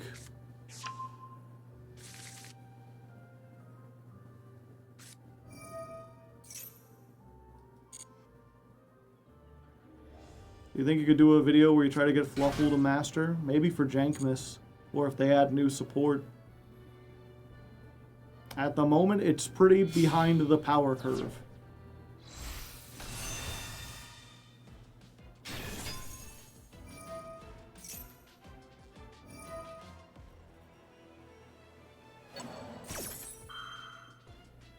Yep, sure.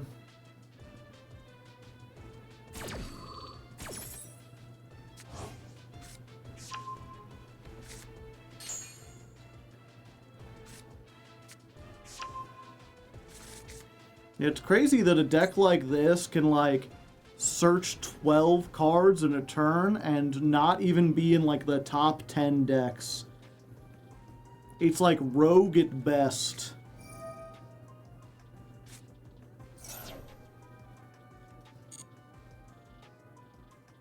Have a good one, Deutscher. Thanks again for coming down.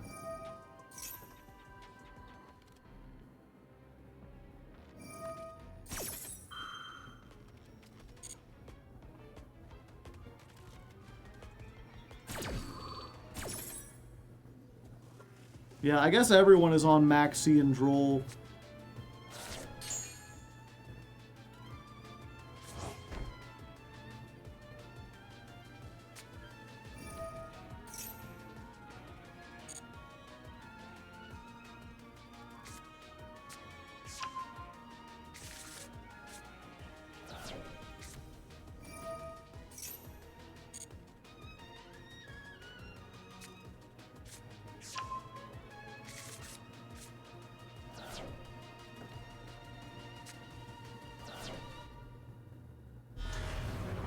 Hello, Diabell.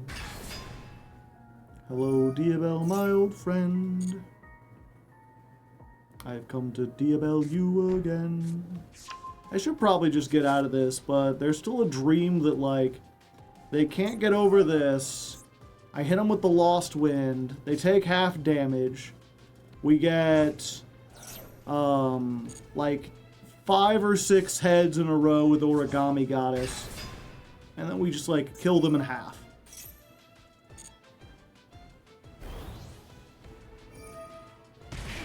Pay half your life points. Destroy a card. What if you did not?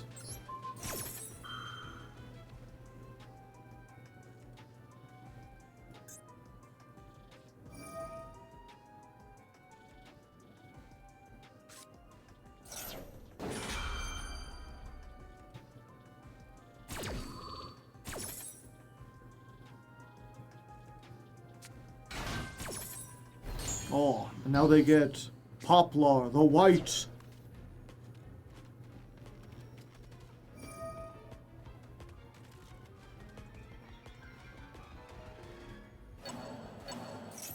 Coach King Wolfbark, maybe. Interesting pendulum scales.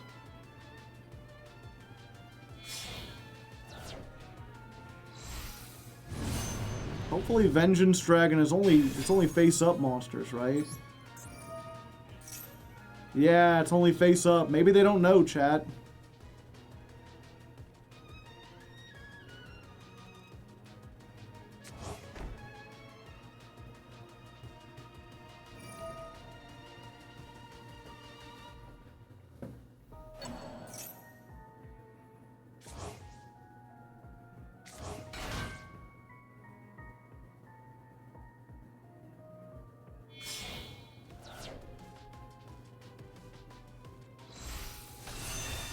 Crimson Dragon. Oh.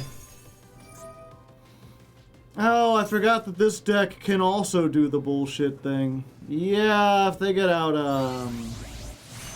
Cosmic Blazar, there's not much I can do there. I'll just have to get out of here.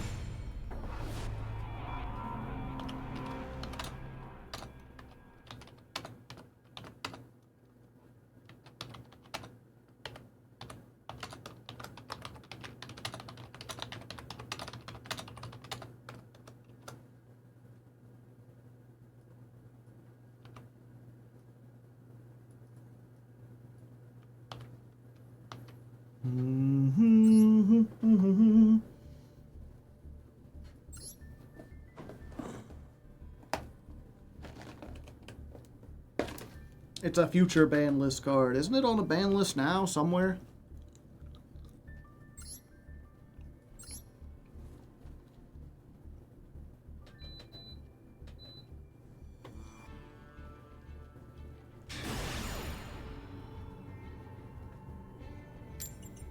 Keep dueling, dueling, dueling, dueling. What? Keep dueling, dueling, dueling, dueling. Come on.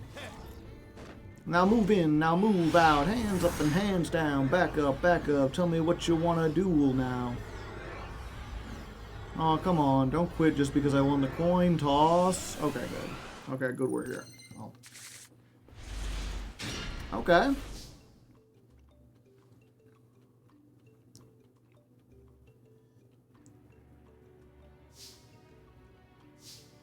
Okay, step 1.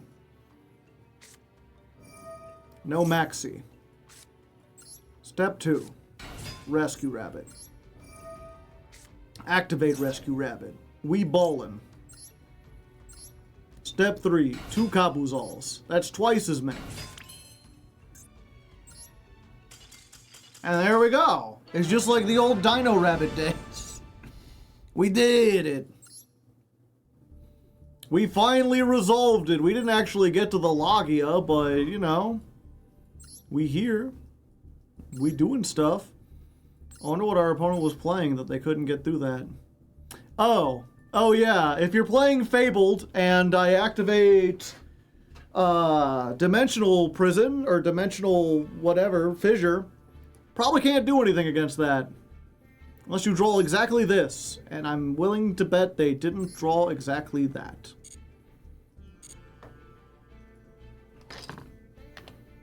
For 17.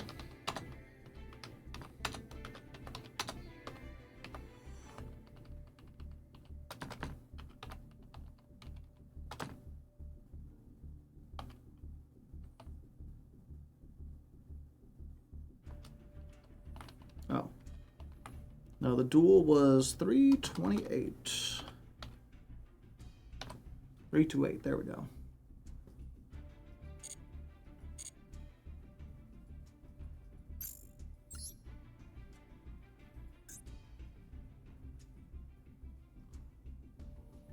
Well, we got 18 days and 18 days on.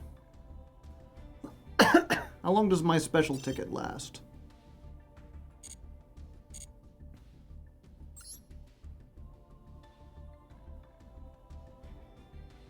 Like 18 days? Okay.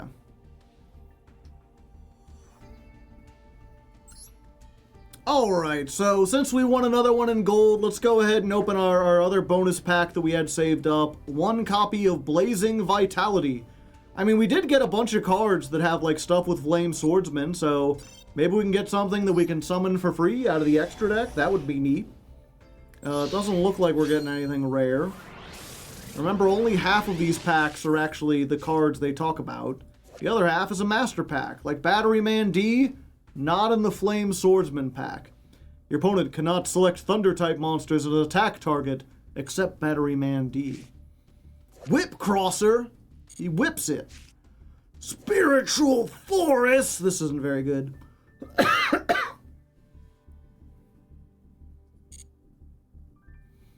Our final Master Pack card, Neo Kaiser Seahorse. We already had one of these. Okay, what are we getting out of the Flame Swordsman pack? Time Engine. This is always a Metamorph. If a monster you control is destroyed by battle or an opponent's card effect, target one of those monsters, summon it, then if you've special summoned a level 5 higher machine monster by this effect, and have a metal morph trap on the field or in the graveyard, except this card on the field, you can apply this effect. Destroy as many monsters as your opponent controls as possible, then inflict damage equal to the special summons monster's original attack. I mean, that's pretty good. It's just we need to have specifically, like, a level 5 or higher machine and a metal morph, but maybe someday we'll play that. That's pretty neat. Rare metal morph, target a machine. While this is on the field, that machine gains 500 attack and negate the first spell that targets it. Ooh. Then we got Red Eyes Black Metal Dragon. We do not want to be doing this. You know, I talked last time, we had like the Black Metal Dragon that if it's sent to the graveyard, it can get any Red Eyes card.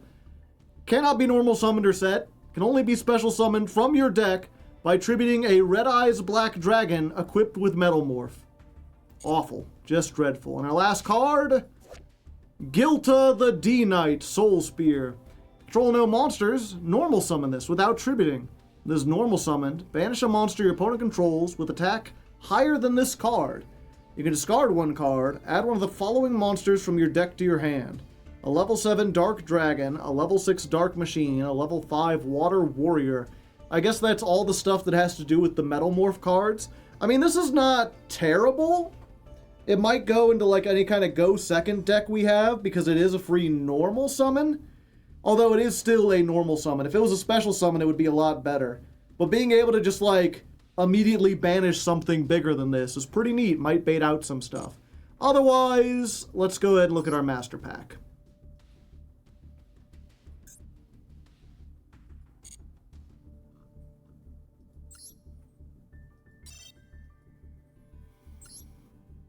One fine master pack, oh, shooby-doo-wop, a shooby-doo-way.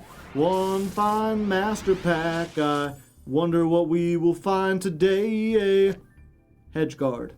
During damage calculation, in either player's turn, when a monster you control attacks or is attacked, send this from your hand to the graveyard. Have the attack of that monster you control, but it can't be destroyed by battle. So it's battle protection for one monster in hand trap form. Not great. Yang Zing Prana. Did you know that Yang Zing's had a field spell? This isn't it. This is a continuous spell. This card gains these effects based on the number of different attribute Yang Zings in your graveyard. So you can gain 500 attack. If a Yang Zing would be destroyed, you can send this card to the graveyard instead. Your opponent cannot set monsters, change all monsters your opponent controls to attack position, send this card to the graveyard, destroy all cards on the field. Pretty bad, unfortunately. Kind of neat, like, flavor-wise, but not something we can really make use of. Curry Photon, we already have. Amazoness Fighter, just very weirdly drawn, very strange proportion. She got those, like, Donkey Kong arms, where her fist is, like, way bigger than her face, and like no wrist, just like a forearm that goes into a hand. You take no battle damage, so you know there's that. It works. There's like a trap, or not a trap. There's like an equip spell. It's like turns her into a Makonko, but you would never play that these days. Oh hey, Mischief of the Time Goddess. I know we do have a whole bunch of Valkyrie cards that I was like, we're never going to make this work because we don't have Mischief of the Time Goddess. But here she is, winking at me. Neither player can activate cards or effects in response to this activation. Cannot be activated as Chain Link 2 or higher. At the end of your battle phase, if all monsters are Valkyries, send this to the graveyard and immediately skip to the start of the next battle phase of your next turn. If you do, you can't activate Mischief of the Time Goddess until the end of that turn. Yeah, so very silly, has the potential to be like one of these game-winning cards, and has just never performed because Valkyries are so god-awful. But I do really like that. It resets all your hard once per turns, lets you battle phase twice. Just like goes ahead to the next turn. Very neat, very silly. And they have a lot of effects built around this. It's just actually resolving it is almost impossible. Extinguish is a Rescue Ace card we already have. Night Sword Serpent, good in Mitsurugi. It's sent to the graveyard by a card effect. Summon it, but banish it when it leaves the field. Just nice if we get more reptile stuff. And a Mutant Cry. Okay, so, you know, I'll have to look at the Valkyries. I always wanted to build Valkyries, even though they're, like, not good. Maybe for this series, if we have enough of them, we'll see, but I wouldn't count on it. Either way, let's just jump back into the duels. We'll get a couple more this night.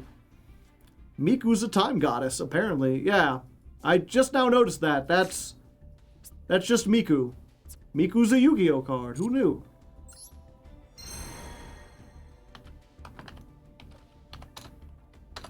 One bonus pack. One master pack. One fine master pack. Valkyries for Jankmas. Oh, I don't want to even look. Okay.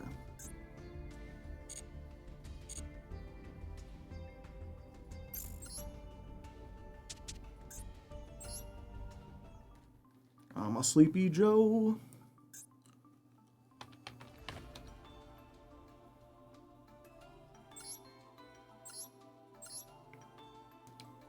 Got all three of these. Chariot. That's not a Valkyrie card. That's not a... Okay, we have less Valkyries than I thought. I thought we had a whole bunch of them, but these are all pretty bad. Okay, never mind. Rum the 7th one. We wouldn't want to play that in a go first deck.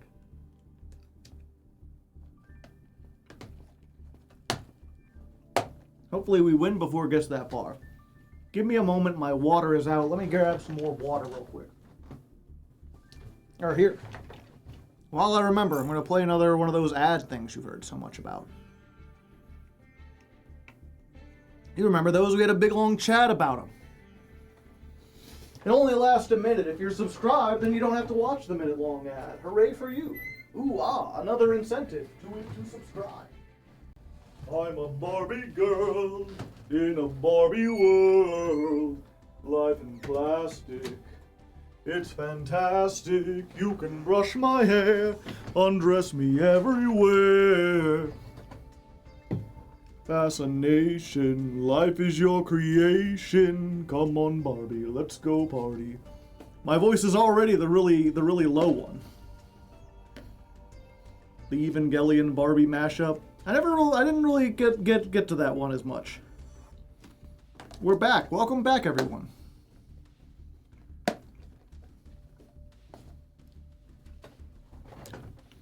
What kind of ad did you get?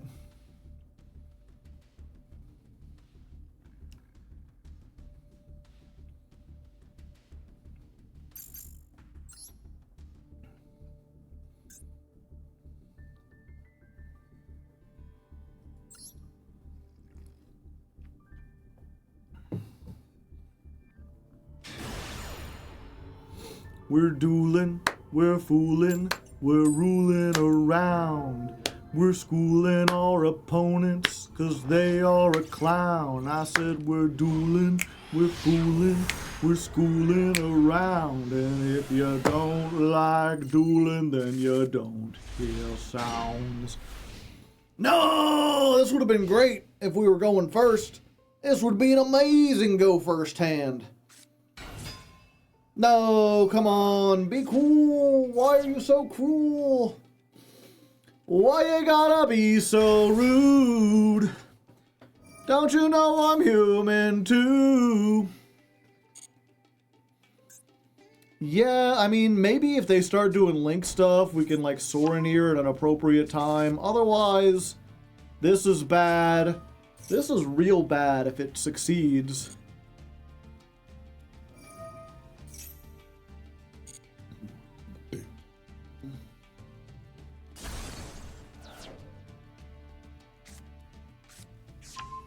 The gruesome grave squirmer.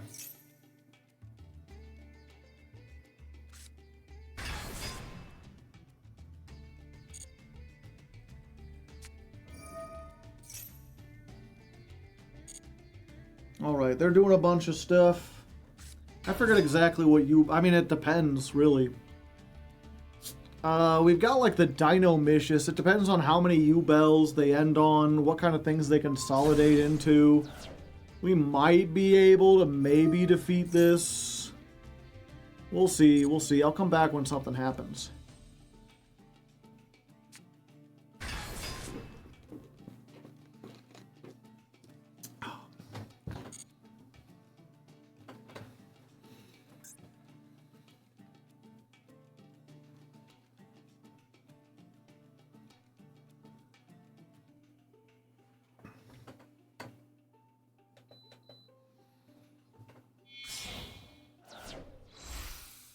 Oh, linking off.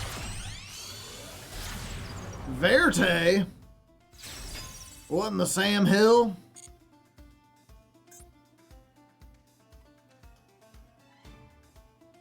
So they've gotten rid of all of their U-Bells just to make Verte. I don't think I could have stopped that. I like to pretend that I could have. And now they're Vertating. Is it just Dragoon? It's just Dragoon. It's just Dragoon. Alright. And I can't even attack over the Dragoon because I have to attack Phantom of Yubel.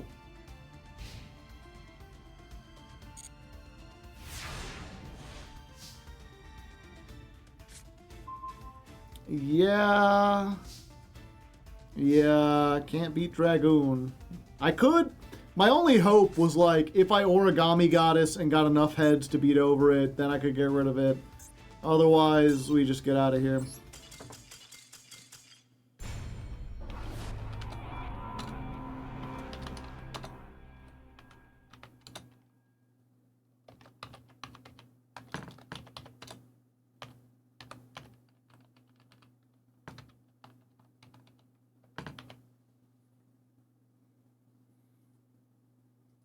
If only we went first. Yep.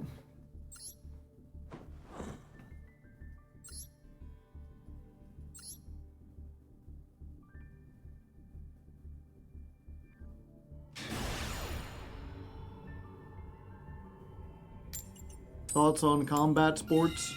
Not particularly interested in them. Never really watched a whole bunch of them. I feel like combat's not something that, like, should be a sport necessarily. Like, the most effective combat is kind of boring. But that's, I guess you could say the same thing with a whole lot of sports. Okay. Do we double Floodgate? Yeah, I think we do. We just, like, Banisher of the Radiance. Hey, how's it going? Traptrix Trap Hole. Super Ancient Organism. Your move, Cyber Ghost. Got a 55 card deck. Interesting choice.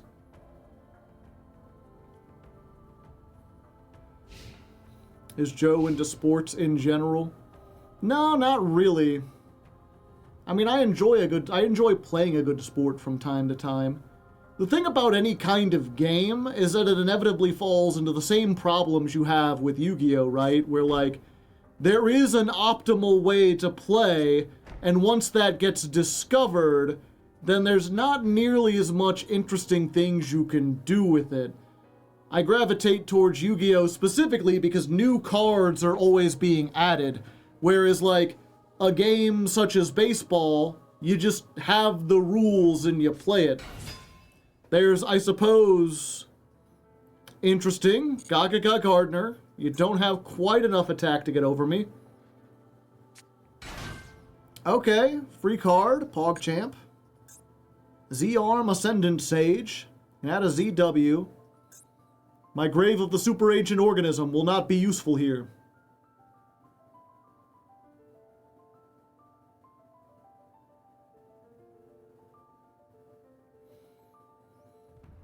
Physical sports have been figured out. You'll not see how absurd that is. I mean, I don't see what argument is there? What is there to learn about baseball? Like, what has been... Can you give me an example of a big dramatic change in the way people play baseball in the last 50 years. There we go. So we banish everything. Yay for us.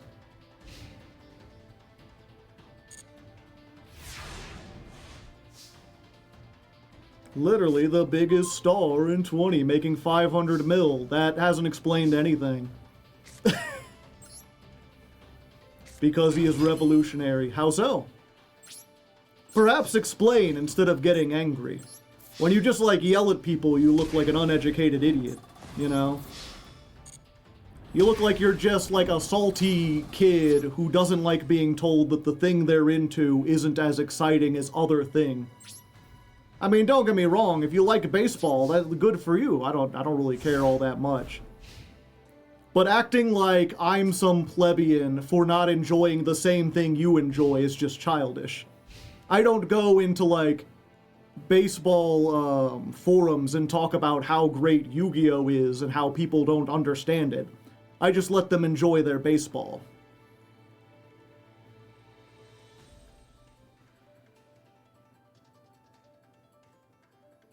They've had to nerf the pitcher often in the last 30 years. The joy of sports is usually in doing it. Yeah, that's what I feel like. Like, I enjoy playing baseball, but it's strange to me, like, how people get into watching it as much. Because I feel like there's an optimal way to bat. And, like, I guess maybe there's like a arms race of, like, oh, they'll figure out, like, a different stance that's more or less effective, and then other people will switch to that or whatever. Do I make Logia now, or do I go in for battle first? I've got 5,000. Yeah, so this is game if they don't have, like, a trap or something. Let's do this. Okay. 1,600. 1,700. Look, I can talk about baseball and still win a game. At least when we've got floodgates against a not optimized Gaga deck. We did it.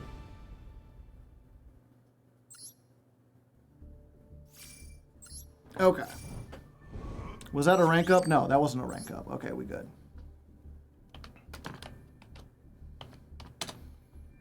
$437. So this is duel 822, win number 329.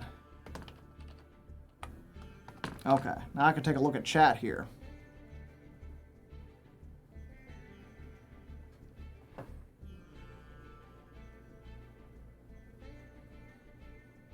That's not a joke. They dropped the pitching mound 6 inches and moved it back.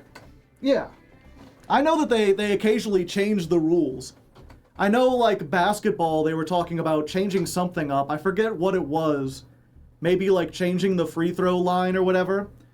But I remember watching a video about, like, how basketball has been optimized over the last 30 years, where they showed a chart of, like, every basket that was scored in, like, every professional game, and it was like a heat map, right? Showing where they were taken from.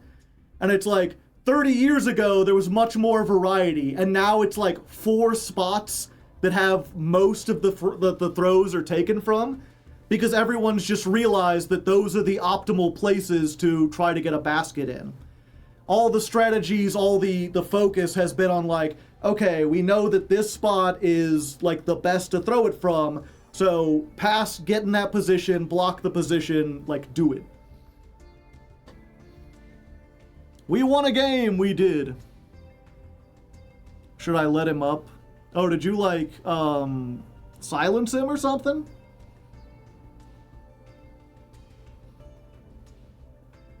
I vote we ban him. Fat shaming isn't okay. It's a little rude, but I mean, you know, again, clearly he cares about baseball. I don't know, I didn't see enough to know if he was, like, trolling or whatever. But it seemed like he was just a little passionate about it. I'm willing to let it go. And I mean, you know, not for nothing. I am a pretty obese guy, like I'm a big guy or whatever. But I wasn't always a big guy. I did play football and baseball. I'm from St. Louis, which is like a huge sports town.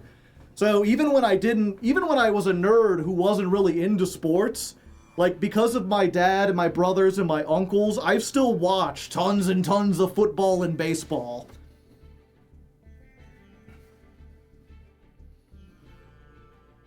You called him an idiot too, so you did insult him. Yeah, we both got a little heated. I like to think being static is the point of the game. They have more of a cultural center point so people can just be social about it. Yeah. Sports, you'll be good at them. And I mean, that's it's the same reason I'm not into chess, because chess is a static game. It hasn't changed for thousands of years. Or I guess hundreds of years. Has it been around for? No, it had to be like hundreds of years. But yeah, chess hasn't changed for hundreds of years. And to claim that chess is unpopular or like not a good game would just be silly. But I don't understand why people like it as much as they do. I have fun playing like casual chess with friends from time to time. But that's one of those things where I have looked into it more because chess is more in line with like my interests. But at a high level, they've mapped out with chess bots that know what the optimal play is at every given point. Like, they have perfected it. I like to watch Hacky. The guy brought up combat sports out of nowhere. Ah, I see. Joe's very good at being nice. It sounds so conceited, but I think one of my problems is that I'm like too nice. In that there have been situations both in like chat or in the Discord where someone was clearly trying to troll and I wanted to be cautious and give them the benefit of the doubt, even though in retrospect I should not have. I should have like put my foot down and been clear. But especially I feel like because I'm in a position of power where at least here I have like the power to just like banish you outright, I like to at least give people one or two chances. Chess is a solved game. You just have to, that doesn't mean that it's not like fun or interesting to play. Because most people don't have the computer processing power to actually play it that good. You're just tilted, subscribed with pride. I don't know if they, if that's like, just happens to be your name, or if they're like insulting me with the Prime hype. But like, I get money from that. I appreciate it.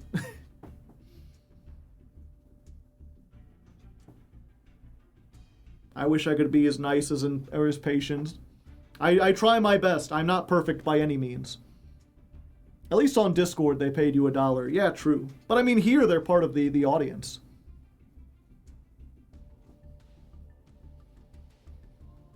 They were here earlier. Yeah, did they leave or get banned or whatever? Is this the baseball? No, the one I was talking about was basketball. I haven't seen this.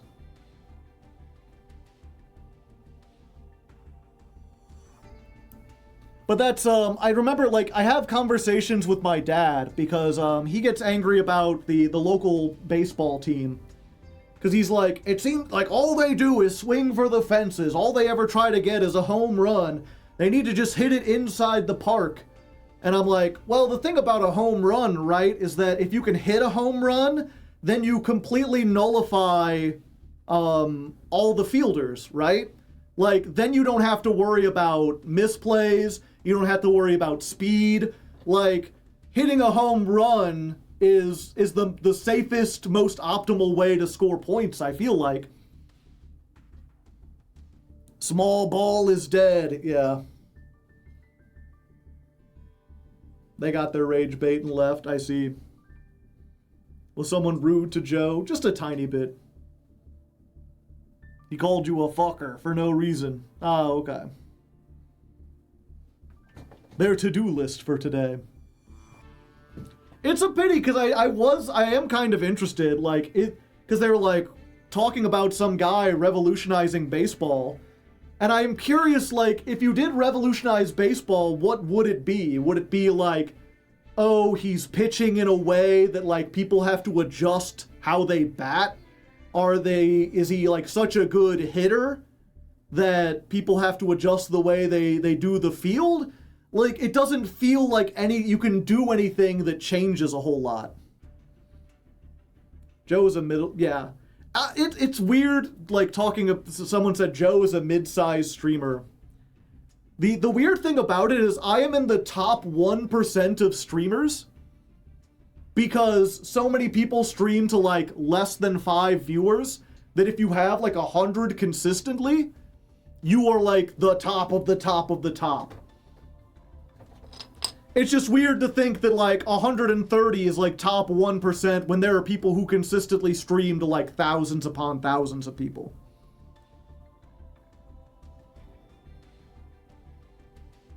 I'm a Mets fan. I'm used to baseball making me sad.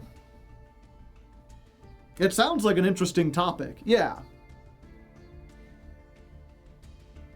And again, it's one of those things like, what are your priorities with a game? If you just like a game for like the individual stats of the people, the thing about baseball is that even if you know the optimal way to bat, like if you know, okay, the best way to win a game is to hit as many home runs as possible, actually achieving that is like a physical impossibility.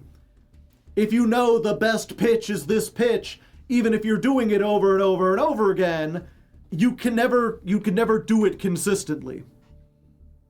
But it's this idea that like, as far as strategy is concerned, it feels like there's nothing else you could do. It's just about trying to do it as perfect as possible. The yapping nourishes my soul. The second largest streamer I watch regularly. Who's the first biggest?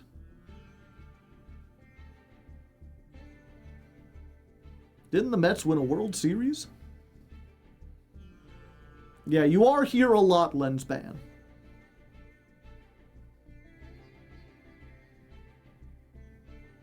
The truth no one wants to talk about sports is the main draw for most people is to gamble on them. Maybe that's true now with how big gambling apps have been, but I know a lot of people who are just big into sports in general. Baseball is ridiculously hard. I would never say that it's easy. It's one of those weird things, right? When you say something is simple, a lot of times people think something is easy. But it's like, no, the simple is like, how complicated is it to explain? And when it comes to like baseball, it's like, you know, hit the ball over the fence. It's that simple. But actually doing that is incredibly difficult. Like, you need to be in such peak physical condition. You need to train consistently. You have to hit ball full time as your entire job with dedicated trainers. And even then, you will only do it like 5 to 10% of the time. I can't sit through 9 innings. Yeah. I would argue that chess is simple. See, I would say the opposite, because chess has like 9 pieces that all move in different ways, and then there's stuff like castling and en passant. That's just to learn like the basic movement. I wish it was like 4 innings. Yeah, it's the same thing. I mean, we'll get off of this here. I just want a duel, right? Yeah. We'll get off of this in a moment, but I did also want to say, when it comes to football, I think one of the things that always just, I had a year where I was really into football because I really liked the idea of, like I learned that where you actually place your people on the line isn't set in stone. You actually have a whole lot of freedom in where you can put, 11 players? It's 11 on each side. Like, where you can put them and how you can align them. There's so many different options for different kinds of plays and trick plays and formations you can do but I lost interest after like just a couple months because after studying the history of the game, it turns out like, well, yeah, in like the 1930s, there was a bunch of experimentation with different placement where no one really knew what the best idea was. And then they kind of just settled on like, oh, this is the best formation. And so now 99% of the time, it's like always the same with like a few small differences, like the people on the wings can be slightly back or slightly forward or more out or whatever. But most players are going to line up in the exact same time all the time. Math ruins the fun. Surely 9 pieces isn't a lot. But the pieces don't have what they do written on it. Do we have an extra pack still? Oh, yeah.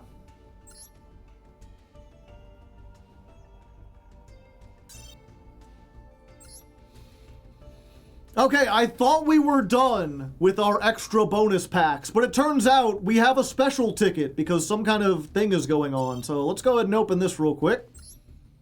We got another Maconko pack. Who knows? Maybe this will unlock the Maconko Synchros. We did look at what we had, and it wasn't enough. Haggard Lizardos is not a bad pickup. 2 monsters with different names, so it's something we can make with just about anything.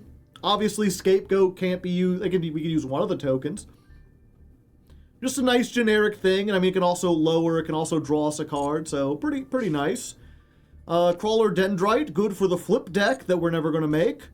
Spiritual Art Fire. Tribute of Fire, inflict damage equal to that monster's original attack. Maybe we would play this in the fire deck? Probably not. It's a funny way to end out a game, but unlikely. And Odd Eyes Persona Dragon. They didn't see it coming. Pretty nice again for a pendulum, but we'll see. Guardian KS. This is in the Maconko pack. Can't be special summoned unless you have Rod of Silence. Unaffected by spell effects and cannot be targeted for attacks, but does not prevent your opponent from attacking directly. Just awful. Broken Bamboo Sword. The equipped monster gains 0 attack. Guardian Trice. So, you know, when this is destroyed and sent to the graveyard, special summon the monster from the graveyard that was used as tribute for its tribute summon. Also, very weird stance here. Back all twisted. Looking weird. And what's our last one? What's our shiny? Power of the Guardians, you say? That might be worth playing. We are already playing Moon Mirror Shield, and this is like Moon Mirror Shield, just with fundamental differences. Shit, I didn't think we would get something good out of this. Okay, we might put this in. Shit. The Noob Killer. Yeah, possibly. In the stun deck? Sure.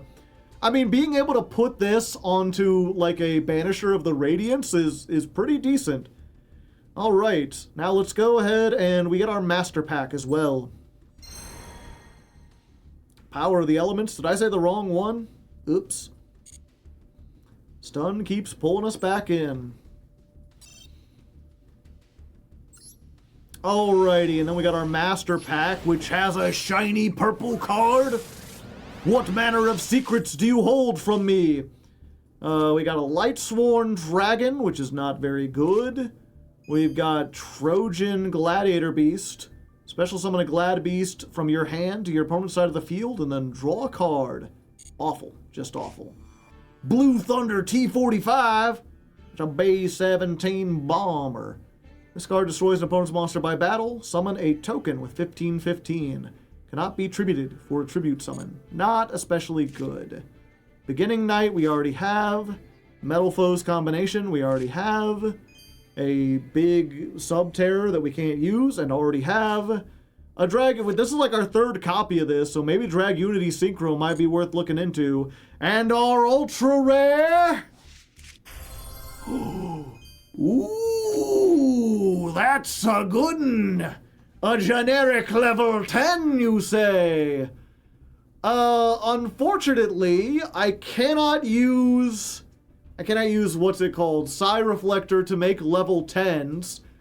So this kind of competes for the thing that gives us 2 negates. But if we ever get the ability to make level 10 synchros consistently, this goes in. I mean, even in that deck, we probably make this. This is like a damn good boss monster. Anytime you can make this, you're pretty good. It's just a matter of if we're going to be able to do it consistently. So, a very good pickup, a good UR to have.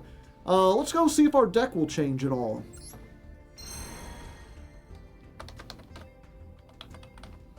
This is 455. Dual, not dual.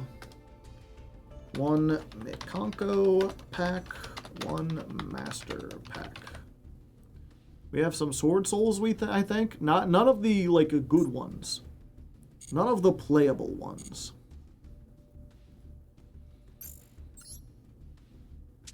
Has it been kind to us so far? Surprisingly, yeah. Okay, the question is, what do we take out for Power of the Guardians?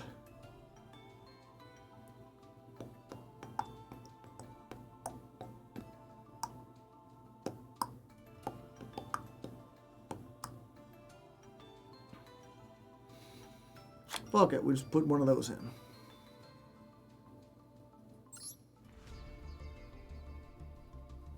Do. Yep, no synchros here.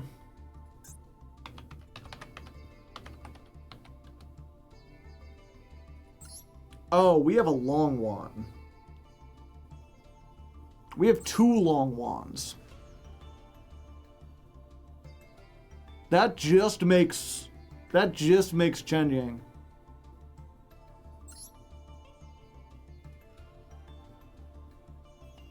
We need to have more worms.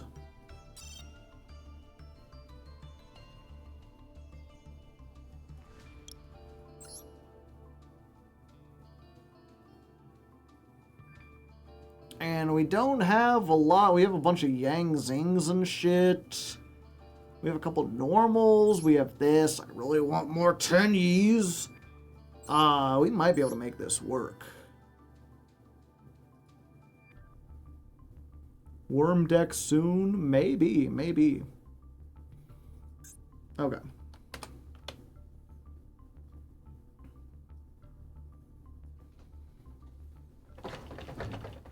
Okay. Alrighty, so we went ahead and put Power of the Guardians into the deck. Oh, we should probably highlight that. Okay. Alrighty, so we went ahead and put Power of the Guardians into the deck. Alrighty, so we went ahead and put Power of the Guardians into the deck. We didn't take anything out because it's near the end of the session. I didn't want to rebuild. We'll just play 42 cards for now and we'll reevaluate it next time. Speaking of evaluating, we were looking at the Chen Ying that we got and like, can we use this? And someone asked what other Sword Souls we had, and I realized we have 2 Long Wand.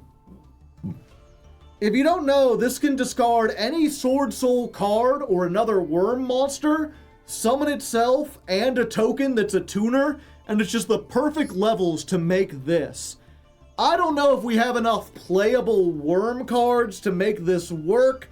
I don't know if the normal monsters that we got would work with like the other Synchro deck we have, but in the future, we're definitely going to use this. Whether it's as part of a broader Synchro package and we just hope we open the 2 parts, or if we make a dedicated worm deck that tries to make use of things like the Lithosagem we got a while ago and like the Yang Zings to Synchro summon, I couldn't say. But it's definitely something worth building towards. We will almost certainly play this at some point in the future. For now, we're sticking with Stun. This is version 4. Let's jump back on the ladder, get a few more duels for tonight.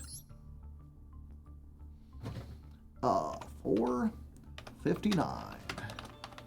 Duel 8, 2, 3. This is not a duel. What am I doing?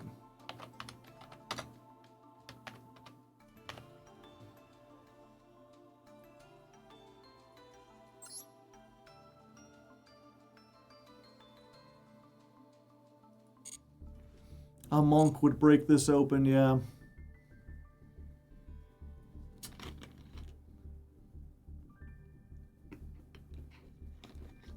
Like, I can absolutely play the long one. I just think I need to make a new deck for it.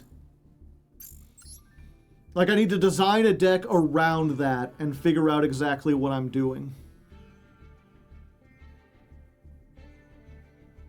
Have you checked your duels on your profile?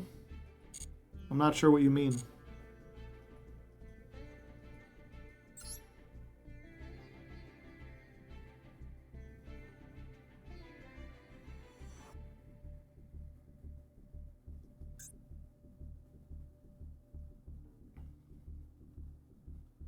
Total numbers of duels, 861.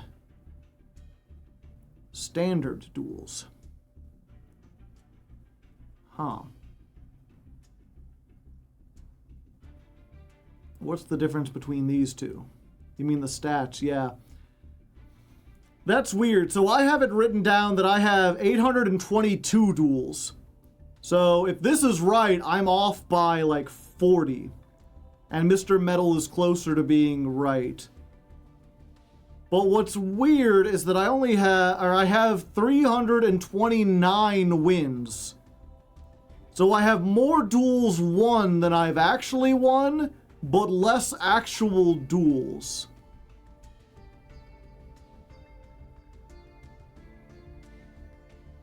Solo mode 4, I guess they count the beginning. Maybe it counts? I have no idea.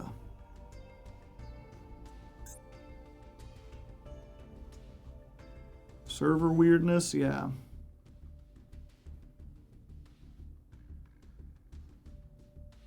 Most turns, 51.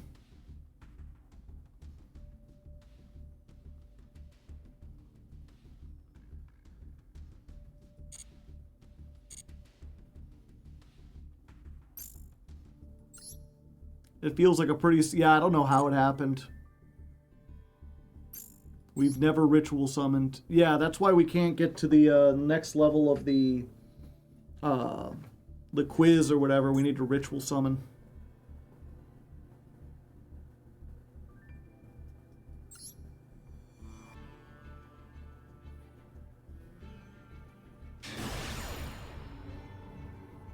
All right. High stakes duel. If we win this, gold 4. And we get to go first, which is what we want to do. Perhaps we will get the new power of the Guardians. We can show off the power that the Guardians have. Wakasha! We will not be showing the power of the Guardians. Okay, so this is if your opponent special summons while you control a face down or a non-effect monster. So we have to activate this. I want to control a non-effect monster, or I want to control something so we can draw. So I'm going to set the... let's see. If this card battles neither at the end of the battle phase... Okay. Actually, we'll set this, because it can't be destroyed anyway.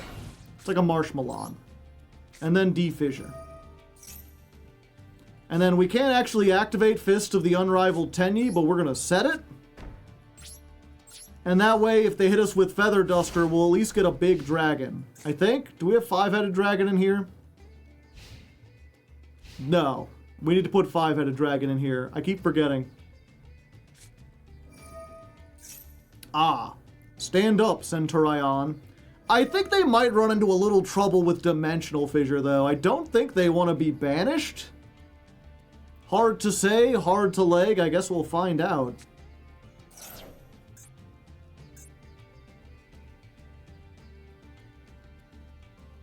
Yeah, we have Blue Eyes Ultimate. I think so.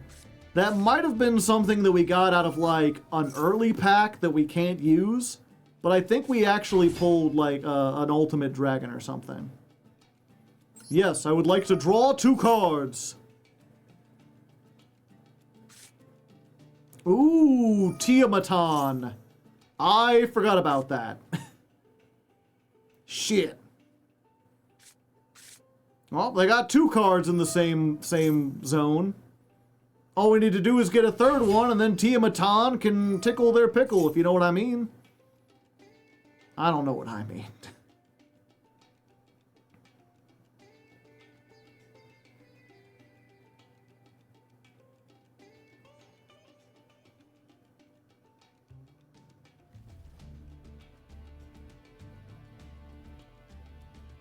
I know what you mean.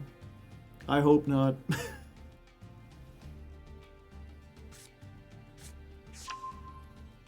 Gargoyle the second. What happened to the first gargoyle? You should seek therapy. I'm in America. I don't have money for that. What do you think I am, a money man? Not yet.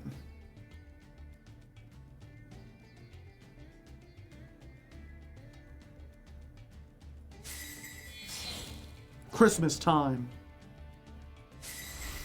Again. Alright, they synchro summoning.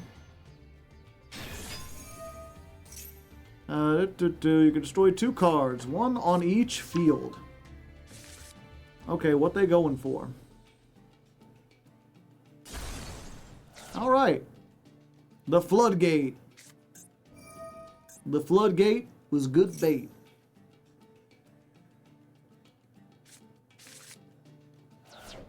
Now I just gotta hope they can't kill me.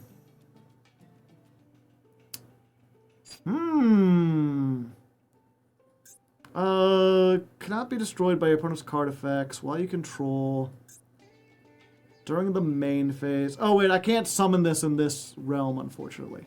Yeah. Yeah, I could summon this and it would blow up everything in its column, but there's currently nothing in its column. Umbros Serpens raiding with a party of 1. Welcome.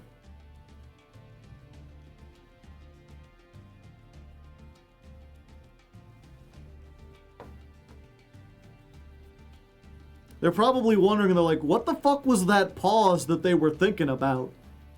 Why is it not pausing anymore? What did they have that could be activated when I had those things there, but not anymore? Level 12. Auxilla.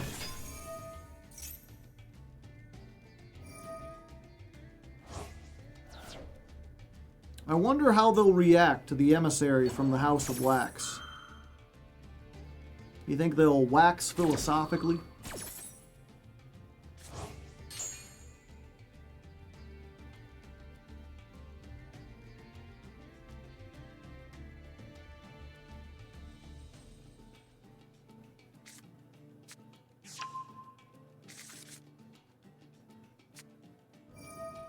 Joe rarely gets tilted. I get tilted all the time.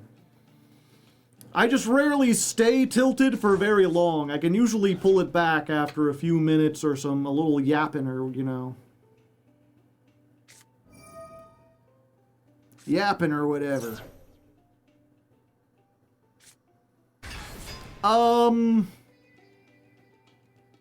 Yeah, you know what? I think we do this now. What is this as a graveyard effect? Yeah, fuck it. We Tiamatan. Surprise! Auxilla protects the back row. Oh, does it?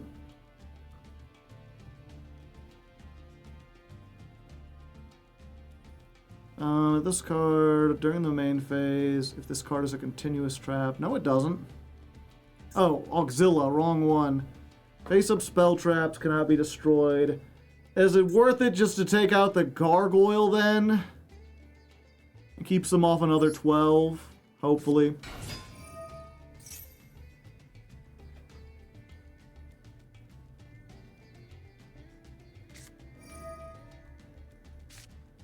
Baller.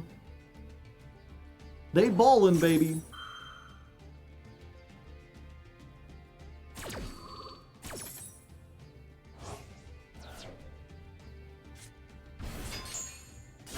So we hit that, we lose our thing, that's still there.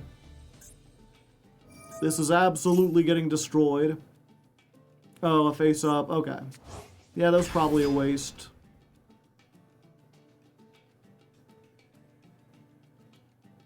We really just gotta hope they can't get over Emissary of the House of Wax.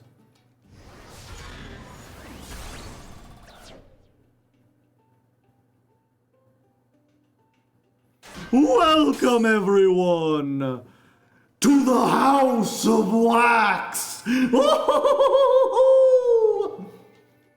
Go ahead, attack me all you want. It won't help you now.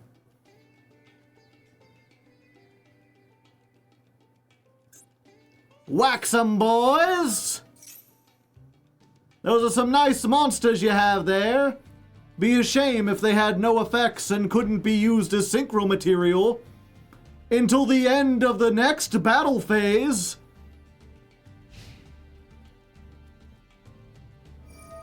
Wax is so stupid yet.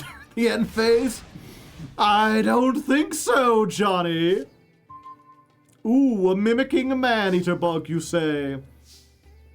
Okay.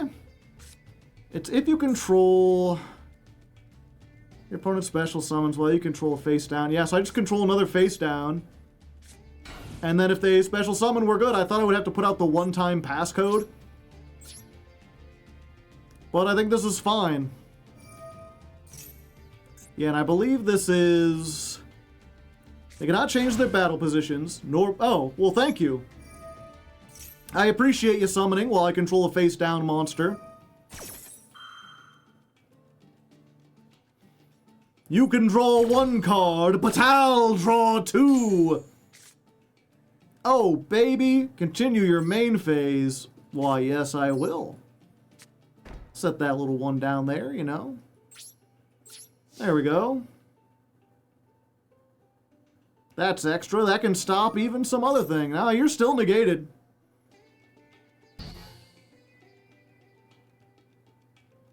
You remain in negating. They're like, how come I can't make Barone? I would like to make Barone. Where's my bestial baller Drake? Hello?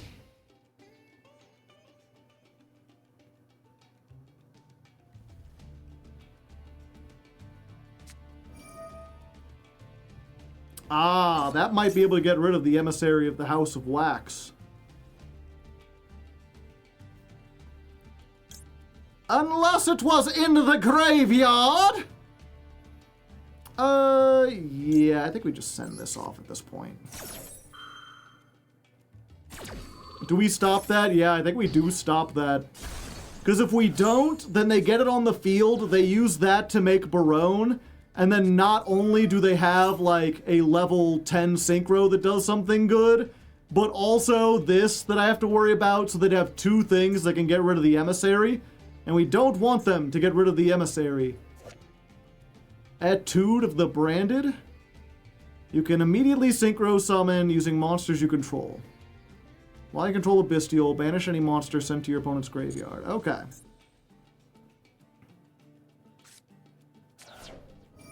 Another one. You gonna special summon again?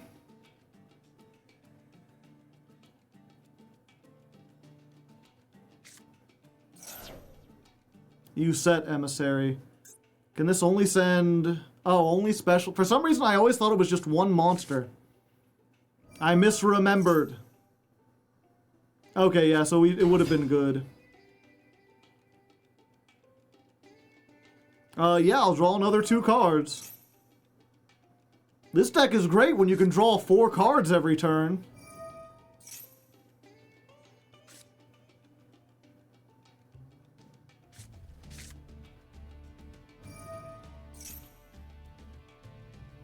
You think they'll learn the trick and, like, not go to battle phase, or will they go to battle phase and, like, have troubles again? Oh, no, they can just make Barone from here. Okay, I'm probably dead, unfortunately. No, they're making Chimera Dragon.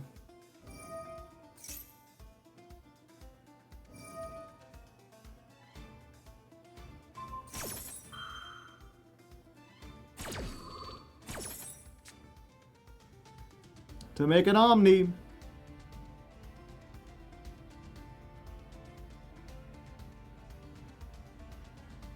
All right, Pomni, you ready for an adventure? It's what we call a Pomni negate.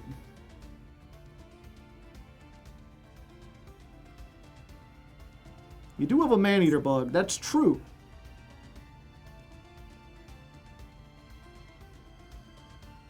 I'm trying to remember exactly what Blazar does.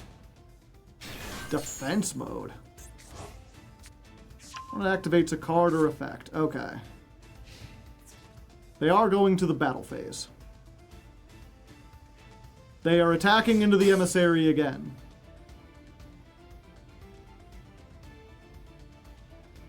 Yeah.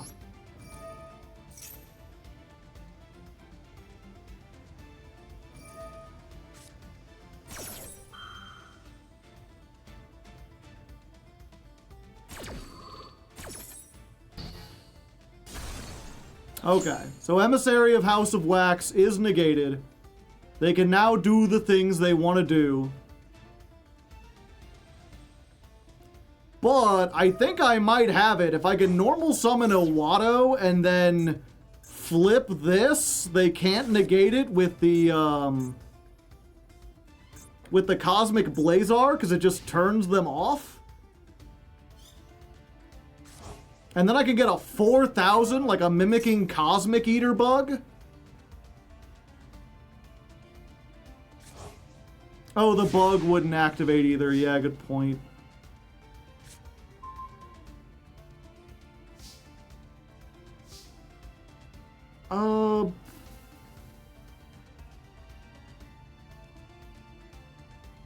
Yeah, we still try this.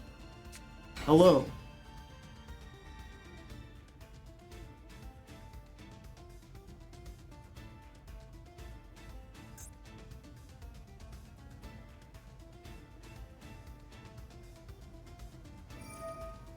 Oh yeah, they can negate summons. I forgot about that. Well now I can Mimicking, and they can't do anything, right? Or are they just making Barone right here?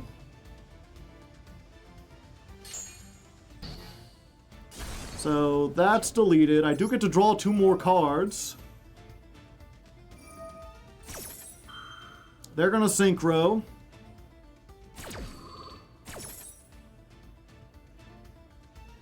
Primera protects the Synchro. While this card... Just accent... Okay. Level 5 or higher Centaur. Okay. Gotcha. So we'll throw this down.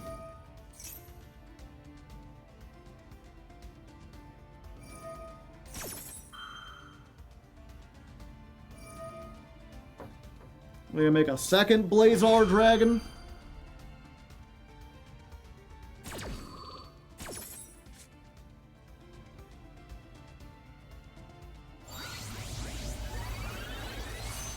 A second Blazar has hit the field.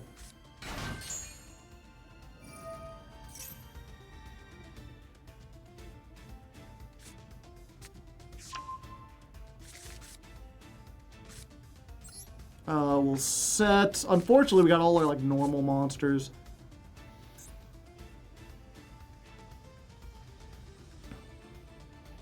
Yep. I think we're probably dead.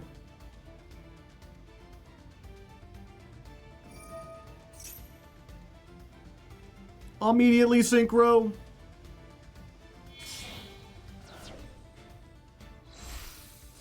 There she is.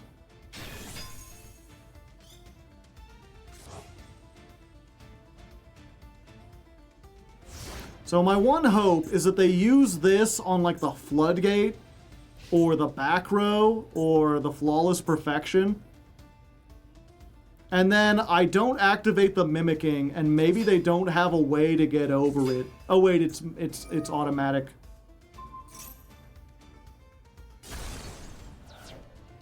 Damn. We held out pretty good. Considering their deck, the fact that it took them like 6 turns should maybe give them a little pause. But we tried our best.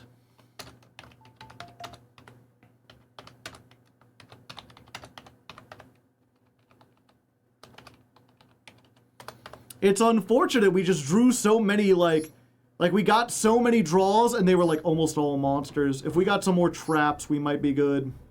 We might have had a chance.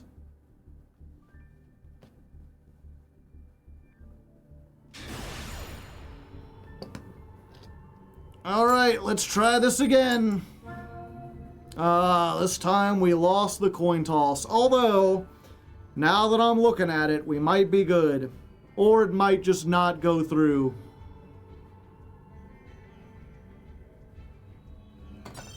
Wooly. Every time Wooly wins the coin toss, they just, like, don't connect. I don't know what's up with that. Alright. Trying to rank up again. We win the coin toss again. Let's try our thing and see the thing and do the thing. John Carpenter's the thing. Alright, this kinda sucks. We got all these and nothing to protect it with. Do we just like Banisher and Dimensional Fissure and hope they're on a graveyard deck? They got 60 cards, so maybe they'll like grass. Or do we Origami Goddess? Yeah, you know what? We got Dimensional Fissure. Go, Origami Goddess! Flip me 19 heads! Pathetic. I don't know why I put up with you. Anyway, here's Dimensional Fissure. We almost got there. You know, we were close.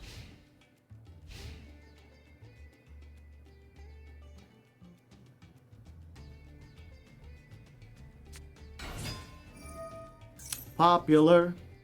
They're going to be popular. Can they activate that here? Send one other card you control to the graveyard. Yep, it would be a shame if you couldn't send things to the graveyard. Unfortunately, Link Karibo has 3 times our attack. Battle phase. No! My goddess! D-Fissure saved us. Ooh, Divine Wrath, that's pretty good. Yeah. What do we say we go? Double for nothing? I heard you killed Origami Goddess. Whoop, whoop, whoop, whoop, whoop, whoop. And Link Karibo literally did the, I'm just a little guy, it's my birthday. You wouldn't hit a little guy, would you? Yeah, I think if they do something, we use the Soraneer. Because they don't have any cards in the graveyard to banish, so we'll never be able to use this anyway.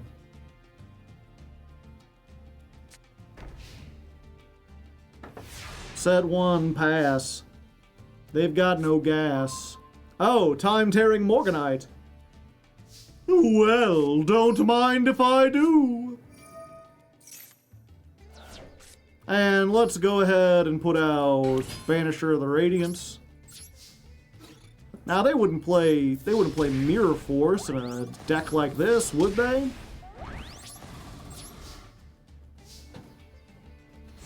That's pretty good. Clavicus Beatdown. That might be in perm. Ah, that's unfortunate. If it is in perm, they could do both. Infernoid! Ah, I see.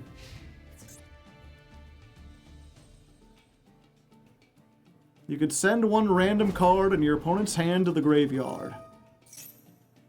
I'll do that myself if you don't mind.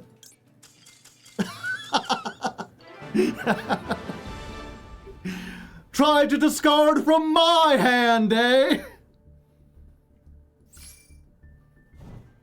And there we go. We rank up in gold. Gold 4. We're getting there.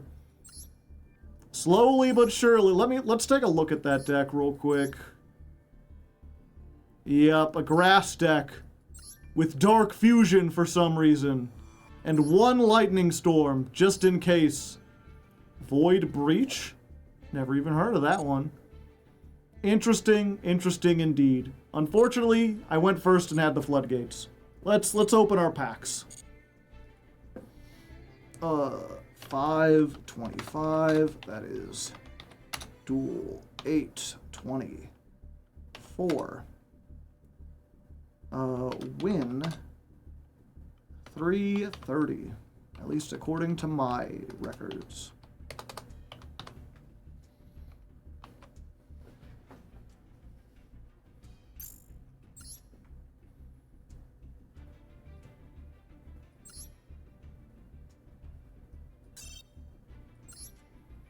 All right, we've been saving them up. We've got 8 whole legacy packs.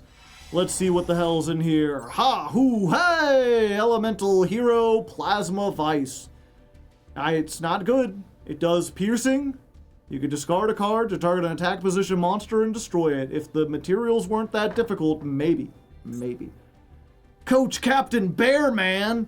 Can't be used as material for an Ixie except for the Ixie summon of a Fire Warrior. You can normal summon this without tributing, but its original attack becomes 13. Once per turn, you can make all level 4 Beast Warriors become 8. That's how you make Wolfbark. Or not Wolfbark. Why do I always call him Wolfbark? It's the Coach Giant Trainer. We got Dice Nide, which isn't even like an actual pun. Each time your opponent special summons a monster, roll a dice and return all the summoned monsters to the hand with a current level that's the same as the result. This would be much more effective if we had like 12-sided dice, but they only ever do a 6-sided dice. UFO Turtle, classic. Look at him grinning down there. He knows what he's doing. We're not going to ever play this, but it's nice to have it in the bank, you know. The Unfriendly Amazon, who is not an Amazoness card. Offer one of your monsters on the field as a tribute, excluding this monster, during each of your standby phases. If you cannot, this card is destroyed. Monsters used for a tribute summon, or that are offered as tributes due to other cards and effects, are excluded. What strange wording! Such an early Yu-Gi-Oh card. You gotta tribute some cards, and I don't mean like for a tribute summon. It tributes as an effect. The things you had to go through just to have a 2000 attack on a normal monster. Death's Kangaroo. If the attack of a monster that attacks this is lower than the defense of this card, destroy that attacking monster. Ooh, interesting. I feel like this would be a keyword in another game. Blazing Hita. Once per turn, tribute one other fire monster, summon a fire from your hand, but destroy it when Blazing Hita leaves the field. This is like the oldest version. She's like 34 here. Jane, the Light Sword, the Twilight Sworn General. Good for infinite combos, not so much for actual Light Sworns. Necrolancer, the Time Lord. Oh, look, we got another Time Lord card. I feel like I've made this joke before. Temple of Skulls. I mean, yeah, that is what it is. What can I say?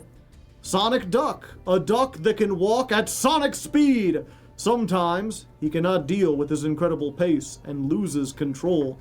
I like that he doesn't run at sonic speeds. He walks that way. He's not even trying.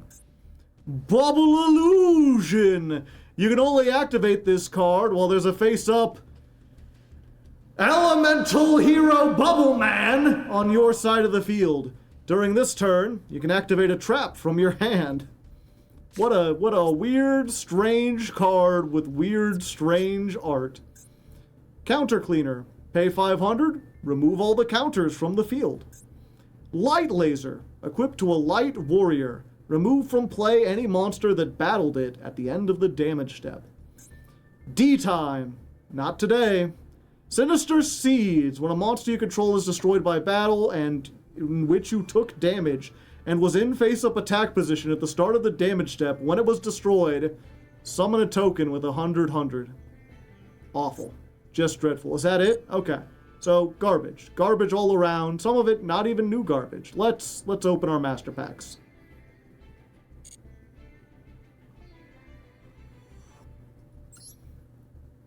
Bunny has redeemed a honk from Critter. Critter, say hi to Bunny. Thank you, Critter. Alright. We get one dang old master pack just for defeating our opponent with the power of floodgates and anime. What will it contain? Dark Contact. Activate one of these effects, but you can only use each once per turn. Fusion summon one fusion monster from your extra deck that must be special summoned with Dark Fusion by shuffling its materials from your field or graveyard or banishment into the deck. Or add a Supreme Gate, Castle, or Dark Fusion. I think I have some monsters that can be made with Dark Fusion. This might actually be usable. I might actually play heroes. We'll have to come back to that. We'll see. Green Turtle Summoner. A bit too old for this one. Maybe sit this one out. Kami, Hope of Gusto. Nope, no hope today. Speedroid Domino Butterfly. Pendulum. You cannot pendulum summon except for wind. This effect cannot be negated. Discard a wind, target a banished wind, add it to your hand. Can't be used as synchro material except for a wind, dragon, or machine. If this card, special summoned from the extra deck, is used for a synchro summon, banish it. Might be good in the Speedroid pile we've been getting together. We still need payoffs for that. Snowdrop of the Rika Valley. We need a bunch more Rikas, including the extra deck, but maybe. Libromancer Agent, the coolest looking Libromancer. I might be a little biased. Unfortunately, we probably can't make use of that. Another Marincess Current. We got one of these like 2 packs ago. And a second Book of Moon. I mean, we're not playing the first one, but there's definitely a deck where we would play both Book of Moon. So now we got both. That's pretty cool. And then we get a pack for ranking up into Gold 4. What to do, Kangaroo? Ooh, and this one's a purple pack. What secrets does it hold? Ha! Right-hand Shark. I think we now have right and left-hand Sharks. I'll have to look into this. Normal summoned, add a left-hand Shark from your deck to your hand. If this card is in your graveyard and you control no monsters, special summon it, but banish it when it leaves the field. Onyxie summoned using only water monsters as material, including this card, cannot be destroyed by battle. We do also have a Crooked Cook, so maybe we could just, play even more stall, be even more mean. Only time will tell.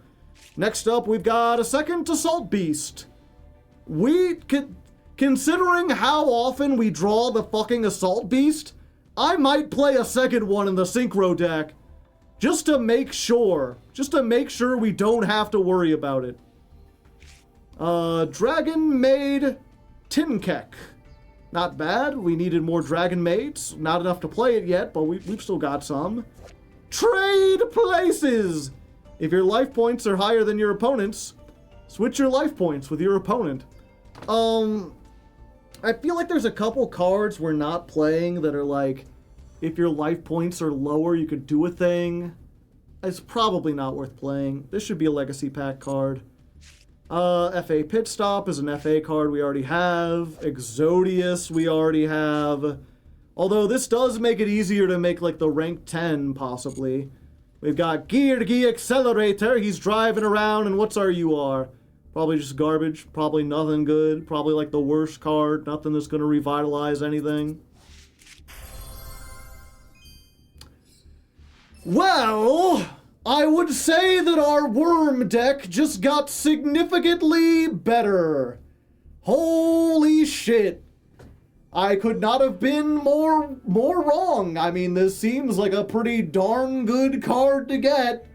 The worms are real. We now have Protoss and Ishatos, and we have the Long Wand that can discard them to make Chenying, which seems like a pretty darn good combination, if I do say so myself. We still need a lot of ways to get these into the graveyard, But this might, I said this during the last session, this might be a game changer, and I think this one's much more likely than the Fire King deck. I mean, I guess we'll see, and this is a card that's been banned, and for an amazing reason. But we'll have to find out next time. I think for now, I'm probably done. We've been here long enough. I'm very tired. I'm running out of energy. But hopefully you enjoyed. Hopefully the episode wasn't too long, not long, too short or anything. It's always hard to tell. Sometimes I get comments from people, and they're like, how come this episode was an hour and the last one was 30 minutes? I just record for several hours, and depending on how the editing goes, sometimes an hour of footage becomes an hour of episode, and sometimes it becomes 10 minutes of episode. It depends how much we end up cutting out. But either way, it's a fun show. I'm still enjoying it. Hopefully you're still enjoying it. If you do and you're not subscribed, make sure you do that. Like the video, comment, all that stuff. And until next time, good luck and have fun.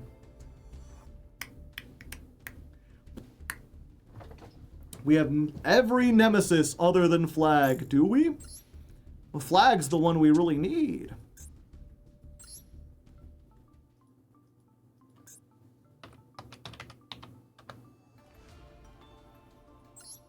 Target one of your nemesis monsters that's banished, special summon it. But if its original level is 11, it cannot activate its effects. Ah. Yeah, we have an umbrella, we have a corridor, we have a keystone. Yeah, we're just missing Flag, but Flag is the one that, like, searches all the nemesis cards.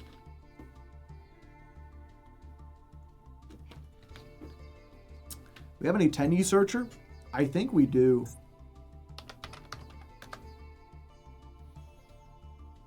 We have a Dragon Circle. Tribute a worm, add a worm from your deck to your hand. Or if you tributed a non-effect. But that does, so that searches Nemesis and Protoss while putting a card in the graveyard. Send a worm monster from your deck to the graveyard. Then if you control a non-effect, you can add from your deck to your hand a Tenyi with a different name. Yeah. I forget, they can only be summoned from the hand, right? Must be special summoned from your hand. Must be special summoned. Yeah, okay. So the other one, sending to the graveyard, doesn't do very much. But yeah, this searches if we have another worm on the field. Then if you control a non-effect... Okay, this one just fills up the graveyard, but it'd probably be worth playing regardless. Let's look again at the number of worms we have. Would you still like me if I was a worm, chat? We've got, like, Yang Zing. That's a True Draco. If this is special summon, target a worm in your graveyard, summon it, its effects are negated, but we have no way to special summon it. So Yang Zing. Yang Zing's may be a good way to fill up the graveyard. What is it? 3 different attributes. Yeah, so maybe, I mean, we would need like a turn is the problem, but we could like, if you don't know the Yang Zings for the most part, do I have, yeah. They're like, when this is destroyed by battle or card effect and sent to the graveyard, summon a Yang Zing from your deck, except a copy of this. During your opponent's main or battle phase, you can synchro summon. So like this goes, they all have that effect. And they're all different attributes. Or most of them do. The light one doesn't. If this is destroyed, you can special summon. Oh yeah, no, this does have the effect. If the Yang Zing is destroyed while this is in your graveyard, special summon this card, but banish it when it leaves the field. This is destroyed by battle or card effect and sent to the graveyard, special summon a Yang Zing from your deck. Okay, they all do that, actually. They just have weird things. If you control no other monsters, send 2 Yang Zings from your hand to the graveyard. Summon 1 Yang Zing with 0 attack and 1 with 0 defense from your deck, but banish them during the end phase. Yeah. If we had a way to destroy them, that would be nice. Unfortunately, they all miss the timing. And then we've got these 3 that are decent, but they're pendulums, which means they don't have synergy with, like, the other Yang Zings because they don't go to the graveyard. They go to the extra deck. But I guess we could play them because we can use this to, like, summon something, and we could, like, just discard them with Sovereign. Or not Sovereign, with a long one if we get it. We got Alu Mirage, who is not good, but it might be worth playing. We got the Nahata. We got the 2 Mystery Shell Dragons. So in this deck, we'll probably still play a package of normal monsters. Chaos Mirage Dragon. Target a banished light or dark. Summon it to your field, but negate its effects. For the rest of this turn, you cannot summon from the extra deck except for light or dark synchros. If this card is sent to the graveyard as synchro, target cards your opponent controls up to the number of other monsters used to synchro material and banish them. Now we got another True Draco. Destroy 2 other monsters, including an Earth. And this can't be summoned or set. Must be special summoned by a worm effect. If a monster is banished by a card effect, summon this from your graveyard or hand, but banish it when it leaves the field. This card is special summoned. Target a card in the field zone and a monster your opponent controls in their graveyard, banish them. So this is probably worth playing because, like, if we just discard it for this, and then we make this, and then all we gotta do is get 1 more card into the graveyard, and then we can summon Protoss, and that'll banish, so then we summon it. Unfortunately, this is all the worms we have. There's not a lot of worms in the game. And a lot of the ones that are in the game are things like, whatchamacallit, there's like the Metaphys cards that don't really have any synergy with this. There's the, what are they called? The Virtual World cards that don't really have any synergy. And then there's like a couple generic ones that are kind of okay. If we had Mare, yeah, Mare, or if we could get like any of the Sword Souls, that would be nice.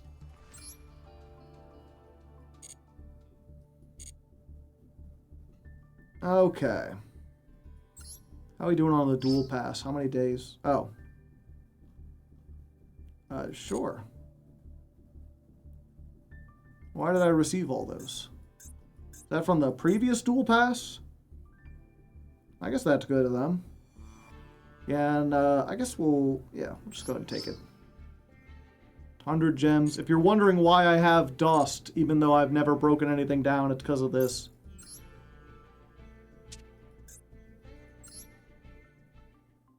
Yeah, we've got like enough UR dust to craft a thing or two. If we win a deck or if we win a game in Diamond or in Master, we can craft a card on a wheel. Stun really carried, yeah. I broke it down 2 banned cards. Yeah, but I crafted a card of equal value, so it all worked out. Anyway, I'm done with Yu-Gi-Oh! For tonight. I think I will go ahead. We'll do a little bit of variety. Just to chill out. Just to have a nice time. If you're just here for the Yu-Gi-Oh! Content and you don't like the variety, I understand. If you're somehow unfamiliar, I stream every Tuesday, Thursday, and Friday. Tuesday and Thursday are always Yu-Gi-Oh! Streams. Friday gets divided between Yu-Gi-Oh! And variety. This time we're playing the Masochist. Next week will be on Hollow Knight Silk Song. The guided tour. I missed the start of the stream. What did we find early in the stream? Almost nothing. We only won 2 duels. The Fire King deck was not great. Didn't work very well.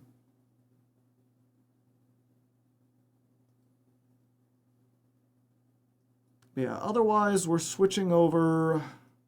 Let's see, I need to get this. I need to do that. I also need to use the restroom real quick.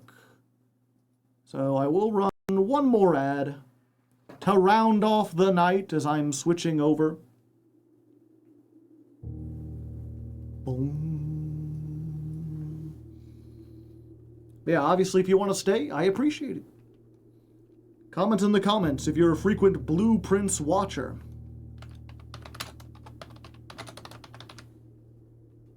They just aren't there yet. Yeah, unfortunately. What is it? Blueprints. Doc Perion is here. They've been waiting all night for Blueprints. Okay, I'll be back in a minute. In a New York minute. In a Missouri minute. Again, for the people who are subbed, you have my thanks. I'll put this Dr. Pepper away. I only took a few sips out of it. Keep rolling, rolling, rolling, rolling. What? Man, I got some fresh sourdough, chat. Just sitting in the kitchen. I might have to make me a late night grilled cheese after this is all said and done. I should probably sleep too. If you do, good night, Lensban. I hope you have a pleasant evening. For the rest of you, looks like we got like 117 people here. I appreciate you sticking with me.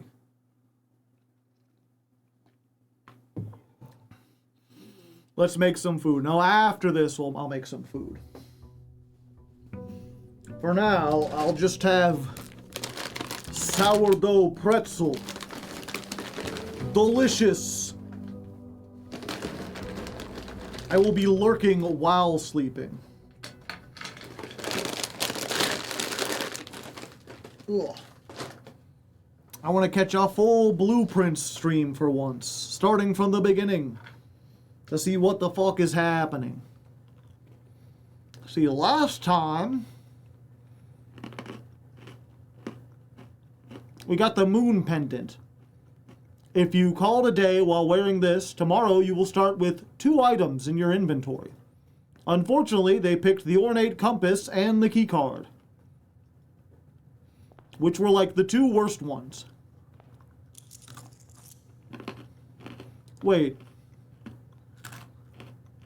Why did I start with 3 items? I should only have 2. Very strange. Oh, also we got a package delivered. 2 gems, 2 keys, and a lockpick kit. Oh, hell yeah. Yeah, like the pendant can hit itself, but then why do I have the key card and the compass? I should only have one or the other.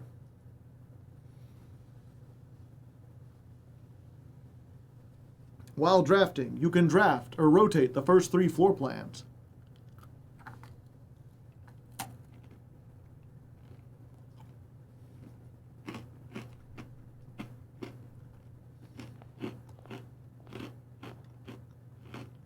Oh, yeah. I slept in the break room. I forgot that gives you the card. I'm dumb. So it shows itself and the compass.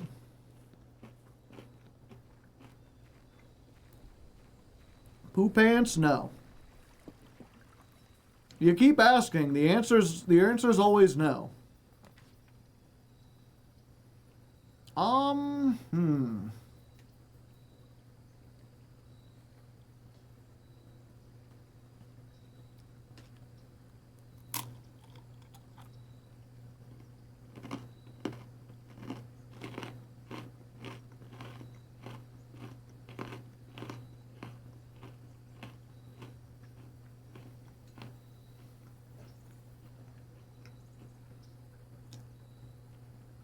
I think we might be able to buy out the... We've never used the tomb for like its actual thing, but we might be able to buy out the showroom if we go in the tomb.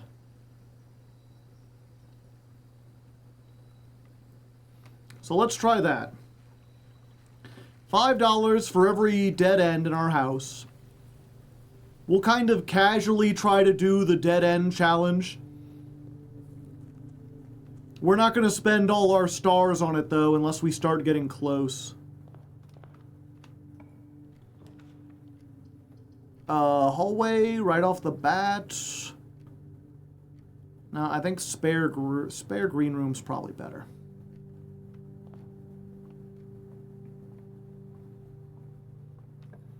And then we re-roll until we get the conservatory.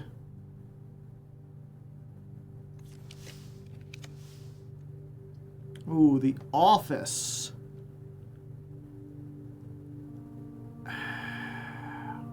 That's another thing to spread money.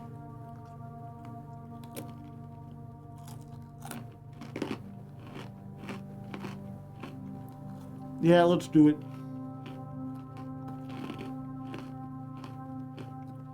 2 gems, but we get 1 instantly. Okay, that note was there before.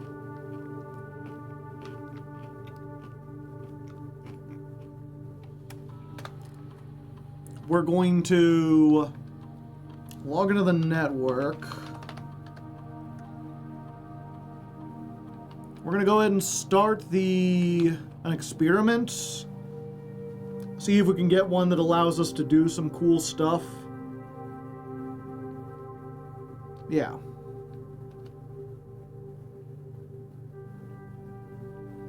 We'll come back here and spread gold after we're done building everything. And hopefully we can get a conference room.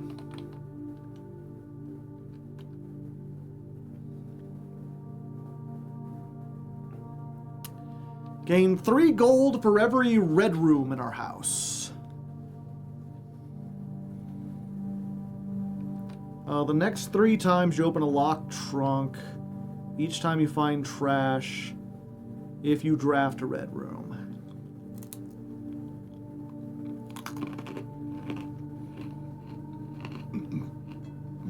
This has the highest payout, assuming we can find a shovel.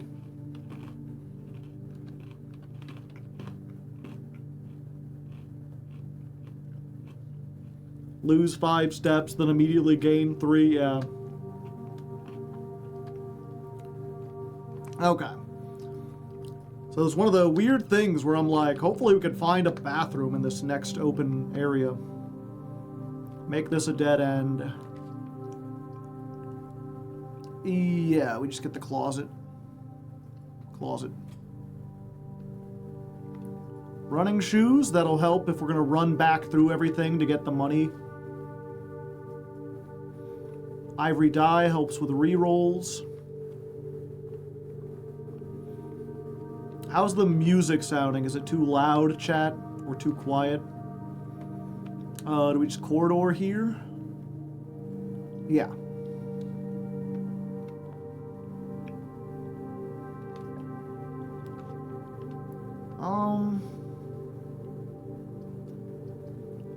The attic is a dead end that also could potentially give us a shovel. Although we do need a break room too, and the attic is common. Yeah, I think we get this out of here now. Solve another one of these, get a couple keys. 16. Math time! 9 times 9 is 81. Reversed is 18. Ooh, 8 plus 10 is 18. Divided by 9 is 2. Oh, wait. 8 plus 10 is 18. And then you reverse it. So 81 divided by 9 is 9. 9 plus 2 is 10. Reversed is 1. No, that wasn't right. What was this again?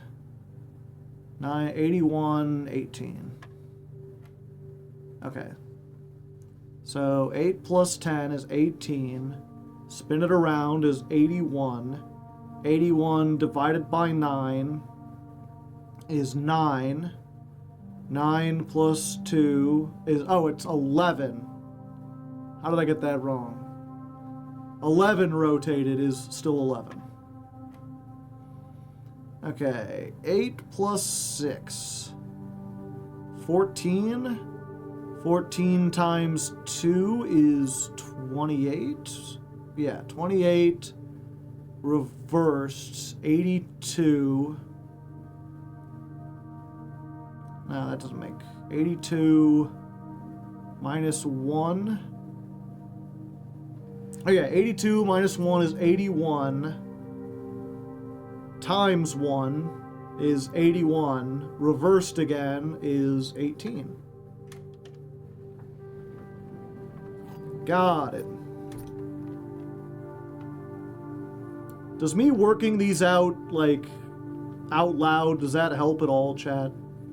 Is that interesting in the slightest?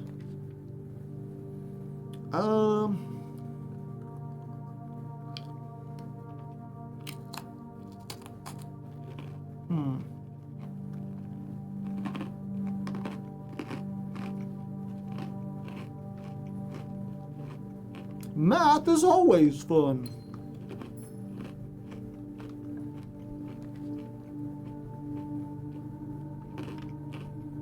I'd really like to get a dead end here if possible.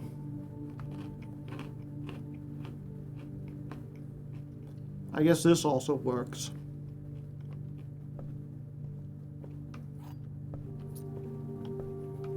Dead end, dead end, dead end. Ooh, the Geist room. And we have the tomb today, so we got 4 dice.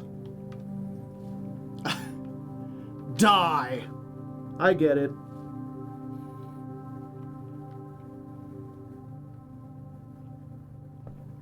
It's spooky, chat. Do you get it? Okay, so we make this a dead end. And then we can kind of like go up from here and like that's a dead end. Yeah. Ooh, or...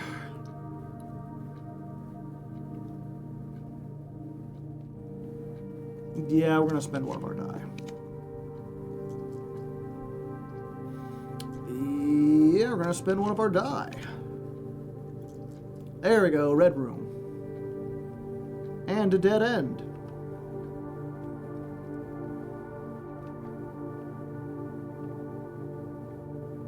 Come on, shoes, trigger. Nope. Okay, now we need like a 3-way room.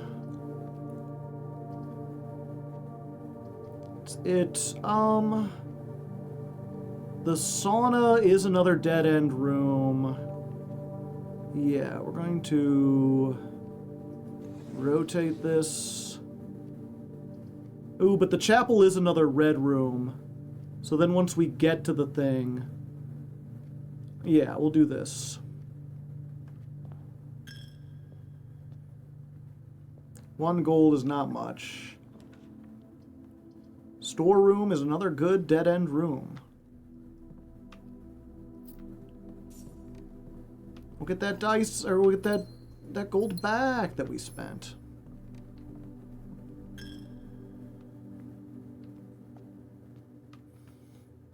So far we've got 1, 2, 3, 4, 5 outside. Yeah, we need this to be another, like, 3-way room. Drawing room is perfect.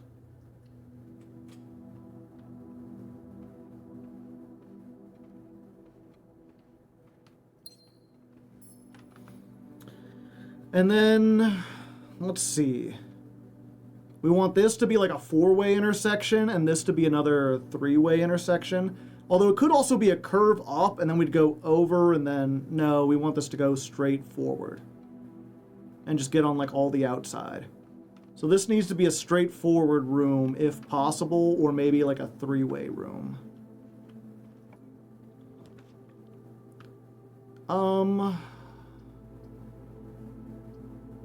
Straightforward room. We still don't have the shovel. But we can pet the pupper. Who's a good doggo? Ooh, the terrace. Yeah, that'll help. That's a rare dead-end room. And a couple coins up here.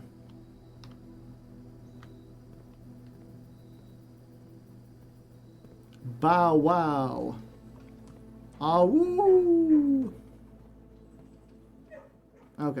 Now I'm gonna re-roll until we get like a 4-way intersection. Redraw the floor plans. That's almost one.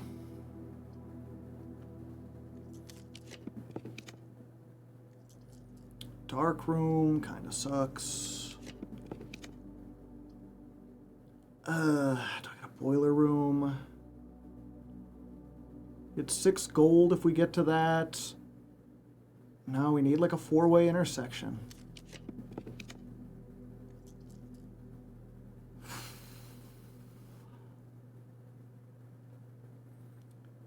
Use one more die here and try to get it.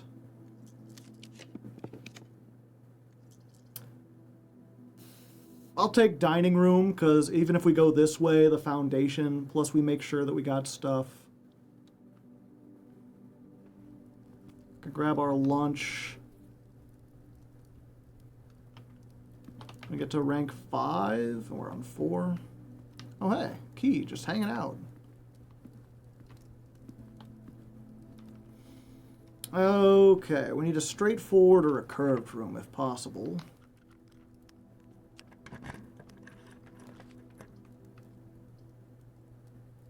Hallway if we rotate it.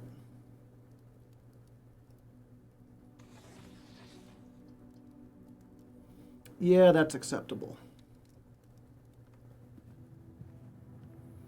The layout of the rooms matters.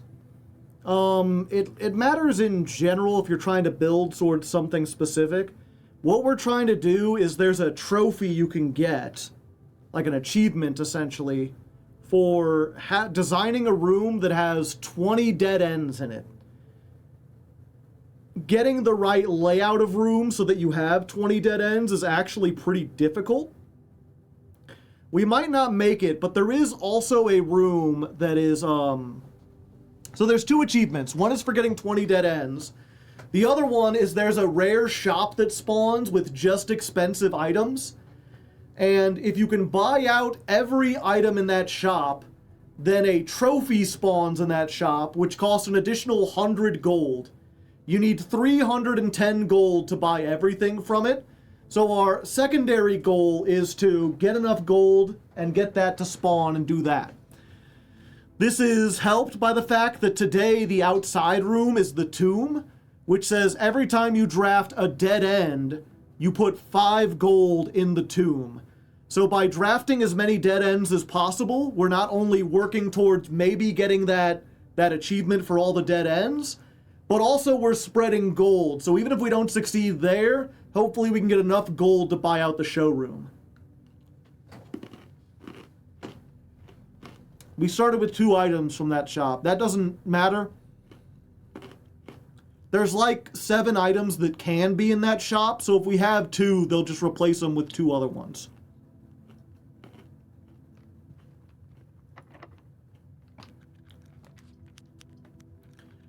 The garage is a dead end, and it can only spawn on this side of the house. So that's good to get here. Garage always has 3 keys. And sometimes there's stuff over there, we still haven't gotten a dang shovel. Okay, so we want like a leftward facing hook if possible.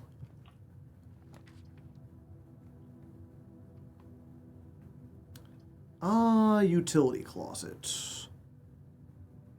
That would help with a future dark room.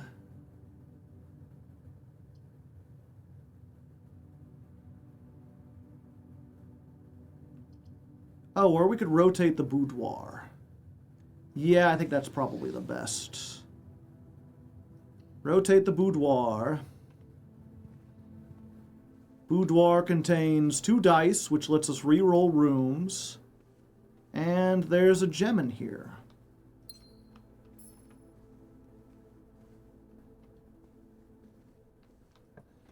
Okay. There's the breaker box. Okay. That's a great place for a dead end.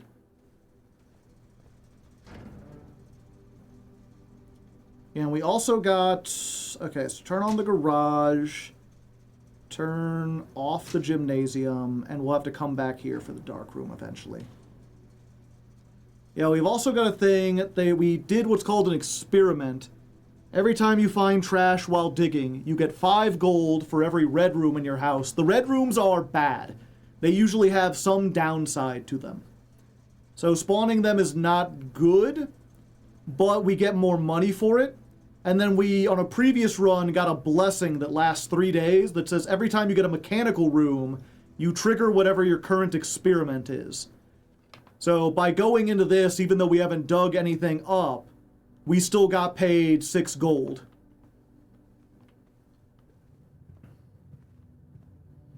Just trying to get as much gold as possible. Okay, so what we want is like a 3-way room, although honestly, even a dead end here would be fine.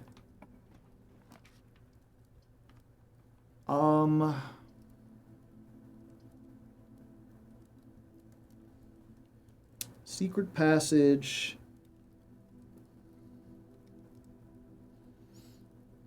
Yeah, I think we do the secret passage here.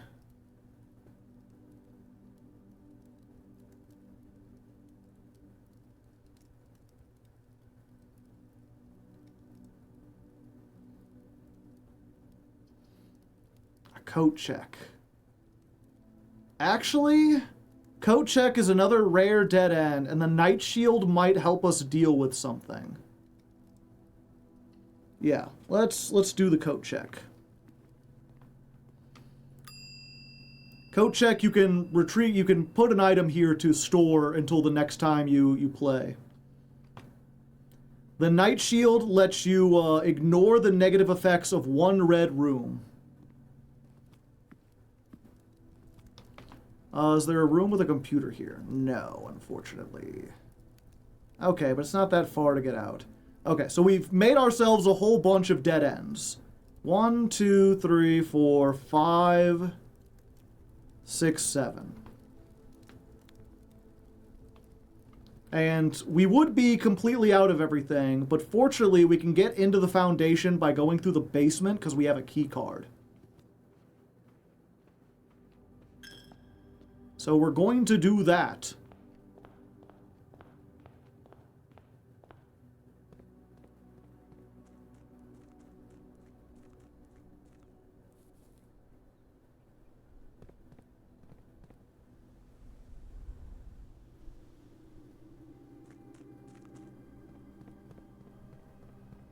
Unfortunately, we picked up the sneakers early on in the closet. The sneakers say when you're running through your house, there's a chance you won't lose footsteps.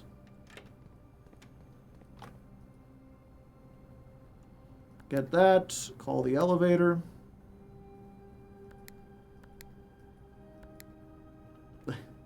Faster, you fool. Okay.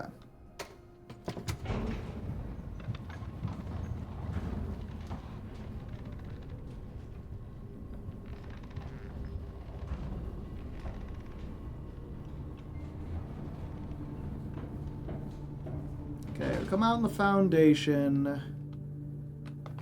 We need like a straightforward or maybe a dead end would work here. No, we want like a 3-way intersection if possible. Gymnasium?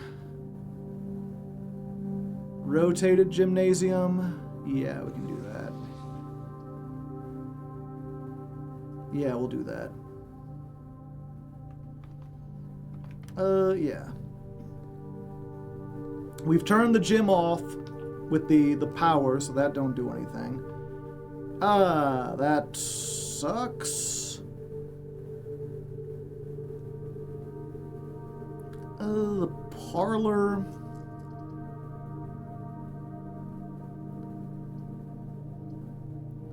I think I'll use a reroll here. The conference room. That's kind of big. Yeah, we'll get the conference room. So the conference room is whenever items would be spread throughout the house, they're placed in here. So specifically early on, we got the office. If we go back there, we can spread money throughout every room in the house. So if we build the whole house first and then go to the office and do that, it'll put money in every house. We don't have or every room. We don't have the money to go back through there, but because we have the conference room, it'll just put it all in here right next to the foundation.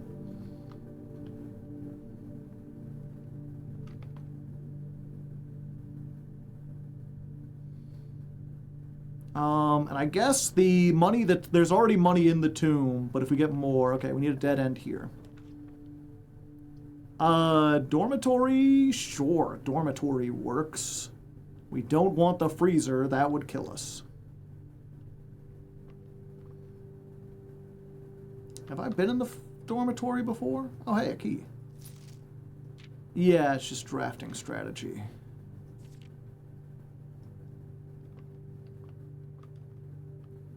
I just haven't gotten it while there's been a window.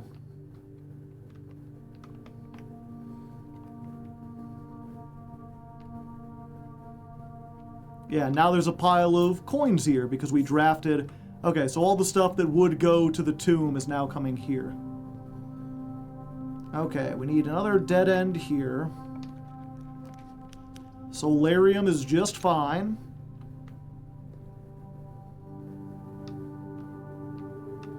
Nothing in here, unfortunately, except a thing of dirt. We still haven't found a shovel.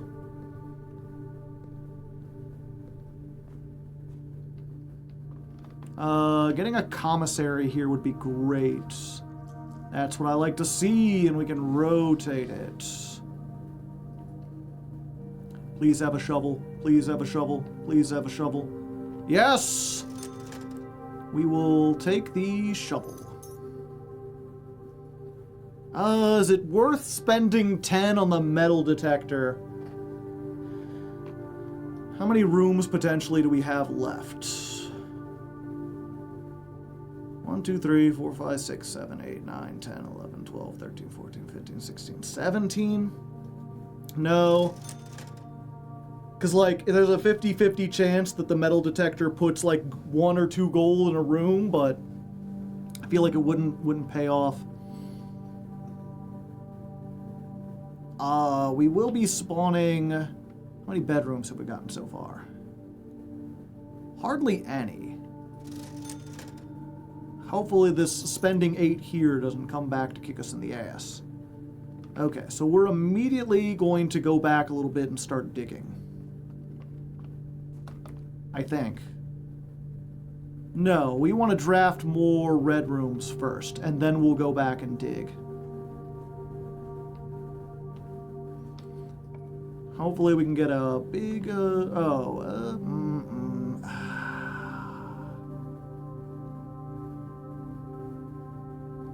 Yeah, I think it's worth it to get the observatory.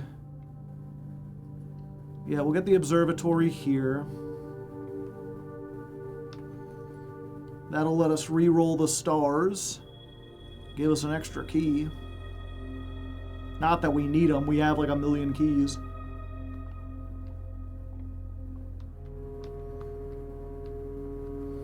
And now we need like a 4-way intersection here.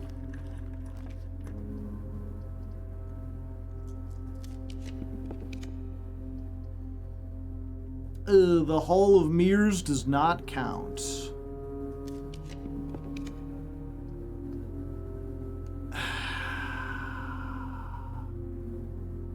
Aquarium might be good enough. We'll try it. That counts as a red room, because it counts as every type of room. Get another gem over here.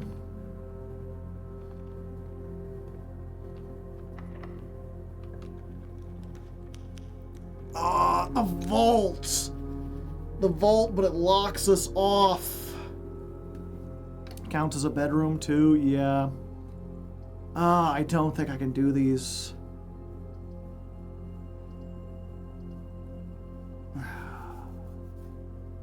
How many we got? 1, 2, 3, 4. 5, 6, 7, 8, 9, 10. This would be the 11th. Ugh.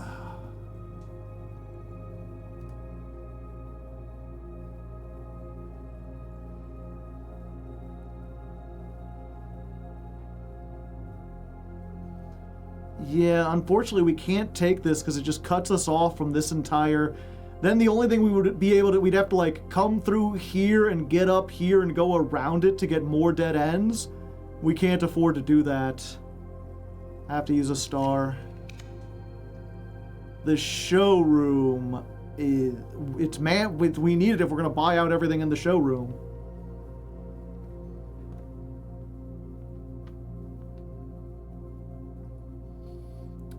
We can get the emerald bracelet. Yeah. No longer have to pay to do floor plans. You can rewind after drawing new floor plans. Gain 30 steps from eating. Okay.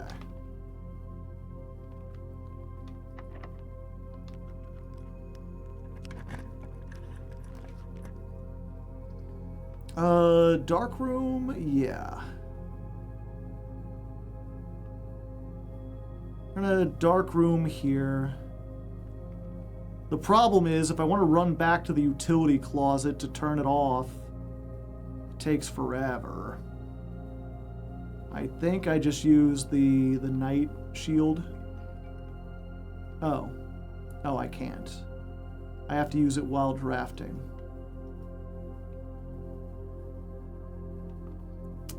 Shit.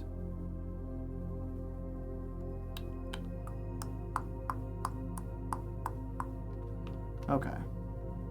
Go back for now.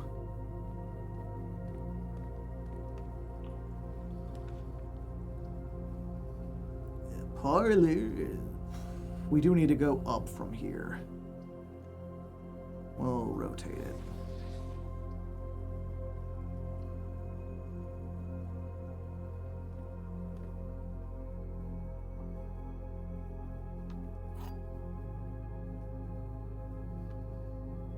Okay, let's see here. Wait, I don't even need to solve this. I have free gems for the rest of the day. If I find a laundry room, though, I can change the gems for money. Gems are in the only box with a true statement. One of the other boxes is true. The gems are in the only box with a false statement.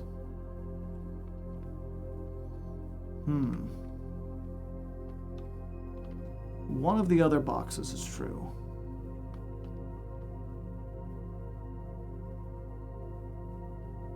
The only box.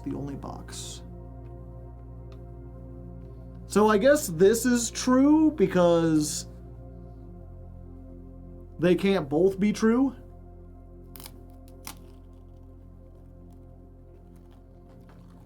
Like, yeah, one of the other boxes is true. And so, if this is true, then there's not only one box with a true statement. So this is false, which means this is true. The gems are in the only box with a false statement, which is the blue one.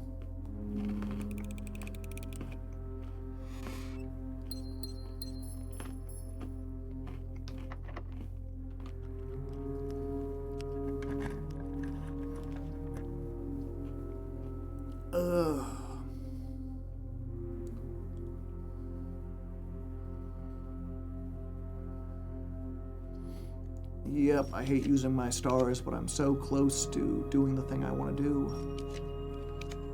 Where the hell is the, like, 4-way hallway? I made that comment a while ago. Sure, I have 11 keys. I'll take the fucking vegetable.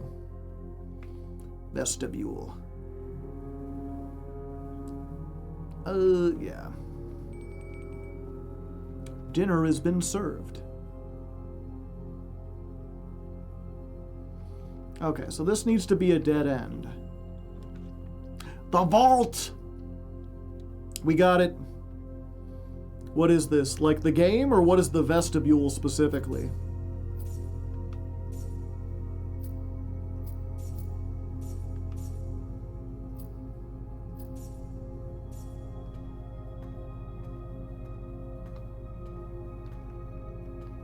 That's a lot of money.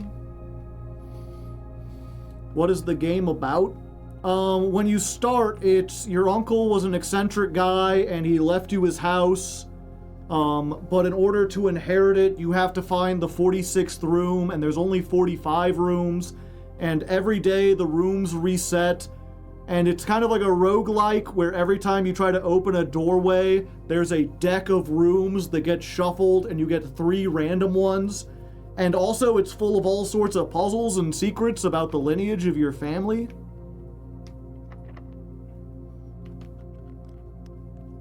A true maniac of engineering.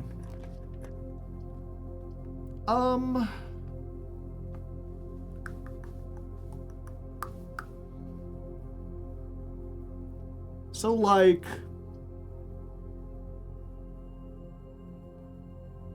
Do we have any way to open this at this point? No, not really.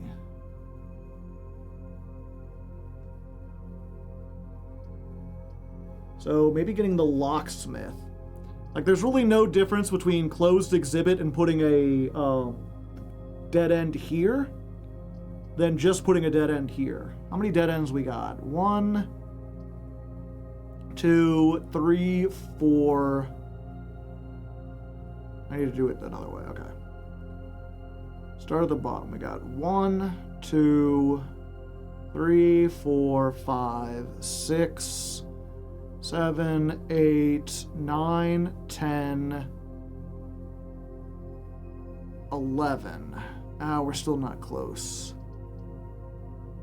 I guess we... Yeah, we'll do this one.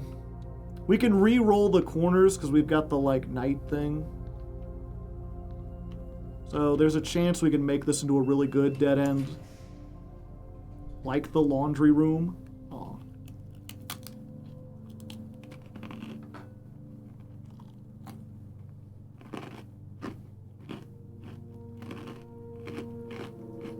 Yep.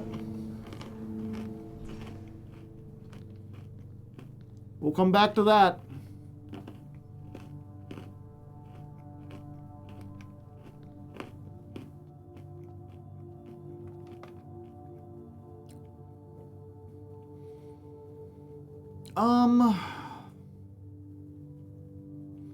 Yeah, let's see what we got here.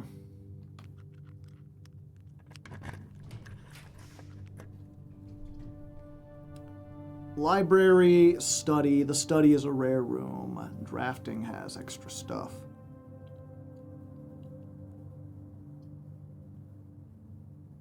May spend gems to redraw.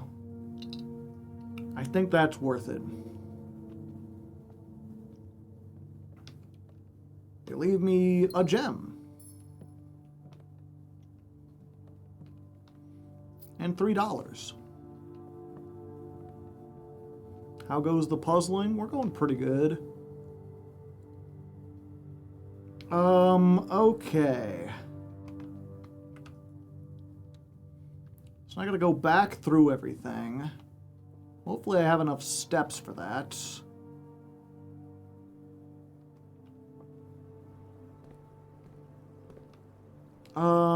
To make sure, let's get the silver spoon while we're here. The silver spoon makes it so you get double the steps from eating any food. That should guarantee when we have dinner that we have enough steps to do like everything we could want to do. I'm just trying to remember the dining room. The dining room we can only get to from the front entrance. Okay. Let's go through the commissary real quick.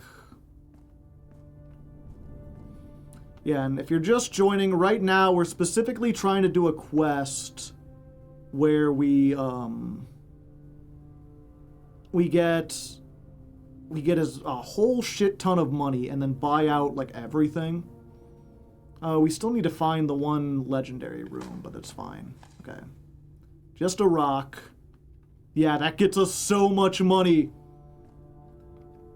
It's every time we dig up garbage, we get 5 gold for every red room in our house. So 5, 10, 15, 20, 25. A key. Dollar bills. Yeah, waiting so long has worked. Do we go to the solarium? No, we do that after the conference room eventually. We have to really plan things out because we've got few steps left and the way we've made everything.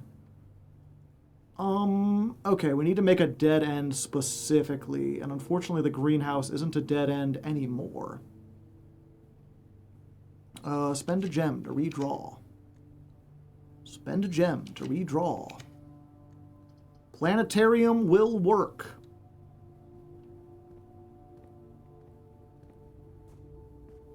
Okay, so now we gotta go back out through the front so we can go to the dining room.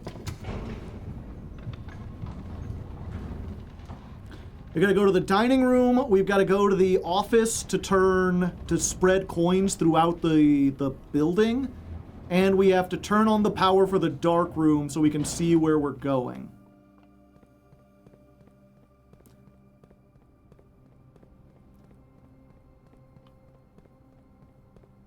And we should have enough footsteps, because going through the basement doesn't take hardly any, and we've got the shoes that keep proccing, fortunately.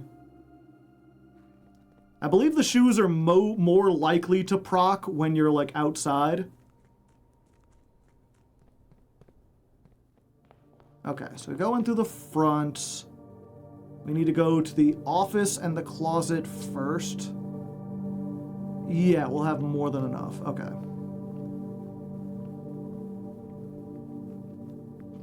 So, going to the office. We will spread gold in the estate.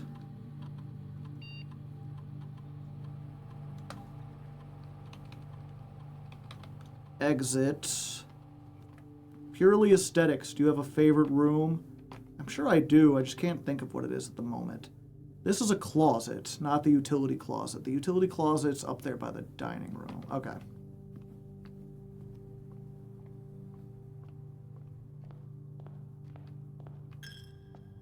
Gotta pay the tax. Yeah, we go to the dining room. Pizza. We don't have a furnace, but that's 20 steps. With the silver spoon, it'll be 40. That should be more than enough to get back to where we need to go.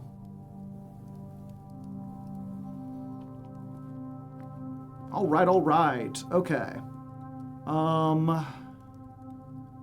We need to go to the utility closet.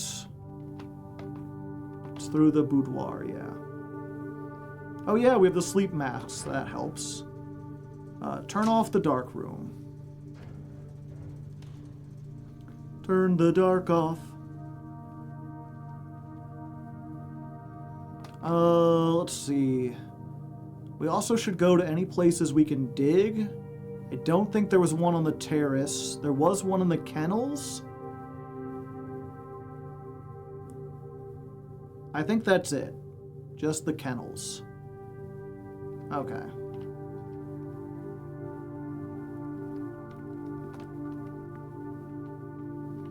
There's always a dig spot in the kennels. It makes the dogs go, ah, woo, 3 of them.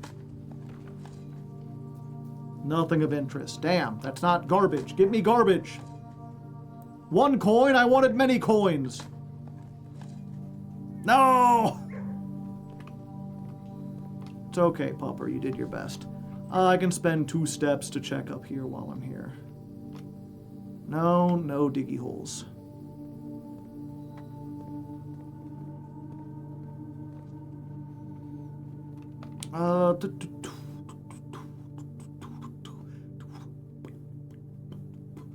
Okay, so we go... Yeah. Back out this way.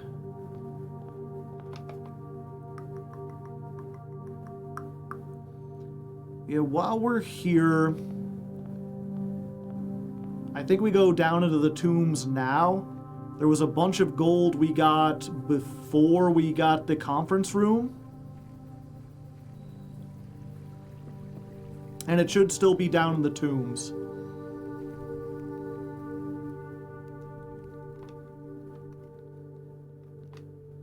Oh, there's a dice down here. I forgot about that.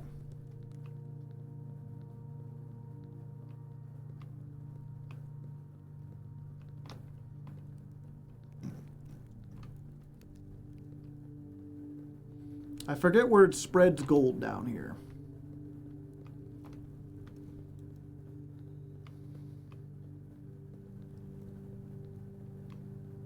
Ah, here we go. We're in the money. We're in the money.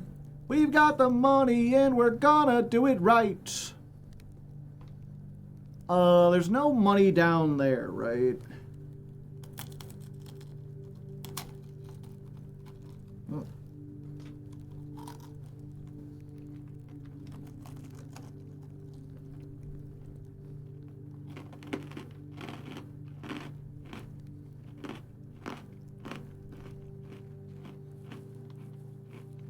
No, but that is the basement. Unfortunately, the boat's on the other side, so I can't take it to get through the basement.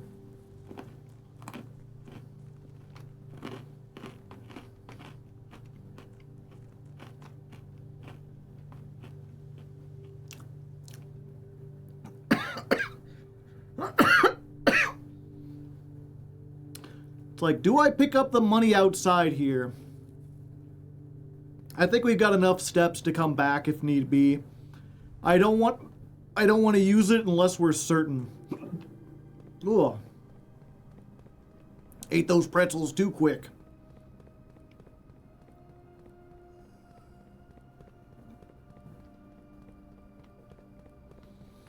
Okay. Going back up the stairs.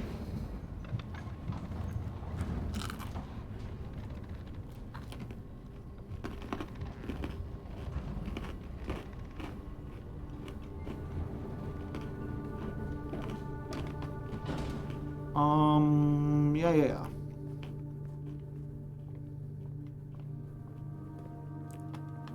Through here, dig this hole, turn up. That'll make sure we have enough steps. Let's go ahead and buy the other things in here. Get the master key. We'll get the chronograph. Oh, we don't have enough. Okay. Dark room is on. This can either be a dead end or a curve. The tomb or the treasure room would be great here. But the walk-in closet is a dead end room, so we will take it. Yeah.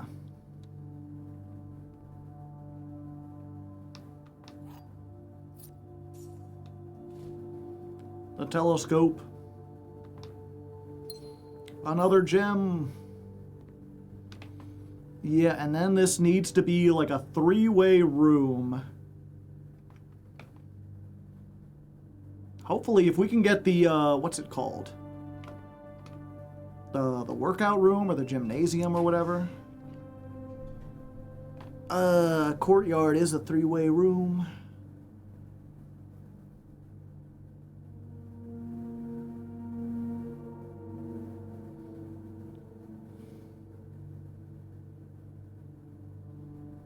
Yeah, and it has dirt in it.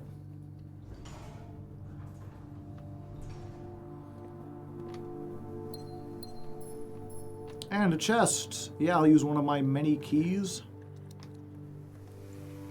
Oh boy. Money, my favorite. More coins. Come on, just give me something nothing. Not nothing. I meant some garbage. Treasure trove! There we go! Every time you go into the treasure trove, they add $5 more.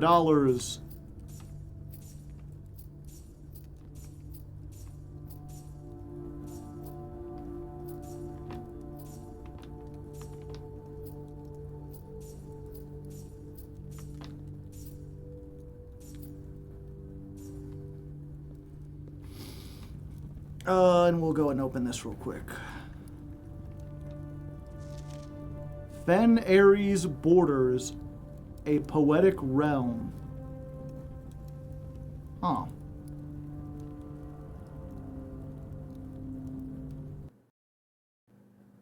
Uh-oh. The game is slowing down, chat. Please don't freeze on me.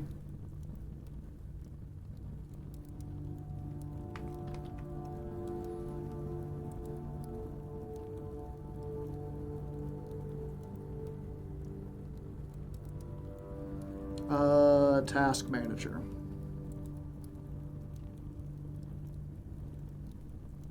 Too many notes. Something's causing it to slow down.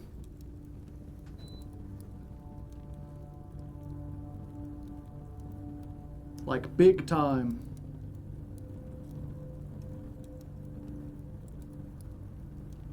Like the task manager can barely load. What the heck? It's my old keyboard program. Why is that running? I got rid of my old keyboard specifically to stop that.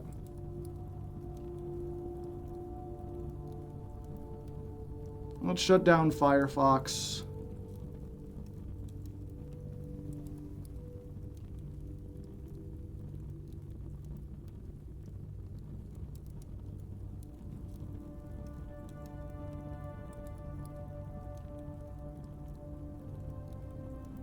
Okay. I think we're good.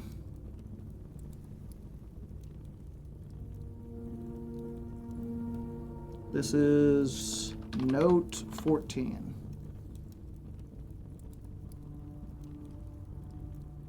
Okay.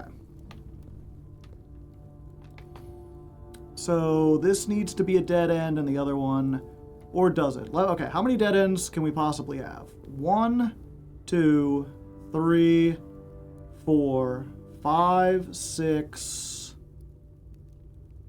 7, 8, 9, 10,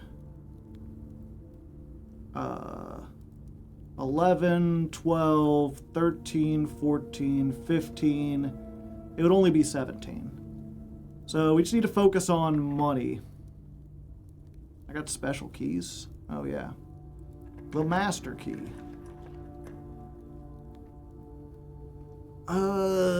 Is there anything that would give us more money?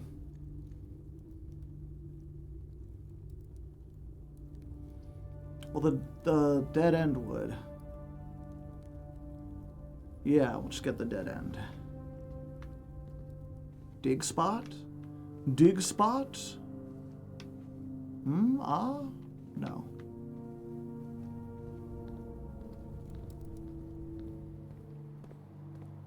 Okay, this is the last place we can draft. Yep, redraw. The Mechanarium is... Oh, and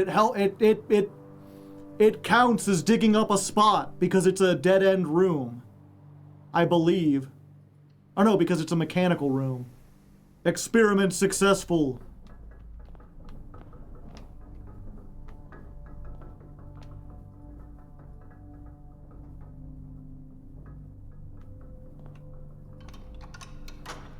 Ah.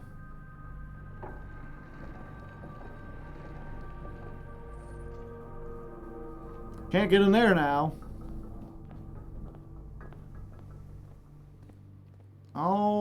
right. So from here, we go dig in the solarium, and we check the conference room, and see if we have enough.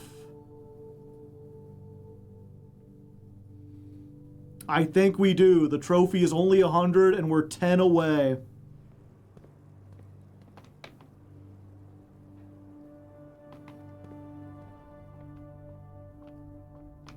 Oh. Look through the telescope and do this again. I don't know what it... Sure, whatever.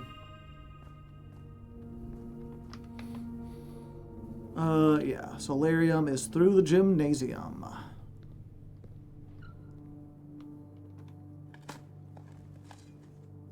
Nothing. Alright, conference room. What do you got for me? This looks like more than 10 gold. Because all the gold from the tombs of all the dead ends and all the gold from the,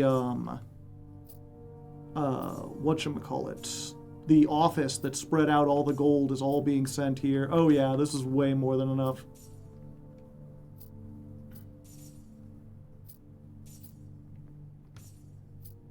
We're in the money. We're in the money. We're in the money and we're gonna do it right. Alright, so we didn't get the dead end trophy room, but we did get one trophy.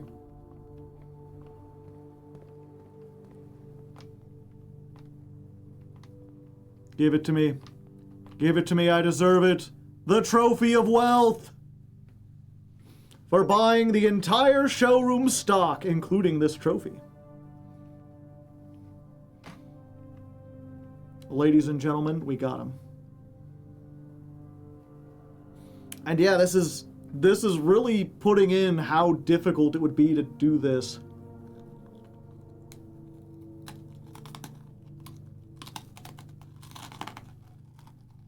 Hmm.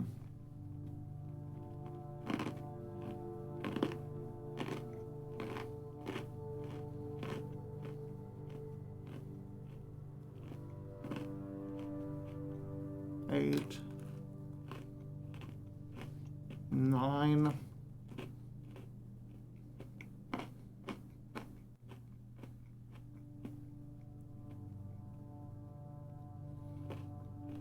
Ten, 11.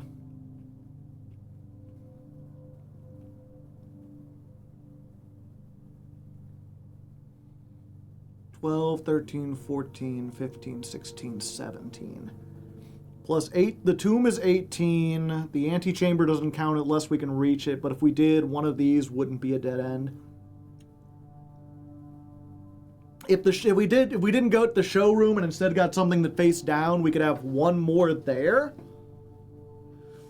But I'm struggling to think of like where else we could put one.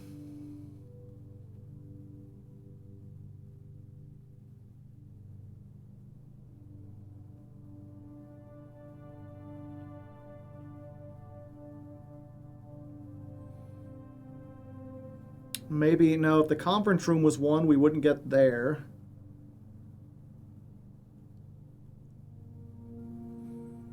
Yeah, maybe this was a 4-way and this was, then these could both be. Yeah, it's going to be really difficult to do that. Okay, but we at least got one. And that means there's a secret waiting for us if we can get the gift shop. As it stands... What do we want to do before the end? Well, either way, we got to get out of here.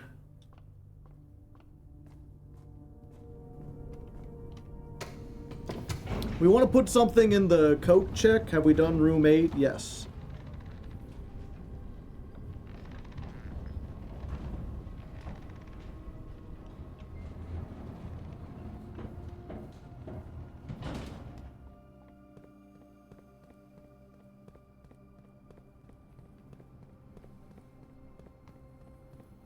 Unless room 8 has more. Did you get the gallery puzzles or did people help? People helped. I got like 2 of them. Those were kind of like a little ridiculous.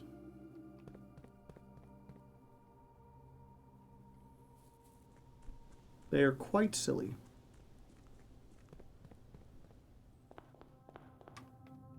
Okay, where's the coat check at again? Oh, it's just straightforward.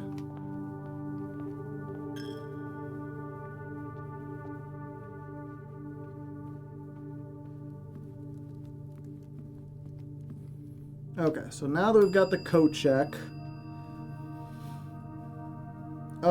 I think we put the emerald bracelet in here. Yeah, you can only check one item, but that definitely seems like the best thing. That just makes it so you don't have to pay gems for rooms. It's that or the master key. Fortunately, we got so many items, the moon pendant is going to pick 2 randomly to keep us. And then the rest are gone away. And then we need to go to the break room. Yeah, and that's the list of trophies. We still need to solve 8 more dartboard puzzles. The drafting strategy sweepstakes is the dead end challenge. I need to unlock the other 4 sigils, but I don't even know where to start with a lot of those. We're not doing these 4 because we'd have to start a new game and completing the trophy case. So we're almost got everything we want. Yeah, we do have 8 trophies though. There's a thing in the whatchamacallit, in the gift shop, where if you can get 8 trophies, you can then buy it. It's another thing that's like 100, but I think it gives you a permanent upgrade. And yeah, we always want to end in the break room, because if you call it a day in the break room, you will start with the staff key card. And starting with that, basically, it ensures that you can do what we did today, which is make a bunch of dead ends down here and then run around through the basement and come in through the bottom. The only way you can call the elevator is if you either have to have the key card or you have to spawn a security room and a utility closet so that you can... I guess you just need a utility... No, you need security room and utility closet. Because the utility closet can turn off the power to the keycard system, and the security room can make it so that if the power is off, the keycard system doors are unlocked. Are we going to code check something? We already did. Why is it called blueprints? Because we got blueprints. We're a prince with the prince. Do you get it?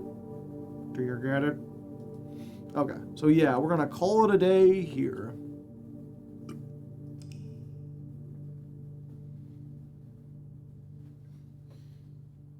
Q 1999.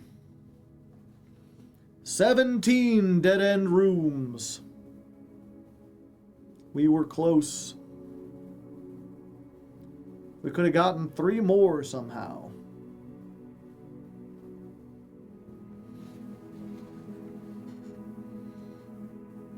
I need to find a good time for the karaoke. Yeah. For now, though, I'm going to save and quit. We went a little bit long, or we started a little late with the Yu-Gi-Oh, but I still got editing and stuff to do. But that was a good run. Very productive. We got some stuff done. Hopefully you enjoyed. As always, I'll remind people, if you liked this and you would like to see more blueprints from the start, it's on the Raw Hardleg channel, which is the VOD archives. You can go see all that cool stuff. There's a whole playlist of all the blueprint stuff. When I've got the screenshot, I might suggest a karaoke.